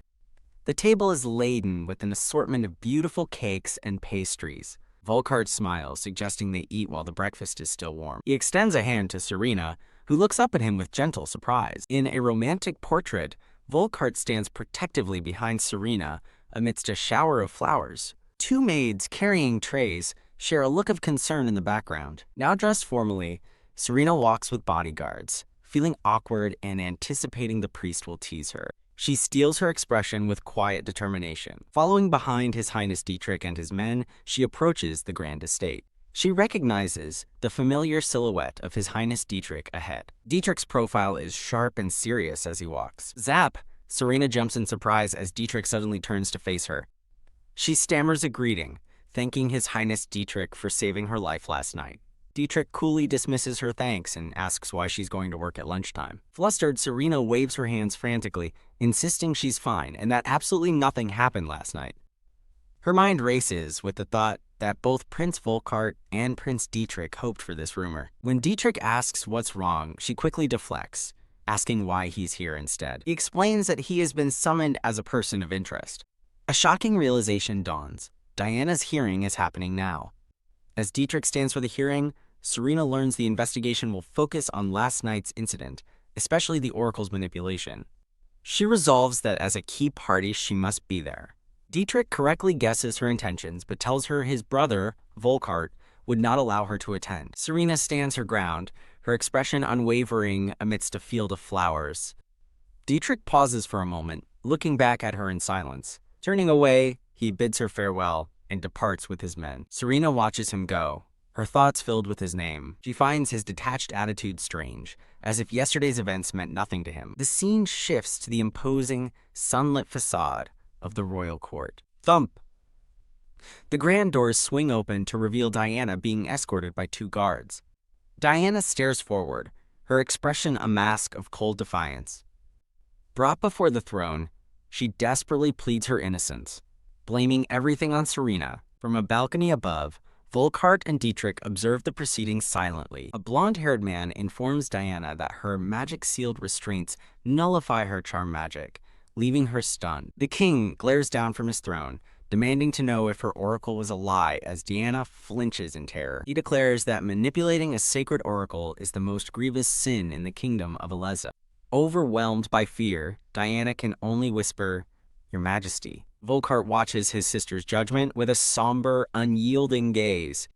Elsewhere, Serena and her guards walk along an indoor pool in the palace. She wonders aloud if Diana's hearing might already be over. Zap! She turns in surprise as a man calls out to the saintess. Her eyes widen as she recognizes the priest standing before her. The priest smiles, informing her that Lady Diana has been sentenced to indefinite confinement. He cheerfully lists her crimes: treason, injuring the crown prince, and assaulting a saintess, before revealing her exile to Kafria Island. The priest cheekily adds that she can now flirt with Prince Volkart freely, causing Serena to blush. Mortified, Serena mishears flirting as fun, leaving the priest momentarily confused by her reaction. The priest suddenly shushes her, turning his attention to the nearby woods. Peeking through the trees, he wonders what 2 people are doing in such a secluded place. In a clearing, they see Prince Volkart and Prince Dietrich standing together in a gazebo. Serena looks on, startled by the unexpected sight. Her mind shouts their names in surprise. The 2 brothers stand opposite each other, locked in a serious, private conversation. In a frantic flashback, Diana is dragged away, screaming for Volk to save her. Back in the present, a guard approaches the 2 princes by a golden door, addressing Dietrich by name. Prince Volkart approaches Dietrich, stating he has a question for him. He turns to his brother, insisting they speak alone. Dietrich meets his gaze with a cool, stoic expression. The 2 brothers face each other in a sun-drenched garden gazebo. Dietrich stands silently, listening to what his brother has to say. Volkart confronts him directly, asking what he and Serena were doing on the balcony. Dietrich feigns ignorance about the balcony, explaining she simply appeared while he was having a drink. Volkart glares at him, remaining silent and unconvinced. "You touched her, right?" Volkart accuses him intensely. Dietrich looks away, claiming he can't remember because he was drinking. Volkart sternly warns him that Serena is his future wife and forbids him from seeing her alone. Dietrich smirks, remarking that she's really loved, which infuriates Volkart, who grabs him and angrily asks what's so funny, insisting he's just protecting her. Dietrich calmly reminds him that she accepted the proposal, asking what the problem is, leaving Volkart speechless. Dietrich explains he wanted to save the saintess to avoid a tragedy like their mother's, so he suggested she marry Volkart and get pregnant quickly. Finding the irony funny, he admits he tried to convince himself it was for the best, remembering Serena's pained and happy expressions. His thoughts culminate in a stunning realization: he is in love with Serena. An image of Serena appears amidst thorny flowers, clutching a red gem. Elsewhere, the blonde-haired priest abruptly grabs Serena's arm, his expression suddenly serious. Volkart questions if Dietrich understands his own words, declaring Serena his fiancée and ordering him to cease all unnecessary interactions, to which Dietrich replies he's already given his advice. Volkart warns Dietrich not to mislead Serena for her own sake, as Dietrich stands by with a pained look. Zap! The priest calls out to Serena, startling her. He apologizes for rushing her, and she gives him a kind, reassuring smile. The priest's tone turns cold as he tells her to remember her position as saintess, regardless of her actions. He points out that her own deceptions are a betrayal similar to Diana's, shocking Serena, but he agrees to let it slide since it saves lives. He reminds her of her sacred duty to lead and save the people as a divine aura surrounds her. She reflects on her simple wish to retire, now realizing that future is impossible. Overwhelmed, she panics, crying out that she just wants to live her life. The priest looks on with a somber, knowing expression. The scene shifts to the exterior of a grand, domed building. Serena approaches the entrance, explaining to the guards she has permission to enter, and they recognize her as the saintess. A guard holds open the ornate door, inviting her to come in. A blonde-haired man asks a guard about other guests, and the guard confirms one person with special permission has already entered. Serena gasps in awe as she steps into the lavishly decorated hall. She stands before the entrance to a magnificent, multi-story library. The blonde-haired man from the hearing formally presents her with a royal library access card. He explains that the library contains records on the royal family and saintesses not found in the temple, which may help her current troubles. Serena looks at the card, considering the potential help it represents. Determined to find answers and gain confidence, she resolves to learn more about the omens concerning her role. Inside the library, she sees Prince Dietrich browsing a bookshelf. Dietrich turns, his gaze locking with hers from across the aisle. She is momentarily stunned, recalling his confession of love. Startled, Serena apologizes for the interruption as Dietrich calls her name. As she walks away, he assumes she's there to find a book. She confirms she is, trying to convince herself to act normal despite her awkwardness. Dietrich calmly directs her to the shelf containing the book she needs. When she asks why he's there, he explains he's researching the tidal flowers, which have materials stored in the royal library. Reading aloud, Dietrich discovers the tidal flower was meant to protect the saintess before it was taken by the king, prompting Serena to wonder about its specific purpose. He suddenly reaches toward her, asking if she has a fever. Zap! His hand gently touches her forehead, checking her temperature. He holds her face gently, the two of them standing intimately close in the quiet library. Thump! Dietrich gently touches Serena's face, startling her. Elsewhere, a nervous aide informs a guard that His Highness Volkart is summoning someone back immediately. Realizing the summons is for her, Serena agrees to leave at once. In a fleeting memory, Dietrich holds Serena close from behind in the library. He embraces her tightly as she clutches a book, their moment private and intense. The romantic atmosphere lingers like a soft, pearlescent dream. A man calls out for Lady Serena, urging her to return immediately. His voice echoes through the library, interrupting Dietrich's embrace. Wham! Startled, Serena pulls back as Dietrich whispers her name. She struggles against his hold, flustered and begging him to wait. He firmly holds her chin, his gaze intense as he repeats her name. Dietrich begins to speak, trying to tell her something important. Overwhelmed, Serena pushes against his hands, her expression pained. Please don't say anything, she begs, unable to hear his confession. Swish! She breaks free and flees as he calls her name in desperation. Dietrich watches her go, a quiet sigh of defeat escaping him. The scene shifts to the exterior of a magnificent sunlit manor. Serena announces her return to an aide waiting inside the foyer. Prince Volkart apologizes for the urgent summons, explaining the king has arranged a dinner party. He informs her of an important private discussion, urging her to prepare quickly as Serena questions the sudden event. Noticing her dazed expression, Volkart asks if something is wrong. She quickly recovers, promising to get ready as he quietly agrees. Night falls over the grand, sparkling castle. Prince Volkart and Serena are formally announced as they arrive at the dinner. They enter to find the king waiting at the head of a long table, with Dietrich already seated. The king raises his glass, formally welcoming them. Volkart offers his apologies for their tardiness. Dietrich remains silent and stoic, his eyes closed. The king dismisses all the servants for a private conversation. The staff bows and exits the room, promising to be on call.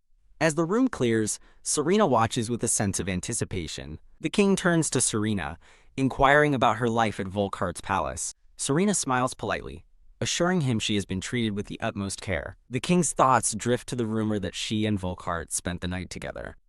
A flashback shows Volkart carrying a sleeping Serena to her bed. He holds her gently in his arms, his expression tender. Their faces are close in an intimate, quiet moment. He lays her down on the bed, still holding her protectively. The memory is framed by flowers, depicting a scene of chaste care. In her sleep, Serena's expression is troubled and silent. Volkart looks down at her, noticing the pained look on her face. She insists she isn't faking her feelings, though her words lack conviction. He gently takes her hand, observing that she's trembling and forcing herself. Volkart admits that forcing intimacy would only lead to regret for them both, asking if she agrees. He cups her face, his voice soft but determined, as he declares he wants her heart too. Serena stares back, stunned into silence by his unexpected confession. In the present, maids bustle about with cheerful energy, They work on an elaborate wedding gown, deciding to enlarge the petticoat. Serena stands passively while being fitted, weakly agreeing that the lace is nice. Her maids, however, are absolutely giddy with excitement for the upcoming wedding. A vision of Serena appears in a beautiful wedding dress. She questions her resolve after deciding to marry Prince Volkart. Bound by symbolic thorns, she vows to stop the magic stone and her doubts. Elsewhere, Prince Volkart expresses shock and anger. An aide informs the king of a new facility on Monero Island, startling Volkart.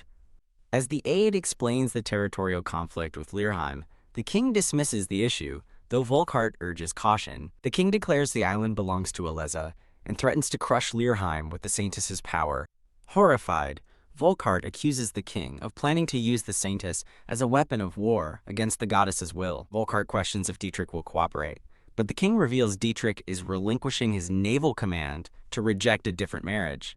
A promotional banner showcases a collage of characters from other series.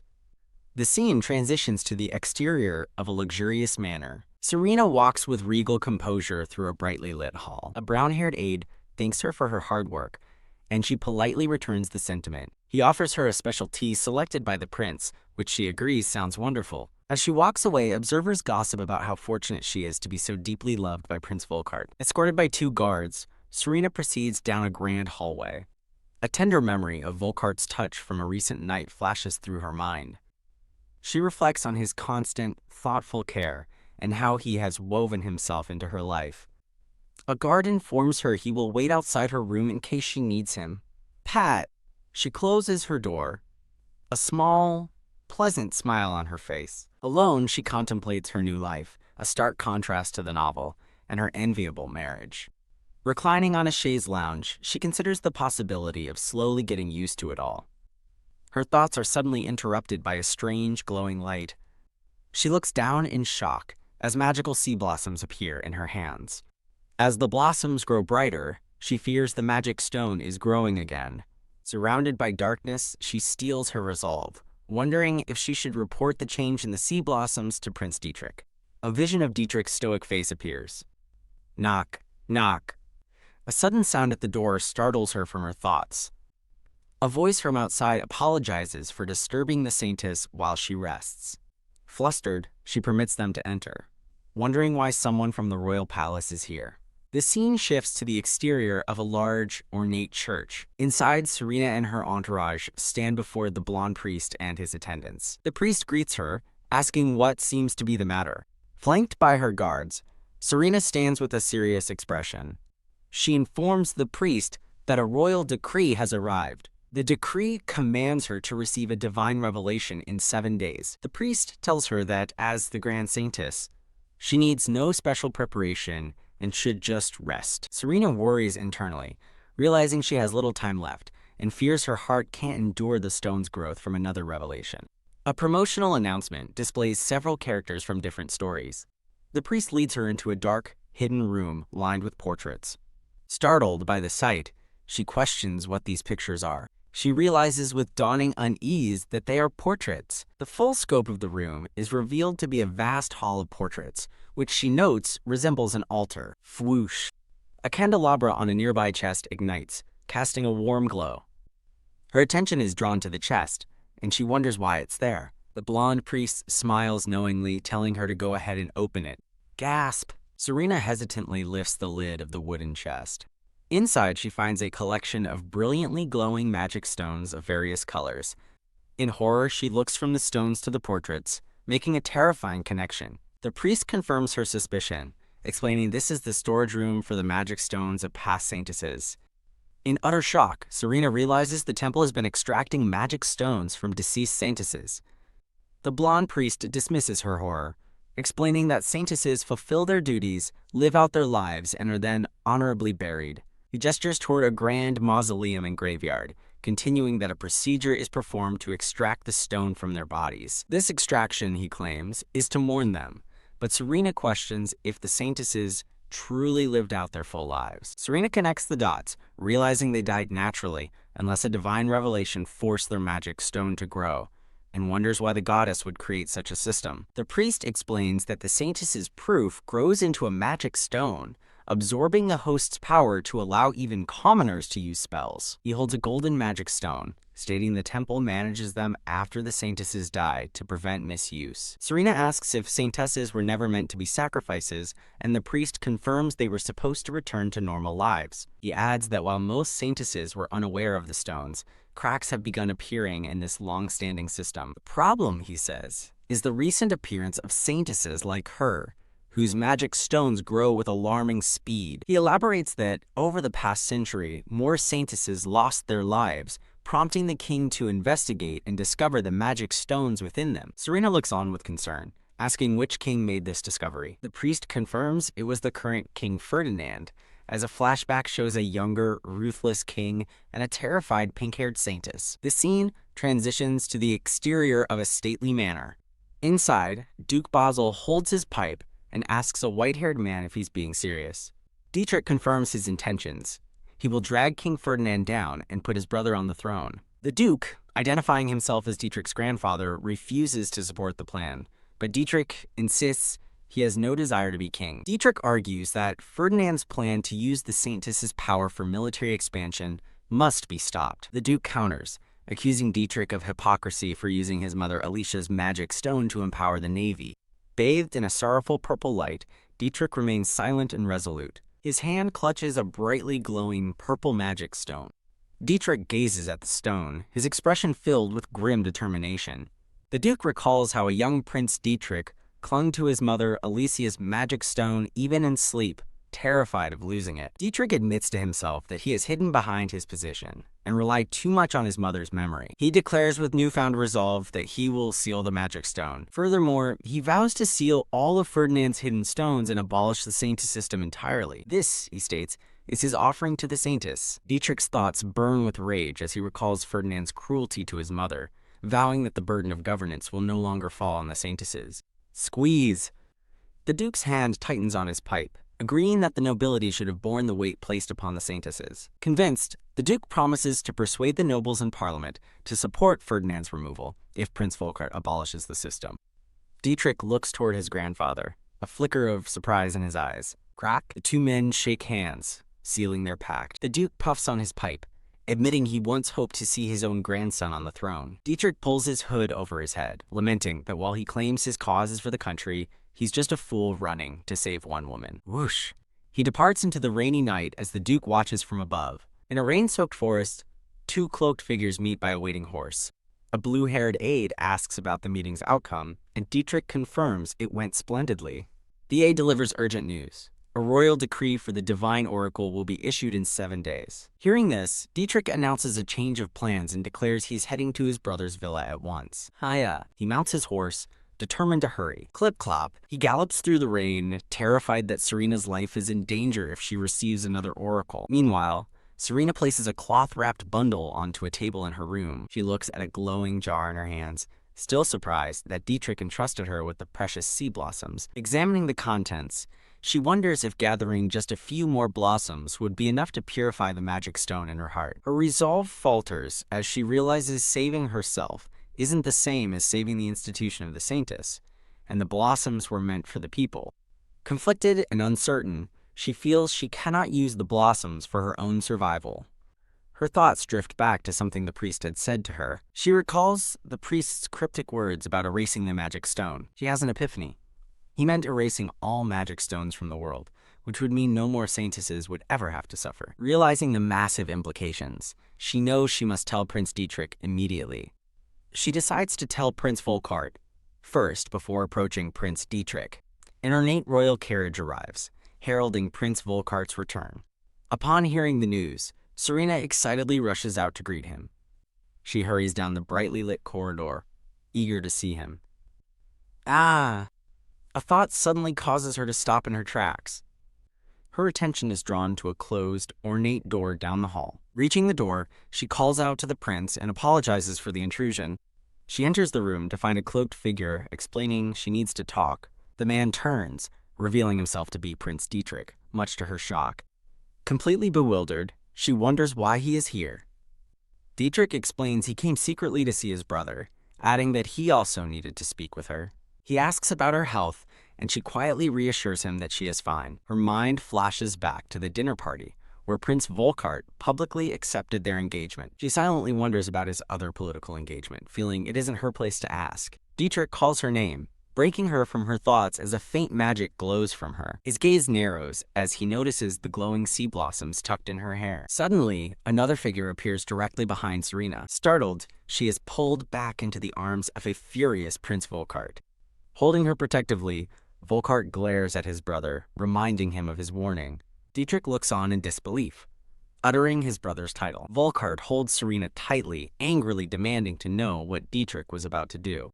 A promotional banner showcases characters from other series. Volkart glares at his brother, demanding an explanation for his actions. The atmosphere is thick with tension as Dietrich faces his brother, who holds Serena close. Held tightly, Serena looks back at Dietrich, completely confused by the situation. Dietrich explains that he was merely trying to remove a tidal flower from her hair. Surprised, Serena notices the faint glow of a flower near her ear.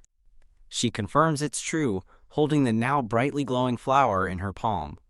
A swirl of green energy emanates from the flower as Volkart silently watches. Volkart recognizes the flower's advanced jade green color and furiously demands to know why Dietrich is in his room. Dietrich calmly states he entered through a back way and tells his brother to confirm with the Chamberlain. Serena quickly explains that she had entered the room herself, believing Volkart had returned. Volkart's anger fades as he turns his attention to Serena, gently caressing her cheek. She looks up at the prince, flustered by his sudden tenderness. Dietrich watches the intimate moment between them with a grim expression. In a moment of clarity, Serena blurts out, asking if they are truly dethroning Ferdinand. Volkart confirms that dethroning the king was his brother's plan from the start. Dietrich vows to have the king dethroned before the oracle is received to prevent Serena from undergoing it again. Shocked, Serena asks Volkart if he is trying to start a revolution. He reveals the king intends to turn the oracle into a public ceremony. To Serena's astonishment, Volkart elaborates that he just heard at the palace that all the lords will be invited. Serena questions the purpose of such a public spectacle for a sacred, private rite. Volkart explains the king seeks the goddess's blessing for a territorial expansion across the continent. The revelation horrifies Serena as she realizes the king is planning to start a war. Recalling the novel's plot, Serena panics over the impending war, but Dietrich sees it as the perfect opportunity. Volkart and Serena both look toward Dietrich, stunned by his declaration. Dietrich declares the ceremony is the perfect stage to force the king to abdicate in 7 days. He explains they can use the king's blatant warmongering to win the Lord's support for Volkart. Volkart expresses skepticism, arguing that the king won't yield so easily and that they need a better plan. Dietrich passionately argues that this is their only chance to gain the people's support and avoid bloodshed. Volkart argues that even if they dethrone the king, Serena's magic stone won't disappear, stunning Dietrich. In the grand room, Volkart expresses his frustration as Serena watches from the couch. Both Volkart and Dietrich recognize the contents with a jolt: tidal flowers. Dietrich asks where she got so many, and Serena explains she received them from a priest at the temple. She continues, stating that despite asking about their use, the amount she has is still not enough. Volkart suggests that if they combine her flowers with the ones that recently appeared, Dietrich suddenly notices a glow from Serena's chest and asks what's wrong. A green light emanates from Serena's chest, surprising her as she realizes her magic stone is glowing. Volkart rushes to her side, asking if she's all right, and she reassures him she feels nothing. Holding her hand, Volkart identifies the glow as the magic stone. Dietrich watches grimly, confirming that her magic stone is indeed glowing. A chilling narration reveals that every saintess in this state has died within 10 days, horrifying both Serena and Volkart. Alone in another room, Serena stands pensively before a fireplace. A bright green light shines from her chest. Looking in the mirror, Serena confirms to herself that the magic stone in her heart is glowing. Surrounded by thorny roses, she realizes she only has 10 days left, but resolves that it's just enough time for Dietrich's plan. The dark, thorny imagery intensifies, reflecting her grim determination. Wham! Serena returns to the room, where Dietrich calls her name, and she thanks Prince Volkart for letting her use the restroom. She privately notes that, as expected, the area near her heart was glowing. Dietrich urgently tells her to use the tidal flowers now, certain they finally have enough. Serena refuses, declaring she will use the flowers to erase not just her stone, but all magic stones. Her bold declaration leaves both brothers speechless. She explains that she wants to erase every magic stone, including Ferdinand's, to repay the saintesses who entrusted her with the flowers. Her thoughts reveal a problem. Erasing the stones now would alert Ferdinand and could cause the oracle ceremony to be cancelled. Realizing she's right, Dietrich backtracks, agreeing they must find another way. Serena smiles gently and apologizes for the complication. She asks them to trust her, insisting her plan will work despite the risks. Dietrich yields but makes her promise to erase her magic stone the moment the king is brought down. Turning away, he walks toward the door. Wham! He punches the wall in frustration and curses under his breath. He internally admits the truth. He wants to prioritize Serena's life above all else. His thoughts darken as he realizes that if she gets rid of the stone, she can't marry his brother and secure the lineage, and he despises himself for the selfish thought. Dietrich storms down the long, empty hall. A promotional banner is displayed. Dietrich's voice echoes, repeating his demand that Serena promise to erase the stone after the king falls. Serena clutches her chest, thinking about his harsh words. Realizing she offended him, she looks down as Volkart tells her he understands his brother's anger. Volkart laments the situation, wishing they had more time. He thinks that with more time for her feelings and to stop the stone's growth, she wouldn't be in such danger. He looks down at Serena as the magic stone continues to glow from her chest. Serena apologizes, wishing she could have responded to His Highness's feelings sooner. Prince Volkart gently tells her not to apologize. He kneels before her, explaining that their situation is part of a larger destiny for the prosperity of Aleza. Volkart remains kneeling before a standing Serena. Flustered, Serena begs the prince to stand, insisting she doesn't deserve such an honor. Taking her hand, Volkart confesses he treats her this way because he's attracted to her. Serena stares back, completely stunned by his sudden confession. He rises and declares his plan. After dethroning Ferdinand, he will become king, and she quietly agrees. Holding both her hands, he smiles and tells her that she will be his queen. As they walk away, Serena reflects on the wedding that will follow his coronation, marveling at how quickly everything has happened since their engagement yesterday. Prince Volkart presents Serena with a small red box as her magic stone glows. He opens it, revealing a beautiful, delicate ring. He explains he'd wanted to give it to her after the ceremony. Taking her hand, he softly calls her name Serena. His gaze is filled with a gentle and determined affection. He begins to slide the gleaming ring onto her finger. Serena looks down, utterly surprised by his gesture. Her thoughts race as she processes what this means: marriage to His Highness. Her brilliant blue eyes widen in shock and disbelief. He pauses, pulling the ring away before it's fully on her finger. Serena questions him as he explains that if it's possible to delete the magic stone, she won't have to hurry into marriage and pregnancy. Calling her a sincere and kind person, he smiles and says he will stick to his decision. He gently places the ring into her open palm instead of on her finger. He tells Serena he wants her to wear the ring after she's no longer a saintess. With a knowing smile, he asks her to put it on her own finger then. Completely flustered, Serena clutches her chest as her magic stone glows brightly. Standing alone on a balcony, Serena looks down at the ring box, her stone still aglow. She holds the box, her expression turning from surprise to resolve. Looking out from the balcony, she affirms her decision to see things through to the end. She recalls her past self, who only wanted to escape death, amazed that she is now willing to risk her life for Aleza. She stands resolutely on the balcony, holding the future he offered in her hands. Firmly closing the box, she decides she can't accept his kindness yet, vowing that in 7 days, she will no longer be a saintess. She gasps in surprise, suddenly realizing the light from her magic stone has disappeared. Wham! A wave of pain hits her, and she stumbles back against the doors, surrounded by an illusion of thorns. She tightly grips the ring box as the thorny imagery closes in. Clutching her chest, she cries out as a sharp pain strikes her heart. She realizes she has only 10 more days before her heart gives out under the magic stone's pressure. Gasping for breath, she weakly pleads for a little more time. The scene shifts to a bright, sunlit day over a rocky coastline. Nobles and officials gather on a cliffside, overlooking the vast ocean. They stand together on the cliff top, awaiting the ceremony to begin. An aide urgently calls out to Prince Dietrich, who asks what's wrong. The aide reports that the king has taken the magic stone from his room, creating a potential complication for their plan. Elsewhere, the king thinks to himself, revealing he took the stone as a precaution against rebellion and suspects his true plans have been discovered. Dietrich's expression hardens with determination, unfazed by the news. He calmly orders his aide to stand down, stating no action is required. Dietrich descends a grand staircase to meet a blond man in priestly robes. The priest greets Prince Dietrich with a smile, which the prince returns with a nod. The priest remarks that it's the first time this location has been used for an oracle ceremony and asks for forgiveness for any awkwardness. Dietrich confirms that the visitor was guided to the location without any problems. He understands the situation and states that all that's left is to stick to the plan. The priest smiles agreeably and says, "As you wish." Dietrich and Serena stand before a magnificent, towering white statue.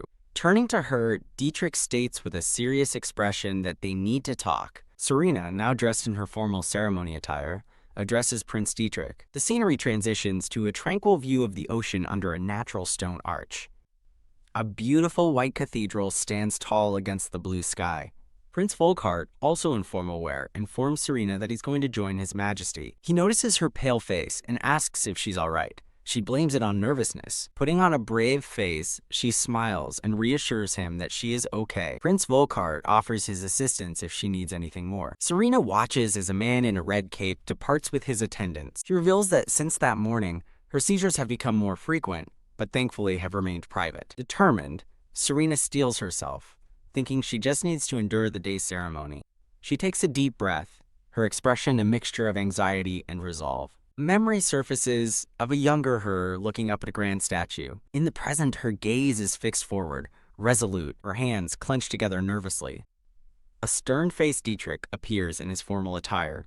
He looks at Serena, reporting that there has been no change. Dietrich falls silent, his expression grim. An aide reports that the king has taken the magic stone, shocking Serena. Serena smiles radiantly, declaring she'll use dark magic to fight back if needed. She turns to a silent Dietrich, questioning him. He asks where she finds her courage, admitting he didn't just want to save the saintess, he wanted to save her. Dietrich smiles gently, acknowledging that her strength has now saved him in return. His confession leaves Serena stunned and speechless. She looks away, thinking to herself that she isn't strong. Her anxiety builds as she fears another seizure is imminent. Serena tells Dietrich that he has saved her too, and that she couldn't have succeeded alone. Beaming with renewed hope, she tells him, "Let's do our best." Dietrich gazes at her, his expression unreadable. They stand at a grand entrance, ready to face what's next. Serena places a hand over her heart, steadying herself. Dietrich turns and walks out into the sunlit garden. She watches him go, her expression softening. A memory of him comforting her when she felt lonely flashes through her mind. More memories follow, reinforcing her thought that he always saved her. Prince Dietrich. Dietrich pauses on the steps before a door adorned with a whale crest. Serena stumbles toward the door, gasping for breath. She's hit with a sudden seizure, realizing her heart is about to give out. Overwhelmed by thorny illusions, she collapses, admitting her fear. Tears stream down her face as the pain intensifies. Dietrich rushes to her, urgently asking if she's okay. Weakly, Serena calls out his name as he looks on in alarm. He pulls her into a tight embrace, exclaiming, "Serena, your heart!" Kneeling beside her, he desperately begs her to use the tidal flowers. Trembling in his arms, Serena apologizes and insists she's okay. Dietrich holds her closer, firmly telling her she's not okay. He confesses he doesn't want to lose her, his words shocking her. She rests against him, her expression dazed. His eyes burn with fierce determination as he holds her. He calls her name but hesitates to continue. Serena looks up, confessing she's afraid the plan will fail because of her. Dietrich gazes down at her with a conflicted expression. Gently cupping her face, he asks her to trust him a little more. Leaning close, he whispers his belief in her, and she quietly agrees. The scene shifts to a quiet, candlelit moment of shared resolve. The ceremony is set to begin on a high cliff overlooking the vast, sunlit ocean.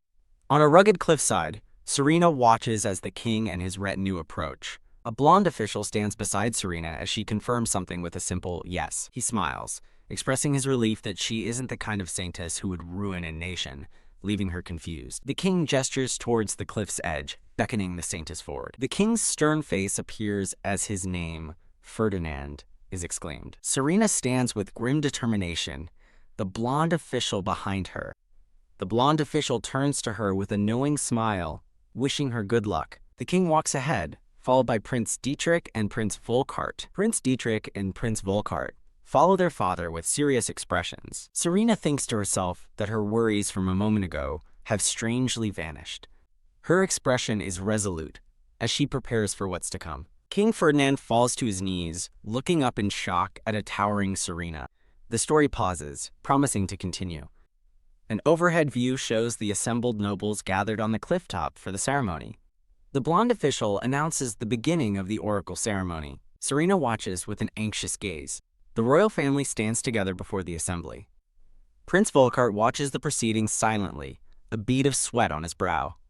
Prince Dietrich's expression is equally tense and worried. Serena glances back at the seated nobles. The narration describes the scene.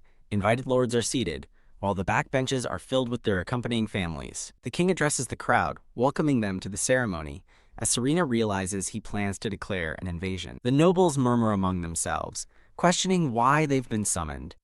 A view of the ocean highlights the strategic importance of Leerheim and Soltia. The king's address takes a dark turn as he furiously declares that Aleza will no longer endure interference and will rise. He passionately claims that with the great saintess Serena's power, it is the goddess's will for them to conquer the continent.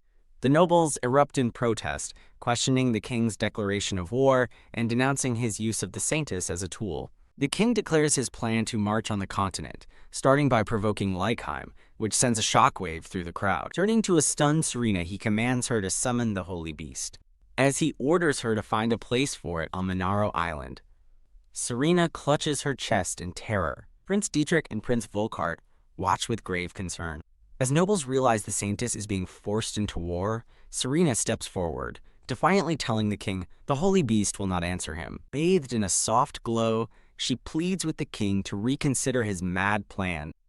Enraged by her defiance, the king roars, "You dare to disobey me?" A noble speaks up, supporting the saintess and begging his majesty to rethink a war they were summoned to authorize. A mustached noble remains silent, as the king reminds him that continental expansion is in his best interest. The king tries to bribe the nobles with promises of free trade, but they see through his manipulation and declare his plan unacceptable. With a sinister grin, the king informs them that they have no choice but to accept. A sudden, terrified scream cuts through the tension, alarming the nobles. Serena watches in horror as the king's guards surround the benches where the nobles' families are seated. The nobles react with fury, calling the king a coward for taking their families hostage. The king reveals his hand, smugly telling the nobles their wives and children are his prisoners before asking their decision. The trapped nobles look on in utter despair. Serena and Dietrich are grim-faced as they recognize the king for what he is, a tyrant. Prince Volkart steps forward, denouncing his father's actions as arrogant and insolent for threatening his own people. The crowd recognizes Prince Volkart as he confidently strides toward the king. The king scoffs at his son, warning him that his fairness is a curse, and that he cannot rule a nation with kindness alone. Volkart firmly disagrees, stating the people belong to the king, and they don't need one who despises them. Stunned by this open rebellion, the king demands to know what his son just said. Volkart looks his father in the eye and declares that the kingdom of Aleza doesn't need a king like him. As the crown prince, Volkart declares King Ferdinand an oppressor unfit to rule. With fierce resolve, he demands his father be dethroned. King Ferdinand stares back in stunned disbelief. The nobles roar their approval as the enraged king realizes they've conspired against him. As Dietrich calls his father a tyrant, the king sneers, reminding them their families are his hostages. The king turns on Dietrich, demanding to know what he is doing. "Too bad," Dietrich says coolly, revealing the king's guards have been captured. He calmly explains that the guards are now well taken care of. As the freed families watch, Dietrich coldly orders his father to abdicate to his brother. The king roars Dietrich's name, furious he didn't strip him of his authority sooner. Prince Volkart points forward, ordering King Ferdinand's immediate arrest. Defeated, the king bitterly mutters about the bastards he raised. Looking down, the king sarcastically thanks them for the favor. With a cry of rage, he unleashes a blast of golden energy, screaming that they deserve to die. Serena is caught in the blast, recognizing the sudden surge of power. Dietrich looks on in shock, realizing his father has something he shouldn't. The king reveals a glowing red crystal, a magic stone. Whoa! He unleashes a torrent of fire, sending the nobles scrambling. The nobles react in confusion, wondering how His Majesty possesses a magic stone. The king stands within a swirling vortex of flames, looking down at his men. He holds the stone aloft, promising to show the fools the consequences of defying him. His power shatters the very cliff beneath their feet. Serena steps forward, her eyes blazing with determination. She unleashes her space-time freeze, recognized instantly as the Saintess's magic. Dietrich desperately yells for Serena not to overexert herself. Prince Volkart urgently orders his men to restrain the king. Dietrich rushes to a panting Serena's side, asking if she's all right.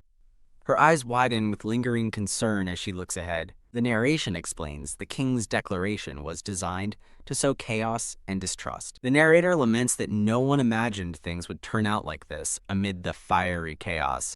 Dietrich pulls Serena behind him, shielding her from the onslaught. From across the water, onlookers witness the magical explosion, wondering if it's the king. Prince Volkart yells for everyone to flee to the temple for safety.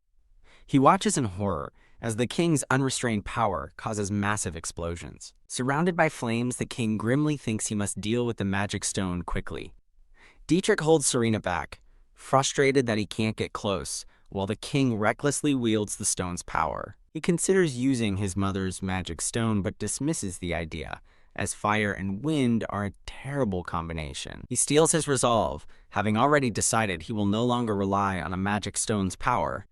Hearing his resolve, Serena looks up at him. Clutching a small pouch, Serena declares she will erase the magic stone right now. She reveals the glowing tidal flowers, explaining they will erase Ferdinand's magic stone as well. Dietrich quickly grabs Serena and pulls her away from the fiery edge. He holds her protectively as they face the king's fiery wrath. The king's fury turns to disbelief, questioning her mention of tidal flowers. Serena throws the small pouch of tidal flowers onto the ground. Still engulfed in flames, the king scoffs, wondering if that is all she has. Serena screams in terror as something goes wrong.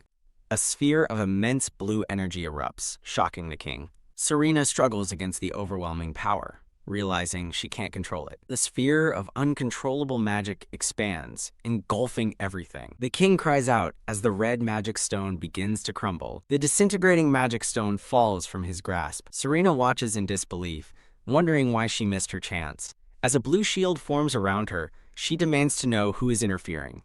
Dietrich now holds a glowing red stone, as the king muses that Serena's dark magic could conquer the continent. The king clutches the stone, lost in his ambition, as Dietrich screams Serena's name. The king grabs Serena, holding a knife to her throat, vowing to take her magic stone immediately. Prince Volkart cries out Serena's name in terror. Held captive, Serena tells the king his cruelty is pointless, warning that a hero will rise to defeat him.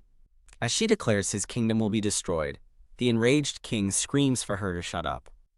A sudden thought realizes this is just like in the novel. Splat blood flies through the air. Serena stares in shock as a gloved hand blocks the blade. Dietrich intercepts the knife with his bare hand, blood dripping from the wound. He stands defiantly between his father and Serena, protecting her. Dietrich coldly asks the king how many more saintesses must be sacrificed.